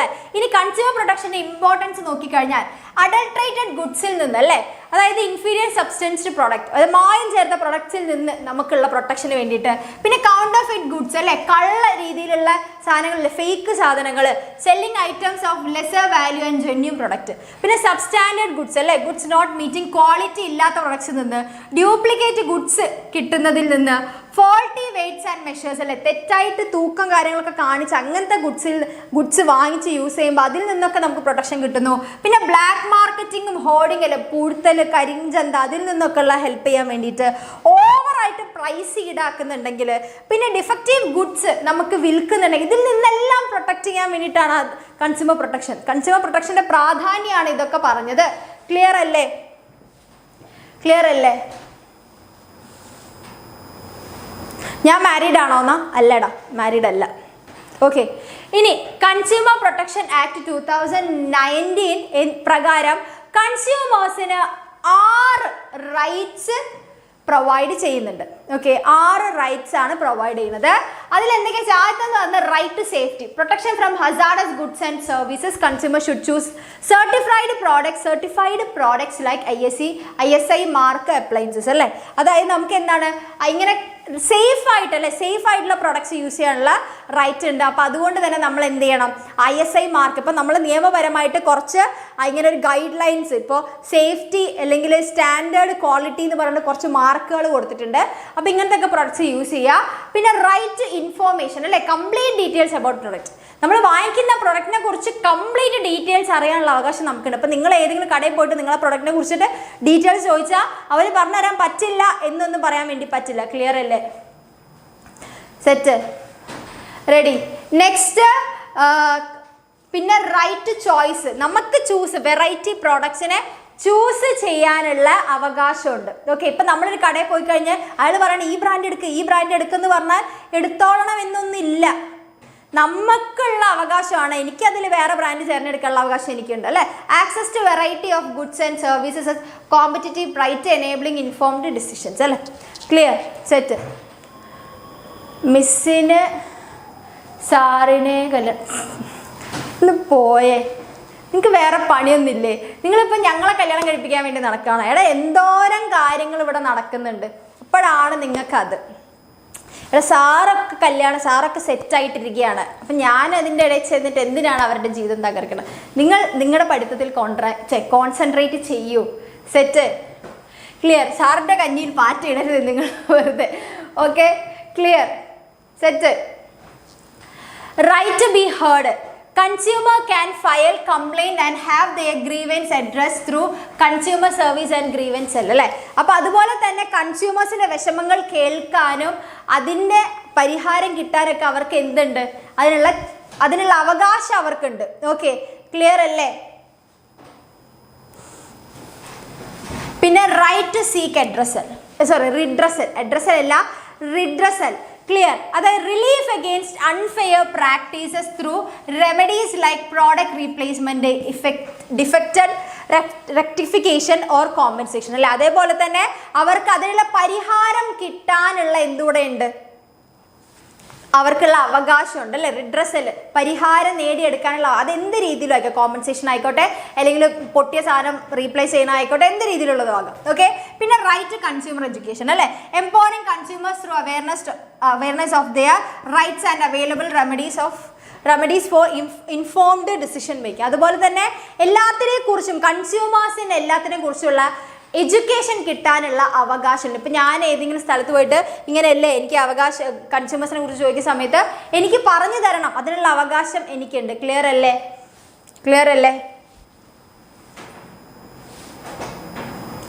Set? കൺസ്യൂമേഴ്സിന്റെ responsibilities നോക്കാം. ഓക്കെ, നമുക്ക് കുറച്ച് കടമകളും ഉണ്ട് അല്ലേ. അതായത് നമുക്ക് അവകാശങ്ങൾ മാത്രമല്ല, കുറച്ച് കർത്തവ്യങ്ങളും ഉണ്ട്. ക്ലിയർ അല്ലേ? നോക്കാം. അപ്പോൾ ബി ഇൻഫോംഡ് അല്ലേ, be aware of the various goods and services in the market to make informed and wise choice. ഇപ്പം നമ്മളൊരു സാധനം വാങ്ങിക്കുന്നതിന് മുൻപ്, ഞാനൊരു ഫോൺ വാങ്ങിക്കുന്നതാണ്, എത്രമാത്രം ഫോണുകളുണ്ട്, ഏതൊക്കെ ലെവലിലെ ഫോണുകളുണ്ട്, എൻ്റെ ബഡ്ജറ്റിലനുസരിച്ച് എനിക്ക് എത്രമാത്രം ഫോണുകൾ വാങ്ങിക്കാം അല്ലെങ്കിൽ എൻ്റെ ബജറ്റിന് അനുസരിച്ച് ഏറ്റവും ബെസ്റ്റ് ഫീച്ചേഴ്സ് ഉള്ള ഫോൺ ഏതാണ് എന്നൊക്കെ അറിഞ്ഞിരിക്കുക, പ്രോഡക്ട്സിനെ കുറിച്ച് അറിഞ്ഞിരിക്കുക. അത് നമ്മുടെ കടമയാണ്, കടക്കാരെല്ലാം നമുക്ക് പറഞ്ഞത്, നമുക്ക് ആദ്യം ഐഡിയ ഉണ്ടായിരിക്കണം. ഓക്കെ, പിന്നെ ബൈ സ്റ്റാൻഡർഡൈസ്ഡ് ഗുഡ്സ്. അപ്പം നമ്മൾ നേരത്തെ പറഞ്ഞതുപോലെ തന്നെ ISI മുദ്ര, അതുപോലെ EPFO ഫോർ ഫുഡ്സ്, പിന്നെ ജ്വല്ലറി വാങ്ങുകയാണെങ്കിൽ ഹോൾമാർക്ക്, ഇങ്ങനത്തെ സ്റ്റാൻഡേർഡ് ക്വാളിറ്റിയിൽ ചെക്ക് ചെയ്ത് വാങ്ങിക്കുക. പിന്നെ സേഫ്റ്റി ഇൻസ്ട്രക്ഷൻസ് നോക്കുക, അത് കറക്റ്റ് അവർ ലേബലിലൊക്കെ എഴുതിയിട്ടുണ്ടാവും ഇങ്ങനെ യൂസ് ചെയ്യാൻ പാടുള്ളൂ. അപ്പോൾ ലേൺ അബൌട്ട് പ്രോഡക്റ്റ് റിസ്ക്, അതായിട്ട് മാനുഫാക്ചേഴ്സ് ഗൈഡ് ലൈൻസ് അതനുസരിച്ച് യൂസ് ചെയ്യുക. പിന്നെ read labels, check detail like price, weight, manufacturing date, അങ്ങനെയുള്ള കറക്റ്റ് ഡീറ്റെയിൽ ആയിട്ടുള്ള കാര്യങ്ങൾ എന്ത് ചെയ്യുക, വായിച്ചു നോക്കുക. പിന്നെ അസേർട്ട് യുവർ റൈറ്റ്സ് അല്ലേ, റൈറ്റ്സിനെ കുറിച്ച് ബോധം ഉണ്ടായിരിക്കണം. Ensure fair transaction and proper dealing ആണ് നടക്കുന്നത് എന്നുള്ളത്. പിന്നെ ഹോണസ്റ്റ് ആയിരിക്കുക, legal goods and discourage Mal practice, legal goods വാങ്ങിക്കുക, ഇല്ലീഗൽ ആയിട്ടുള്ള സാധനങ്ങൾ വാങ്ങിക്കാതിരിക്കുക. മെയിൻറ്റെയിൻ പ്രൂഫ്, അതായത് ബില്ല്, ക്യാഷ് മെമ്മോ വേണമെന്ന് തന്നെ പറയുക. Always request a cash memo to have evidence of your purchase. Okay, പിന്നെ കംപ്ലൈന്റ് ഫയൽ ചെയ്യുക. Report deficiencies in goods or services to the appropriate consumer forum, redressal of the amount involve. ചെറിയ പൈസ ആണെങ്കിൽ പോലും എന്ത് ചെയ്യണം, നിങ്ങൾ കംപ്ലൈൻറ്റ് ചെയ്യണം. ഓക്കെ, പിന്നെ ജോയിൻ കൺസ്യൂമർ സൊസൈറ്റീസിലൊക്കെ ജോയിൻ ചെയ്യുക. അത് practice a participate in group that educate consumers and safeguard their rights. വല്ല സെമിനാറോ കാര്യങ്ങളൊക്കെ ഉണ്ടെങ്കിൽ അവിടെ പോയി ഇരിക്കുക. ഓ വയ്യ എന്ന് പറഞ്ഞ് മാറിയിരിക്കരുത്, കാരണം ഇതൊക്കെ ആവശ്യമുള്ള കാര്യമാണ്, അതൊക്കെ നമ്മളെ കടമയാണ്. ഓക്കെ, പിന്നെ respect the environment, avoid contributing to pollution, waste, ലിറ്ററിങ്ങിലൊന്നും നമ്മൾ ഭാഗമാവാതെ ഇരിക്കുക. ഓക്കെ, ഇനി നമുക്ക് നോക്കേണ്ടത് ways and means of consumer protection. എങ്ങനെയൊക്കെയാണ് നമുക്ക് കൺസ്യൂമർ പ്രൊട്ടക്ഷൻ കിട്ടുന്നത്? സെൽഫ് റെഗുലേഷൻ ബൈ ബിസിനസ് അല്ലേ, ethical business practices ensure that consumers are treated fairly. കൺസ്യൂമേഴ്സിന് നന്നായി ട്രീറ്റ് ചെയ്തിട്ടില്ലെങ്കിൽ ബിസിനസ്സിന് ലോങ് റൺ ഇല്ല. Business adopt grievance redressal mechanism to address consumer complaints. അതുകൊണ്ട് തന്നെ കൺസ്യൂമേഴ്സിനെ കേൾക്കാൻ വേണ്ടി അവരെന്ത് ചെയ്യുന്നു, ആ റിഡ്രസൽ മെക്കാനിസം, അതുപോലെ തന്നെ കസ്റ്റമർ കെയർ ഒക്കെ വെക്കുന്നില്ലേ. പിന്നെ ബിസിനസ് അസോസിയേഷൻസ് അല്ലേ, organisations like federations of Indian chamber of commerce and industry എന്ന് പറയുന്നത് ബിസിനസ്സുകാർക്ക് വേണ്ടിയിട്ടുള്ള ഒരു സ്ഥലമാണ്, അതായത് ഒരു സ്റ്റാറ്റ്യൂട്ടറി കോർപ്പറേഷൻ പോലുള്ളതാണ്. ഓക്കെ, പിന്നെ കൺഫെഡറേഷൻ ഓഫ് ഇന്ത്യൻ ഇൻഡസ്ട്രി, പിന്നെ അവരൊക്കെ എന്ത് ചെയ്തിട്ടുണ്ട്, set A code of conduct അല്ലേ, അതായത് ഇവരെന്ത് ചെയ്തിട്ടുണ്ട്, ഇതുപോലുള്ള വ്യാപാര വ്യവസായ ഏകോപന സമിതി എന്നൊക്കെ പറഞ്ഞിട്ട് അവർ മിനിമം ഇങ്ങനെയെങ്കിലും ചെയ്യണം, ഇത്ര ഒരു ഗൈഡ് ലൈൻസ് പ്രൊവൈഡ് ചെയ്യുന്നുണ്ട് കൺസ്യൂമേഴ്സിനെ പ്രൊട്ടക്ട് ചെയ്യാൻ. കാരണം കൺസ്യൂമേഴ്സിനെ പ്രൊട്ടക്ട് ചെയ്താൽ മാത്രമേ എന്ത് സംഭവിക്കുള്ളൂ, അവർക്ക് ലോങ് റണ്ണിലേക്ക് ഉണ്ടാവുള്ളൂ അല്ലേ. പിന്നെ കൺസ്യൂമർ അവയർനെസ് കൊടുക്കുക, inform consumers are better equipped to protect their attempt mediation for settlement within 5 days if acceptable to the parties. ഇപ്പം ആദ്യം അവർ പറയും നിങ്ങൾ തന്നെ ഒന്ന് പറഞ്ഞ് പരിഹരിക്കാൻ നോക്ക് എന്ന് ചോദിക്കും. ക്ലിയർ? ഇനി അതല്ലെങ്കിൽ അവർ സാറ്റിസ്ഫൈഡ് അല്ല ഡിസ്ട്രിക്ട് കമ്മീഷൻ്റെ ഇതിൽ നിന്നുണ്ടെങ്കിൽ അവർക്ക് parties unsatisfied with the district commission order can appeal to the state commission within 45 days. 45 ദിവസത്തിനുള്ളിൽ അവർക്ക് എന്ത് ചെയ്യാം, ഇത് കൊടുക്കാം, കംപ്ലൈൻറ്റ് രജിസ്റ്റർ ചെയ്യാം. ഇനി സ്റ്റേറ്റ് കമ്മീഷൻ ജൂറിഡിക്ഷൻ ആണ് അടുത്തത്. ഇവിടേക്കാണ് സ്റ്റേറ്റുകാർക്കാണ് അപ്പീൽ കൊടുക്കുക. Handle cases where the value of goods or services exceed 1 crore but does not exceed 10 crore. 10 രൂപയിൽ കൂടാത്ത 1 കോടി രൂപയിൽ കൂടിയ എമൗണ്ട് ആണ് ഇവിടെ നോക്കുക. ഇവിടെ എങ്ങനെ വെച്ച് കഴിഞ്ഞാൽ ലൊക്കേറ്റഡ് അറ്റ് ദ സ്റ്റേറ്റ് ക്യാപിറ്റലിലായിരിക്കും, നമ്മളെ സംസ്ഥാനത്തിൻ്റെ തലസ്ഥാനത്തായിരിക്കും ഇത് ഉണ്ടാവുക. ഇവിടെ എങ്ങനെയാണെന്ന് വെച്ചാൽ അപ്പീൽസ് ആണ്, ഡിസ്ട്രിക്ട് കമ്മീഷൻസ് എന്ന് വരുന്ന അപ്പീൽസ് ആണ് നോക്കുക. dissatisfied parties may appeal to national commission within 30 days. ഇവിടെ നിങ്ങൾ സാറ്റിസ്ഫൈഡ് അല്ലെങ്കിൽ നിങ്ങൾക്ക് എവിടേക്ക് പോവാം, നാഷണൽ കമ്മീഷനിലേക്ക് പോവാം. ഈ നാഷണൽ കമ്മീഷൻ ജൂറിഡിക്ഷൻ എന്ന് പറഞ്ഞാൽ handle cases where the value of goods or services exceed 10 crore, 10 കോടിക്ക് കൂടുതലുള്ള പ്രൊഡക്ട്സ്. ഓക്കെ, അതിലെങ്ങനെ വെച്ച് കഴിഞ്ഞാൽ ഓപ്പറേറ്റ് അറ്റ് ദ നാഷണൽ ലെവലാണ്, covering the entire country. Reviews appeal against state commission decisions. ഇവിടെയുള്ള ആൾക്കാരെ അപ്പോയിൻറ്റ് ചെയ്യുന്നത് സെൻട്രൽ ഗവൺമെൻറ് ആയിരിക്കും. സ്റ്റേറ്റ് കമ്മീഷനിലും ഡിസ്ട്രിക്ട് കമ്മീഷനിലും അവരുള്ളവരെ അപ്പോയിൻറ്റ് ചെയ്യുന്നത് നമ്മുടെ സ്റ്റേറ്റ് ഗവൺമെൻറ് ആയിരിക്കും. Okay, clear? പിന്നെ appeal if dissatisfied parties can appeal to the Supreme Court of India within 30 days. 30 ദിവസത്തിലുള്ള അവർക്ക് സുപ്രീം കോർട്ടിലേക്ക് പോകാം അപ്പീലായിട്ട്. അവിടെ നിന്ന് കിട്ടിയില്ലെങ്കിൽ അവർ സാറ്റിസ്ഫൈ ആയിക്കോളണം. Okay, clear? ഇനി അടുത്തത്, ഇതിൽ നിന്നൊക്കെ എന്ത് ടൈപ്പ് റിലീഫുകളാണ് കിട്ടുന്നതെന്നാണ് അവർ നോക്കേണ്ടത്. ക്ലിയർ അല്ലേ? എന്ത് ടൈപ്പ് റിലീഫാണ്? ഇത്രയും ജുറിഡിക്ഷൻസ് ഒക്കെ നമ്മൾ നോക്കിയല്ലേ, അവിടെ നിന്ന് എന്തൊക്കെ കിട്ടും? Repairing or removing defect in goods. ഗുഡ്സിലുള്ള ഡിഫക്റ്റ് കാര്യങ്ങൾ റിപ്പയർ ചെയ്യുക, അല്ലെങ്കിൽ അത് റിമൂവ് ചെയ്ത് കേടുപാടുകൾ തീർത്ത് ചെയ്യുക. അല്ലെങ്കിൽ നമുക്ക് replacing defective goods with the new one, അല്ലെങ്കിൽ നമുക്ക് പുതിയതൊരെണ്ണം തരിക. അല്ലെങ്കിൽ റീഫണ്ടിങ് ദ പ്രൈസ് പെയ്ഡ്, അല്ലെങ്കിൽ നമുക്ക് ഫണ്ട് റീഫണ്ട് ചെയ്ത് കിട്ടുക. അല്ലെങ്കിൽ പെയിൻ കോമ്പൻസേഷൻ ഫോർ ലോസ് അല്ലെങ്കിൽ ഇഞ്ചുറി ഡ്യൂ ടു നെഗ്ലിജൻസ് കാരണം കിട്ടിയിട്ടുണ്ടെങ്കിൽ കോമ്പൻസേഷൻ തരിക. പിന്നെ അവോയ്ഡിങ് പ്യൂണിറ്റീവ് ഡാമേജസ് അല്ലേ, അവർക്ക് എക്സ്ട്രാ കോമ്പൻസേഷൻ കൊടുക്കുക, പണിഷ്മെന്റ് പോലെ. പിന്നെ സ്റ്റോപ്പിംഗ് അൺഫെയർ ട്രേഡ് പ്രാക്ടീസസ് എന്ത് ചെയ്യുക, സ്റ്റോപ്പ് ചെയ്യിക്കാൻ പറ്റും ഇവർക്ക്. അല്ലെങ്കിൽ restricting hazardous goods or services and removing them from sale ചെയ്യുന്നതിൽ നിന്ന് അങ്ങനത്തെ പ്രൊഡക്ട്സിനെ എടുത്ത് കളയുക. പിന്നെ compensating under product liability action, product liability action പ്രകാരമുള്ള കോമ്പൻസേഷൻസ് അവർക്ക് കൊടുക്കുക, അത് അവരെ കൊണ്ട് ചെയ്യിക്കുക. ഇത്രയാണ് എന്തെന്ന് പറഞ്ഞ ഈ ഒരു ചാപ്റ്ററിൽ പഠിക്കാനുള്ളൂ. കഴിഞ്ഞു നമ്മുടെ 11 ചാപ്റ്റേഴ്സ് അല്ലേ, 6, 7, 8, 9, 10, 11 6 ചാപ്റ്റേഴ്സ് നമ്മൾ ഇന്ന് പഠിച്ചു കഴിഞ്ഞു. സെറ്റാണോ? സെറ്റ് അല്ലേ? അപ്പൊ ഇത്രയേ ഉള്ളൂ കേട്ടോ. ഈറ്റ് 5 സ്റ്റാർ അല്ലേ, 5 സ്റ്റാർ ഡു നത്തിങ്, അങ്ങനെ അവിടെ ഇരുന്നോ, അതാ നല്ലതാ അങ്ങനെ ഇരിക്കുന്നത്. ചില സമയത്ത് ഒന്നും ചെയ്യാണ്ടിരിക്കുക, എന്നിട്ട് പരീക്ഷയിൽ തോക്കട്ടെ, പൊട്ടട്ടെ പരീക്ഷയിൽ, അപ്പോഴും ഒന്നും ചെയ്യാതിരിക്കുക കേട്ടോ. അനന്തു, ഇതിൽ ഞാനൊരു ഭാവി കാണുന്നു, ഒന്നുമില്ലാത്തൊരു ഭാവി. ഓക്കെ, എന്തെങ്കിലുമൊക്കെ ഇരുന്ന് പണിയെടുക്കുക.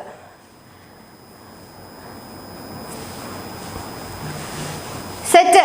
അപ്പൊ ഇത്രയും കാര്യങ്ങളാണ് നമുക്ക് പഠിക്കാനുള്ളത്. എല്ലാവർക്കും റെഡി ആയെന്ന് വിചാരിക്കുന്നു. വിശക്കുന്നു, സ്നിക്കേഴ്സ് വാങ്ങി തരുമോ എന്നല്ല, ഞാനിവിടെ വിശന്ന് കരിഞ്ഞായിരിക്കണത്. ഇപ്പൊ സമയം 10 മണി, ഞാനൊരു സാധനം കഴിച്ചിട്ടില്ല. എനിക്ക് നിങ്ങൾ അതൊരു ബിരിയാണി വാങ്ങിച്ചതാ. ഓക്കെ, എന്നിട്ടാണ് Snickers. Clear? Thank you. You are welcome. Clear? അപ്പൊ അങ്ങനെയാണെങ്കിൽ പോവുകയാണ്. ഈ കിട്ടുന്ന നോട്ട്സ് ഒക്കെ വെച്ചിട്ട് അടിപൊളിയായിട്ട് പഠിക്കുക. പാട്ടൊക്കെ ഞാൻ എക്സാമിന്റെ തലേന്ന് പാടിത്തരാം, അതാകുമ്പോൾ നിങ്ങൾക്ക് ഉറക്കവും വരില്ല, നിങ്ങൾക്ക് ഉറങ്ങാതിരുന്ന് പഠിക്കാനും പറ്റും. അപ്പോൾ അതുകൊണ്ട് ഞാൻ എന്ത് ചെയ്യാം, എക്സാമിന്റെ തലേന്ന് വന്ന് ഞാനൊരു കച്ചേരി തന്നെ ഇവിടെ നടത്തുന്നതായിരിക്കും. Okay, set. ഇത് സാറിനോട് ചോദിച്ചാൽ മതി, ഞാൻ നന്നായി പാടും, നിങ്ങളത് കേട്ട് ഓടും. Okay, set. ബായ്. അപ്പം അങ്ങനെയാണെങ്കിൽ ഞാനിപ്പോൾ ബായ് പറയുകയാണ്. എനിക്ക് തൊണ്ടയ്ക്കൊക്കെ ഭയങ്കര പ്രശ്നമാണ്, ഞാൻ പോവുകയാണ്. അനന്തു, ഞാൻ പറഞ്ഞത് നിനക്ക് കൊണ്ടോടാ, കൊണ്ടുണ്ടെങ്കിലെങ്കിലും നീ ഇരുന്ന് 5 സ്റ്റാർ തിന്നാതെ ഇരുന്ന് പണിയെടുക്ക്. Okay, set. നാളെ തന്നെ എൻ്റെ വക കച്ചേരി ഉണ്ടായിരിക്കും. ഓക്കെ, അപ്പോൾ അങ്ങനെയാണെങ്കിൽ ഞാൻ ഇന്ന് പോവുകയാണ്. ടാറ്റ, ബൈ ബൈ, സീ യു. മെഹബൂബൊക്കെ പാടാം. Okay, by.